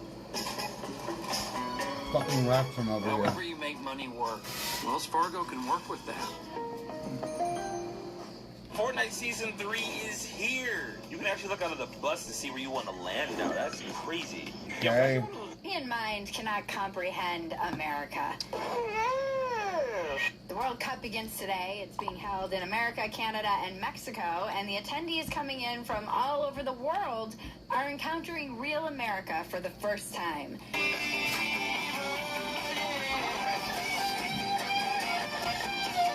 And by real America, I mean the heartland, the flyover states. I mean Waffle House America. And the European mind can't comprehend real America at all. They can comprehend the parts they've seen on TV, but they can't comprehend our beauty, the natural beauty. They just have no idea. And the best part of the World Cup so far has been seeing Europeans react to American things. Let me explain a little bit of meme culture to those of you who might not know. There's a famous meme trend that's been going on forever that's like, the European mind can't comprehend XYZ, and there's usually a picture of like a monster truck or a big gulp or dude drinking a beer while floating down a river with a gun strapped to a cooler. A lot of them have to do with air conditioning and ice. Two things the Europores don't have. But watching the European mind can't comprehend meme become literal is my favorite thing on the internet right now, and it has been just a joy to watch them experience our country. Europeans coming for the World Cup are landing in this country and losing their minds, and it's the most wholesome content the internet has produced since the American fan left. That's what happened when X started transferring the posts. The irony is that these Europeans are coming to America, and through their eyes, they're giving us the 250th birthday celebration we actually need and deserve. We couldn't get artists to play our party, but the Europeans are throwing one for us for free. Buy me something! I think the guy who's gotten the most viral is this German guy named Freddie. He literally started with like 17,000 followers when he was tweeting, and now he has like 400,000. It's insane. Freddie went tubing down the Chattahoochee River, went to the top of Stone Mountain in Georgia, went up Lookout Mountain near Chattanooga, Tennessee, where an American next to him said, "This is a perfect sniper spot." I mean, you're not wrong, but you didn't have to say it. Like the most American thing you'll ever hear, especially in Tennessee. Welcome to America, Freddie, where we're always evaluating those sightlines. He's hit up Waffle House, Taco Bell, Wendy's, Walmart, and Chili's, and then he discovered Buc-ee's. Don't tell me America doesn't have a culture. Buc-ee's is a gas station with 120 gas pumps. It sells beef jerky and beaver nuggets and has just a wide variety of all. You can leave there with a smoker if you want. Buc-ee's must be experienced to be understood. It's like a roadside fever dream. And apparently award-winningly clean bathrooms. Oh yeah, they're the best bathroom. Is there something you want to tell us, Ross? Those are the kind of toilet bowls that you can snort lines off. The European mind is always blown away by how big everything is in America, but America is big. We're huge. One of the World Cup hosts was goggling over a 5-story Starbucks in Chicago. They were like, "Oh my God, we've got the space for a 67,000 square foot gas station franchise, which is smaller than our other American institution, Costco. 100,000 square feet smaller, to be exact." Welcome to Costco. I love you. I really do think part of this is you don't understand like the American prepper mentality. It's really at the heart of this country. Europeans go to the shop every day and get their fresh produce, which is arguably much better in a lot of the parts of Europe. But Americans have that pioneer mentality. This land was my land, but now it's our land. We grew up reading Little House on the Prairie. We like to be stocked up for the big winter and prepared for the worst. But back to Freddie. He and his buddies got a free ride to the stadium from a friendly American when they were going to walk an hour in the rain, which is a normal thing, actually. Americans are very friendly. Some say too friendly because we're so chatty. And then they were blown away by the stadium. Our stadiums in America are insane. And I'm not talking about professional sports. We're talking college sports. We're talking high school sports. Okay, so I'm at an American high school right now. I've never seen anything like this as an Englishman. It's so cool. Look at this.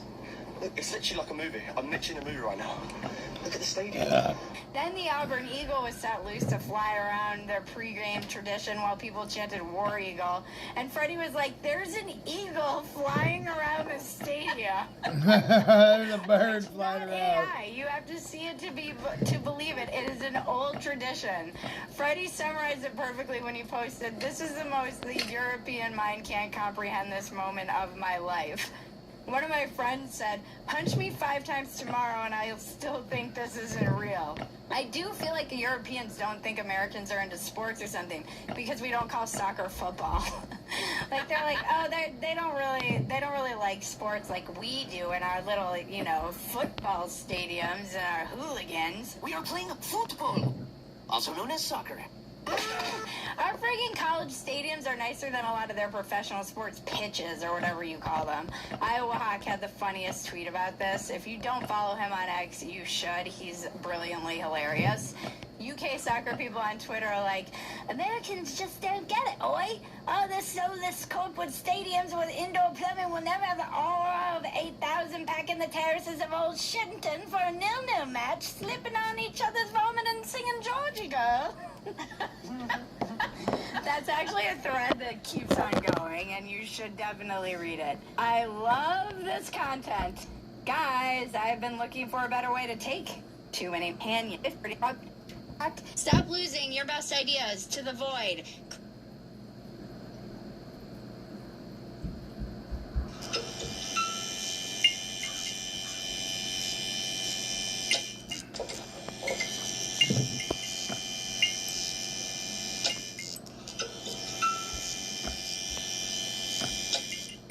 What is healthy?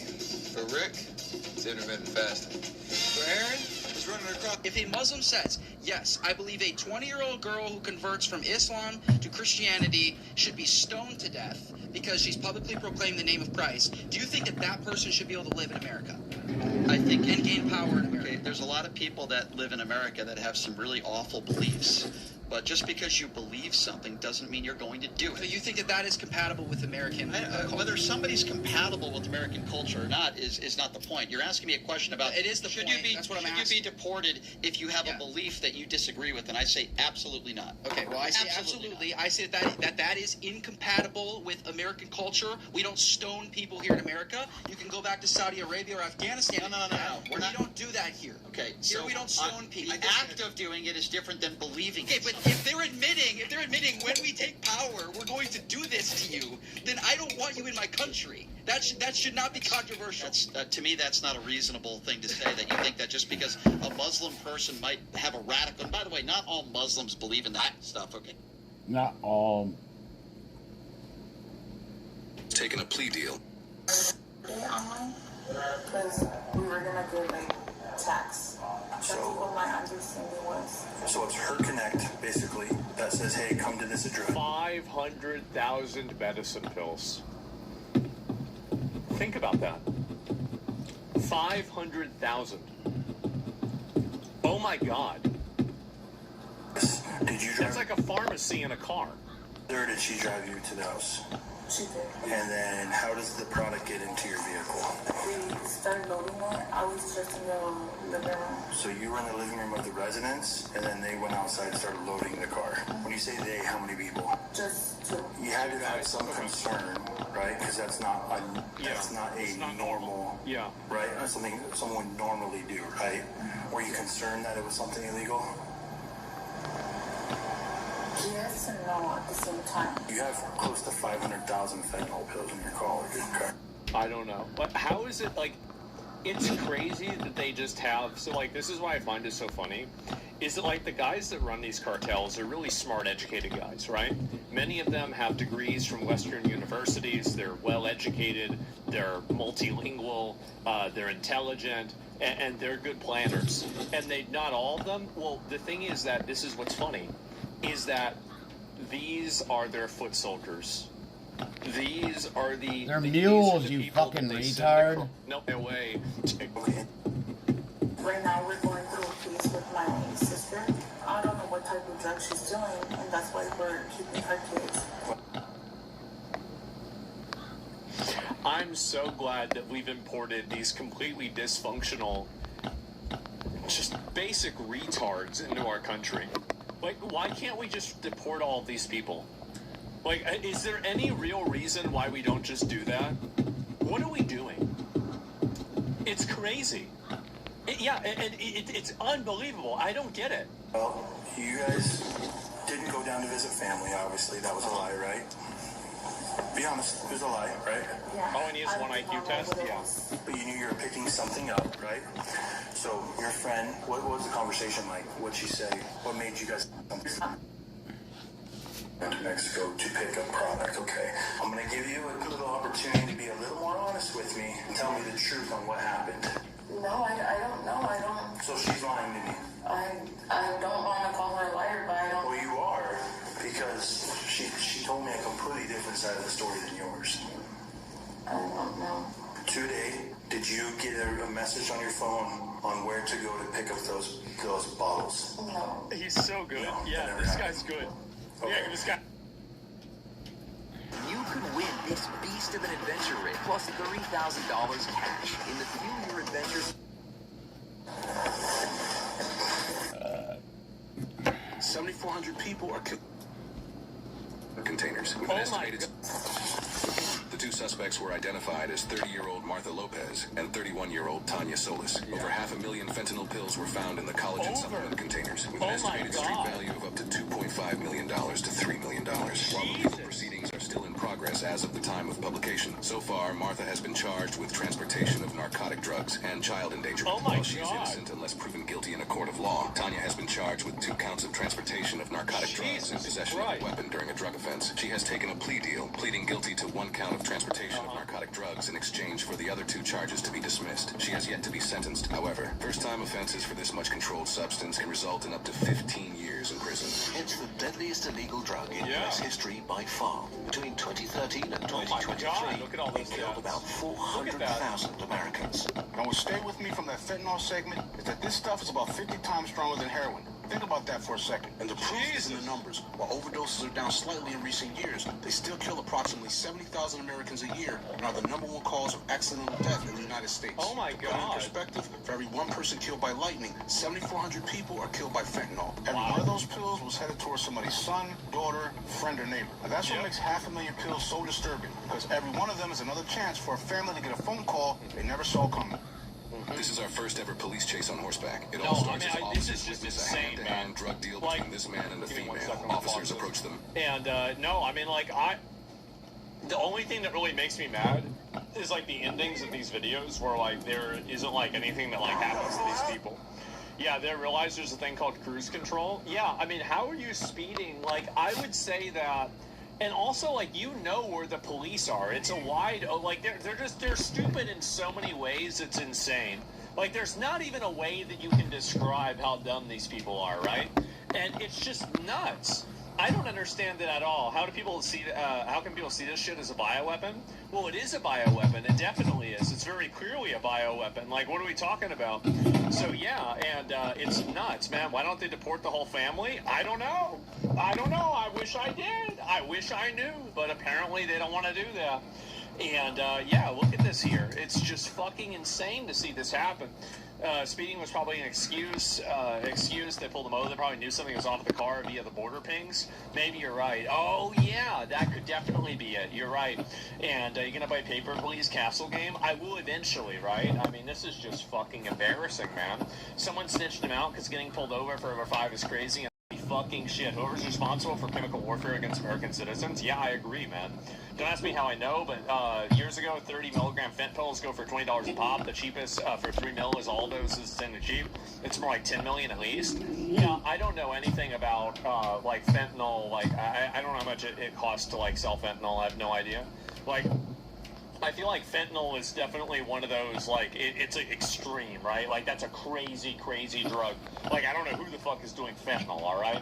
Like, I've never heard of anybody doing fentanyl. Like, the only time I've heard of it is, like, in a hospital, right? Like, I feel like you get into fentanyl and you're pretty much done. Like, let's be honest, right? And, you know, and so that's really the problem of what it is. Like, somebody's trying to buy one time, and you're not able to do that anymore because you don't know if there's something wrong with it, right? And so, yeah, I can't buy anything exactly. It's by design. Yeah, definitely. So it's weed, too. I don't even know about that. I have no idea about that. That's the first time I'm hearing about it. You should watch the Kyrgyz video about fentanyl. It's more than just that. Yeah, I don't know what the details are on it. It's just generally that's the way I feel. And if there's anything illegal in the car, is it just me? I think that's the solution more than anything. I'm going to link you guys the video, right? My cousin in high school bought it. He thought it was nearly fentanyl and nearly killed him. Yeah, I mean, like, that's how Two-Mad died. Is it really? I don't know. Yeah, I remember Two-Mad. I forgot all about Two-Mad. Yeah, that guy died maybe, like, what, 5 years ago, something like that. That was quite a while ago. And holy shit, yeah, it's just insane. I'm gonna eat you out of house and home. I'm gonna eat you out of house and home. Entitled, what is this? I haven't seen one of these for a while. Maybe it's time to watch another one. This is insane. So, yeah, it's been a little bit of time, right? They run it. Do they run it? They think they can assault the whole neighborhood for fun? What? What is this?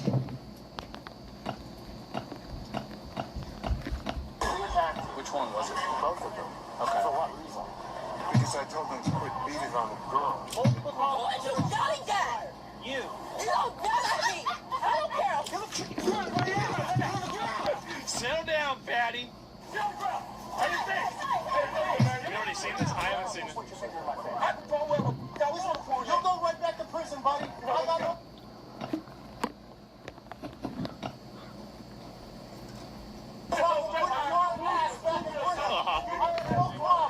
Right. On May 2nd, 2023, officers rushed to a neighborhood after gunshots were heard off and on. One family was on a rampage, bringing the entire neighborhood to a standstill. And now, the neighborhood's last hope seemed to be the officers who had just arrived. So they... You're good? Jumped on that white man. They kicked him and... What the fuck? The gentleman in the gray pants right there? Yep. He had a gun, about 8 rounds or so. Then he knocked the female down, then he knocked the male and the female down. Where are those people? Right there. Is this Grand Theft Auto? Holy shit! Greenhouse. Them two guys in the white in this house right here. Did anyone get shot? No, but they shot it. They shot the damn gun. I seen him shoot it. And then Just when hang I on. heard. We're gonna be right. But I seen it when they beat that man up. What kind of gun did he have? It was a pistol. I don't know. Couldn't tell. But I seen him boom, boom, boom. Them two right there. Them two guys. They beat that man up. The two that are pushing? Ma'am, I seen it. So the guy in the gray shorts shot the gun off. The other guy is kind of camouflage shorts. Yep. All right. It's the guy in the gray that he's pushing him back. He's the one that shot off the rounds, knocked over the grill, and started smacking a woman who went this way. What the fuck? Why do you fuck up that bad? He got it over here. They got early access to GTA 6? In the white shirt, the guy in the gray. And then when another man came out, the one that's up by the door now, that's when the other guy, I guess it's his brother, came over and started jumping him. Yeah, and they started kicking the man. Where are you at? Because we're gonna... Right here. Okay. Yeah. We'll be back to talk to you in a minute, okay? And that's where the problem boys are at? So I heard gunshots. Okay. I came outside. Is anyone shot or anything? No. What's that? Those two right there attacked me. They attacked you? They attacked him? Why? Because I was trying to defend a girl. Okay. Do you medical attention? No. There was blood? Oh, wow. Alright, just 1 second. Oh, wow. There's blood? Oh, wow. Over there. Oh, no. Look at him. Oh, no.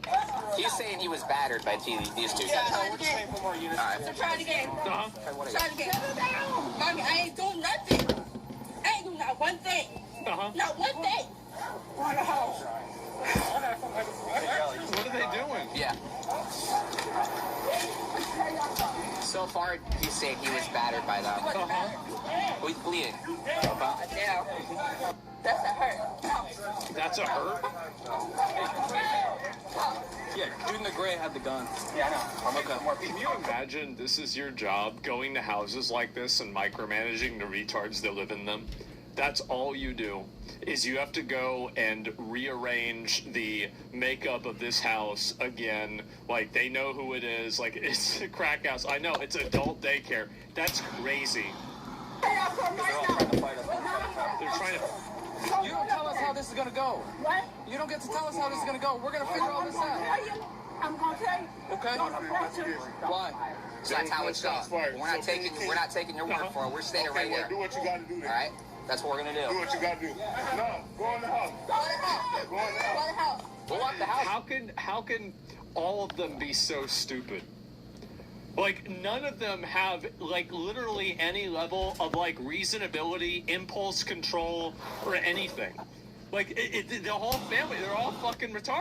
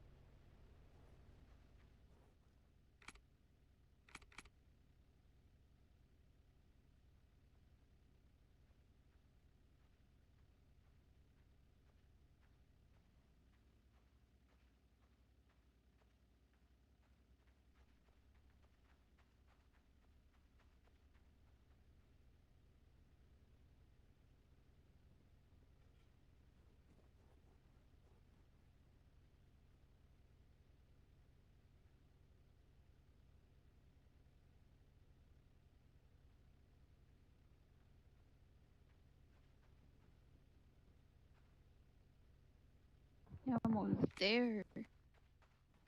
How much left?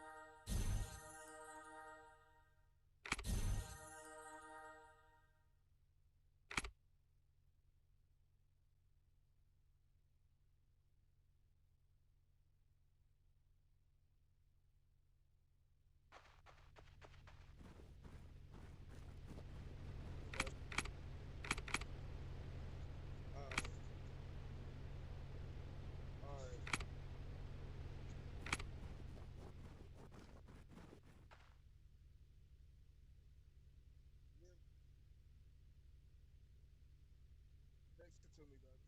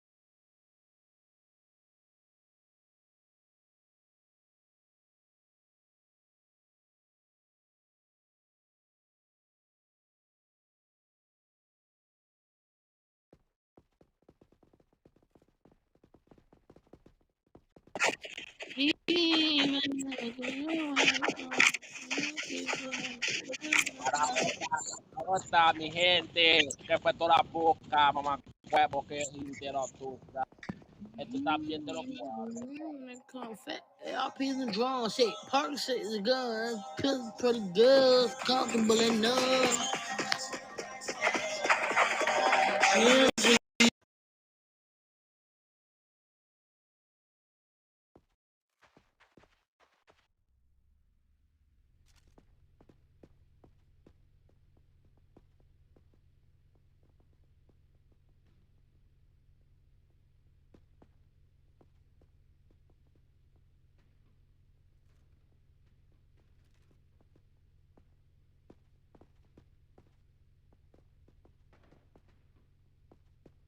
Ra phải tuột mình đến 31.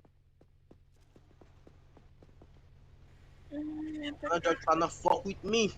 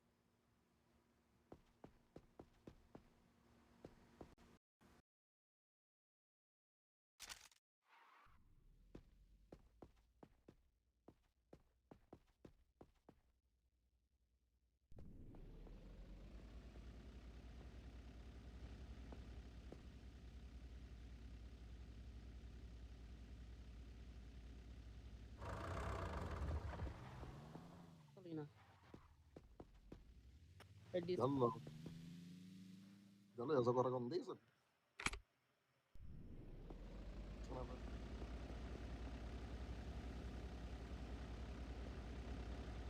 ايوه dale.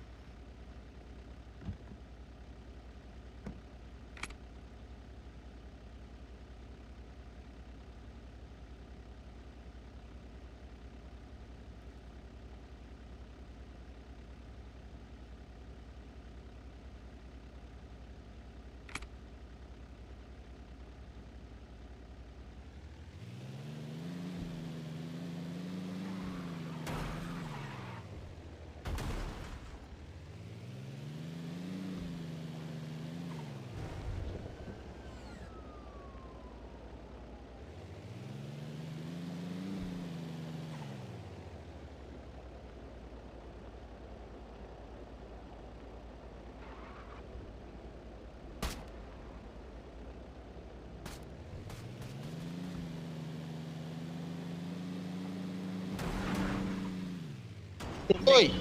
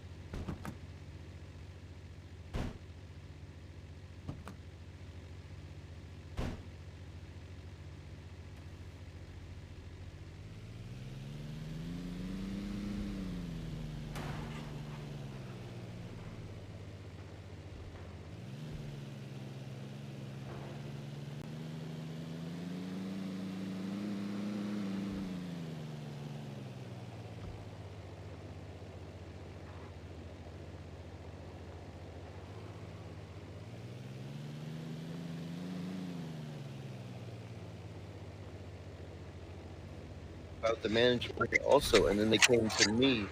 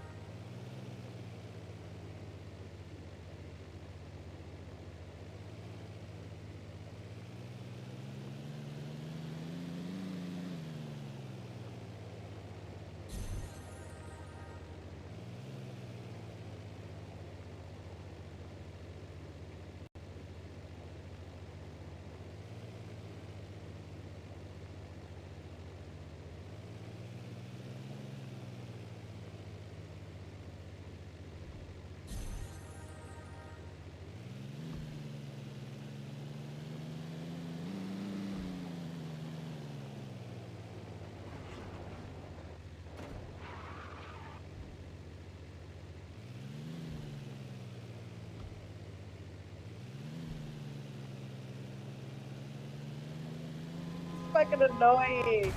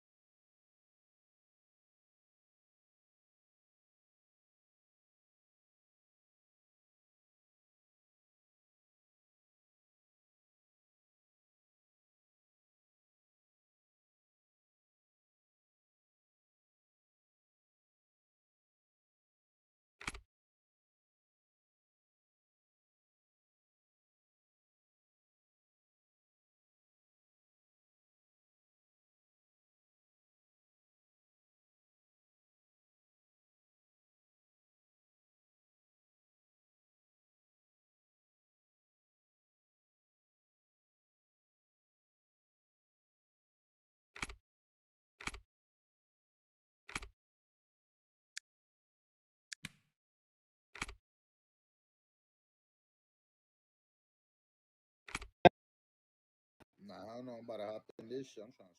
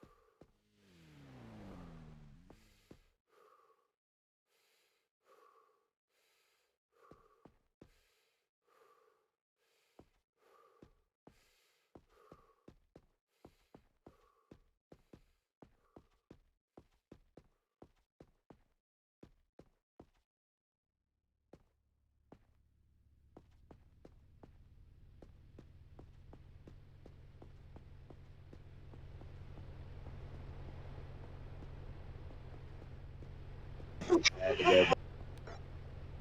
I had to go back to doing the beginner mission, so I level up to 10 in order to buy that RA.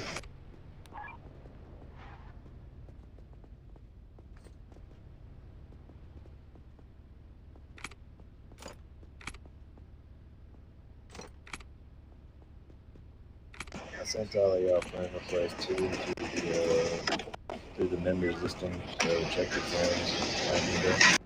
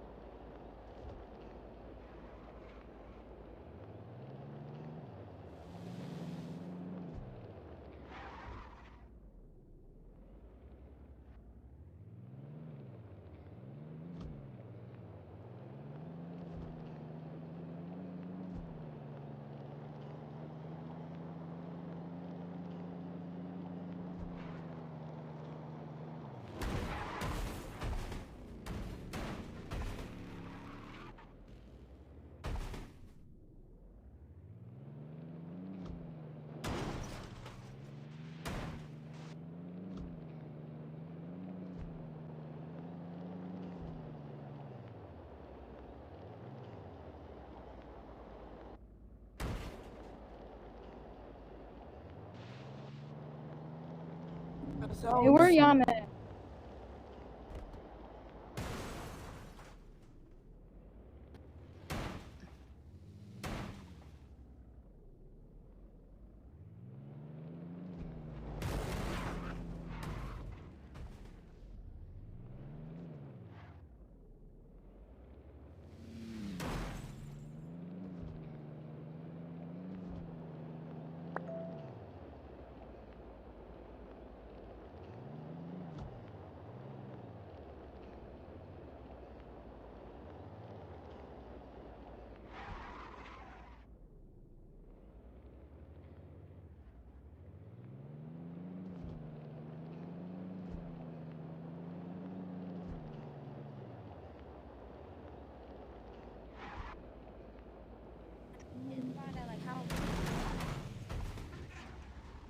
You could have went around. Damn.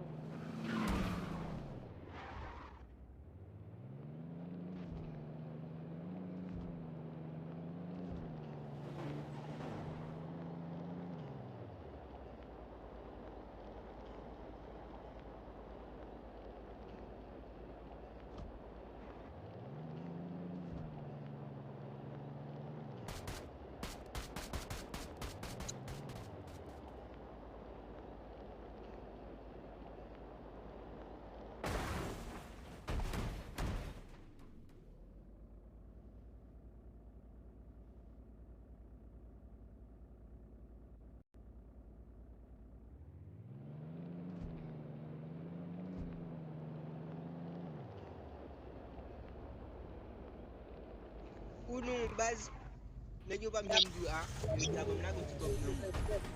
E bi yo chita chari yo pou achete ke so a dispari gan ou bien sek pa gan nan bachon e. Chari pou achete.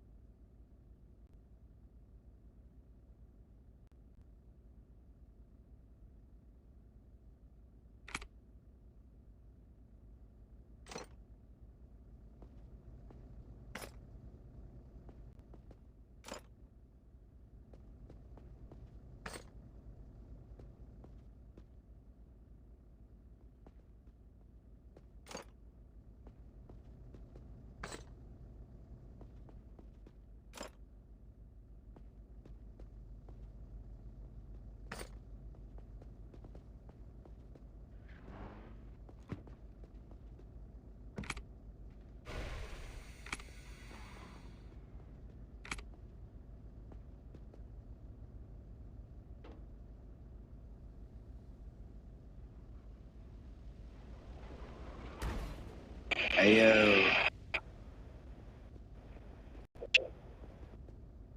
Di pa kon moun pou pran nou? Pou mette la fò tato pop nou. Tato pop la wap mette. Gen Ya. tato pop la mette la a level 15 la droite. Eme zo sana fe. Nan travay nou. Beske even nan nivel 20. E ben nan travay nou.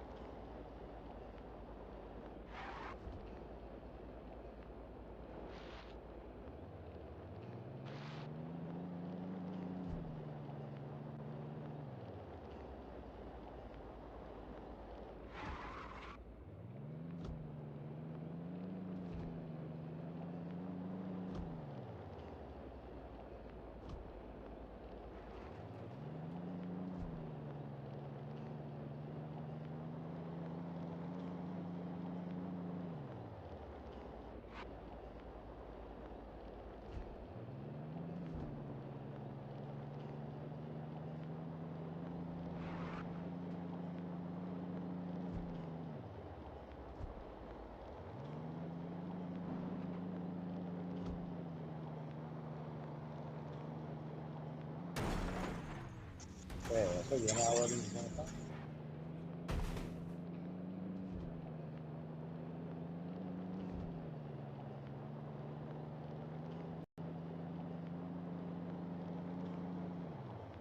Running. I'm still over here chilling. Hey, what's up? What up, Johnny?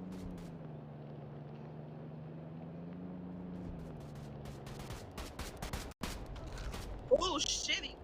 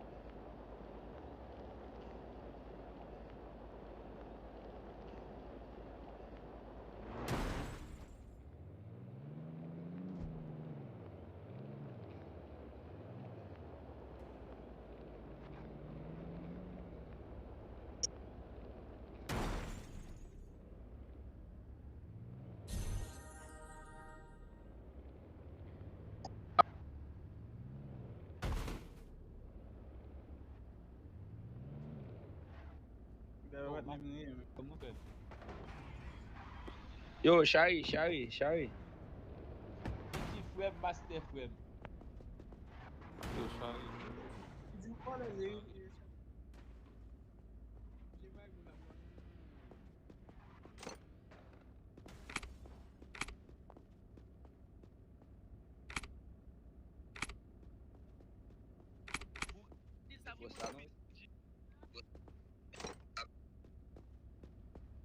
Vai ser, papa. Não é que vou meter boss devant o nosso dia, vai meter boss, man. Conho. Já pulou sans sabe que boss devant. Eh, blanc. Ouais, après jeudi, blanc qu'on aurait. Blanc qu'on aurait après jeudi, après me donner boss qui ça. Écrasé, mais boss ça. Ouais.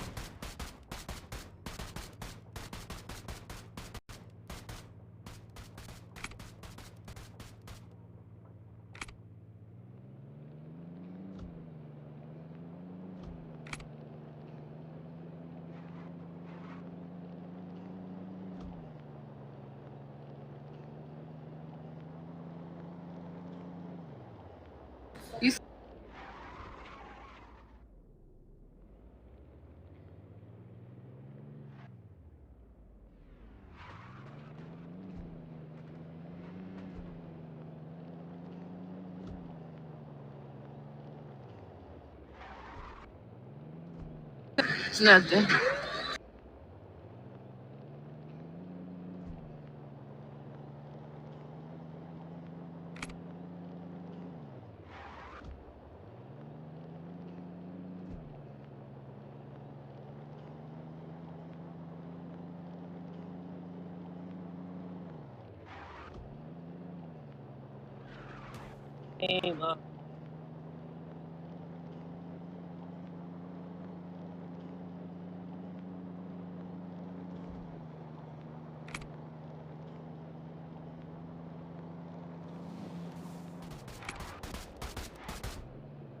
Looks dark to me.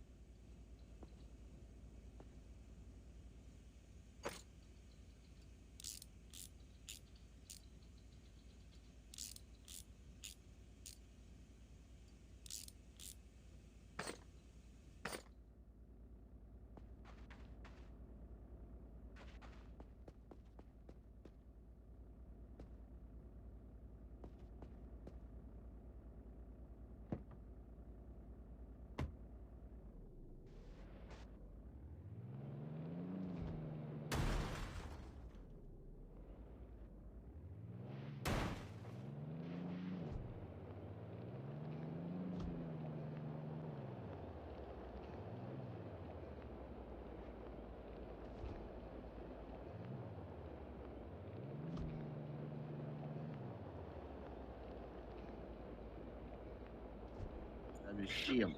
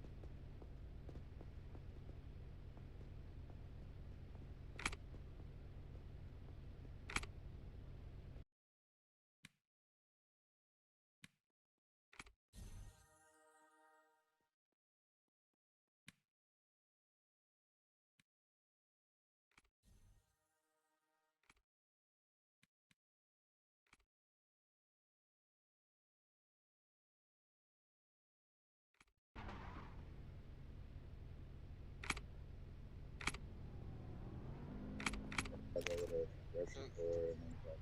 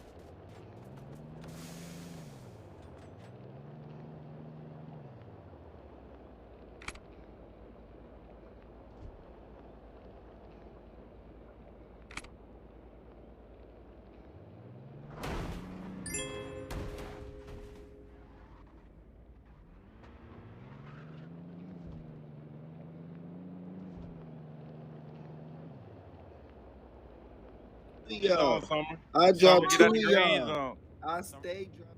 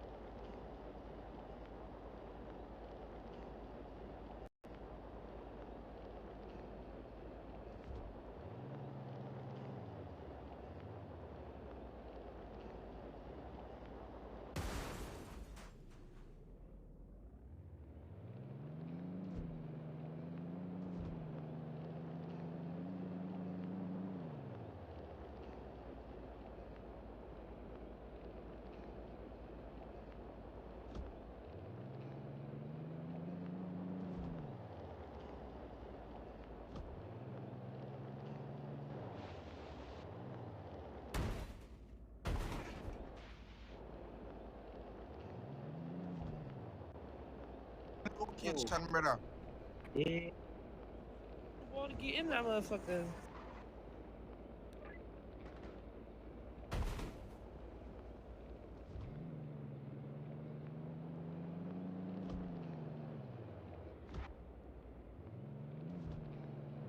Say school bag.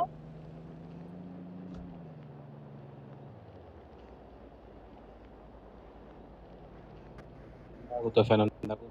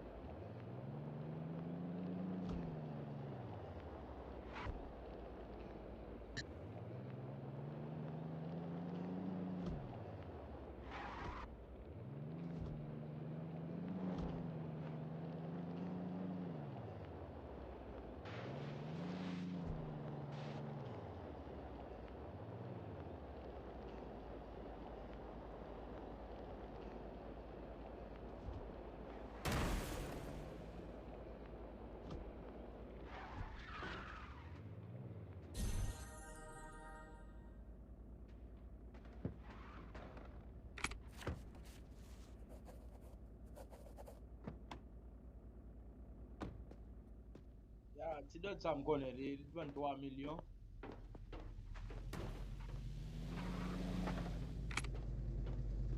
Dot sa m konen, li nan yo, li wan nan pou nyom nan.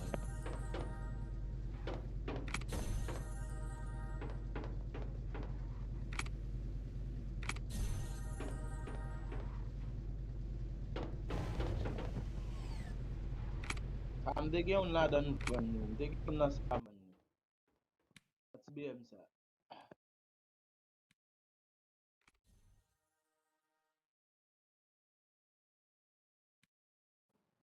Debyo bon 1 milyon. Debyo bon 1 milyon pou li la map bay li. Bo pap dot jman la Ivan Balvan ni la.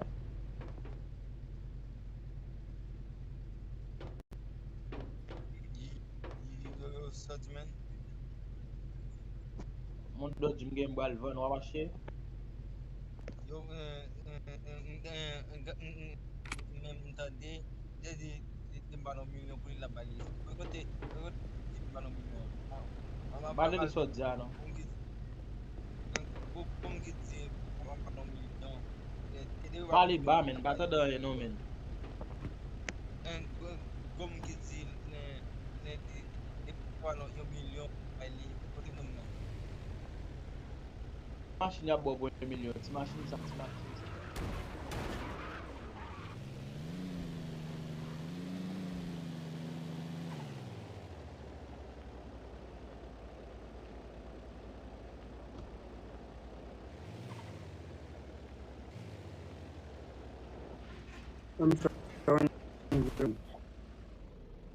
Ale la dinozor. I'm 7-0.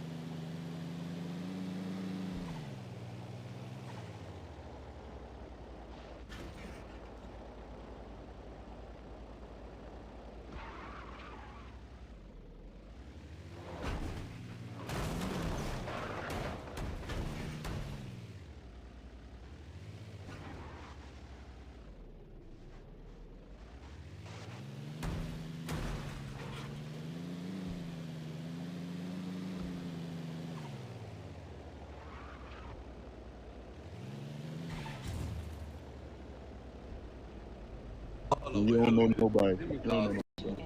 I just hung myself up. I'm sorry. This is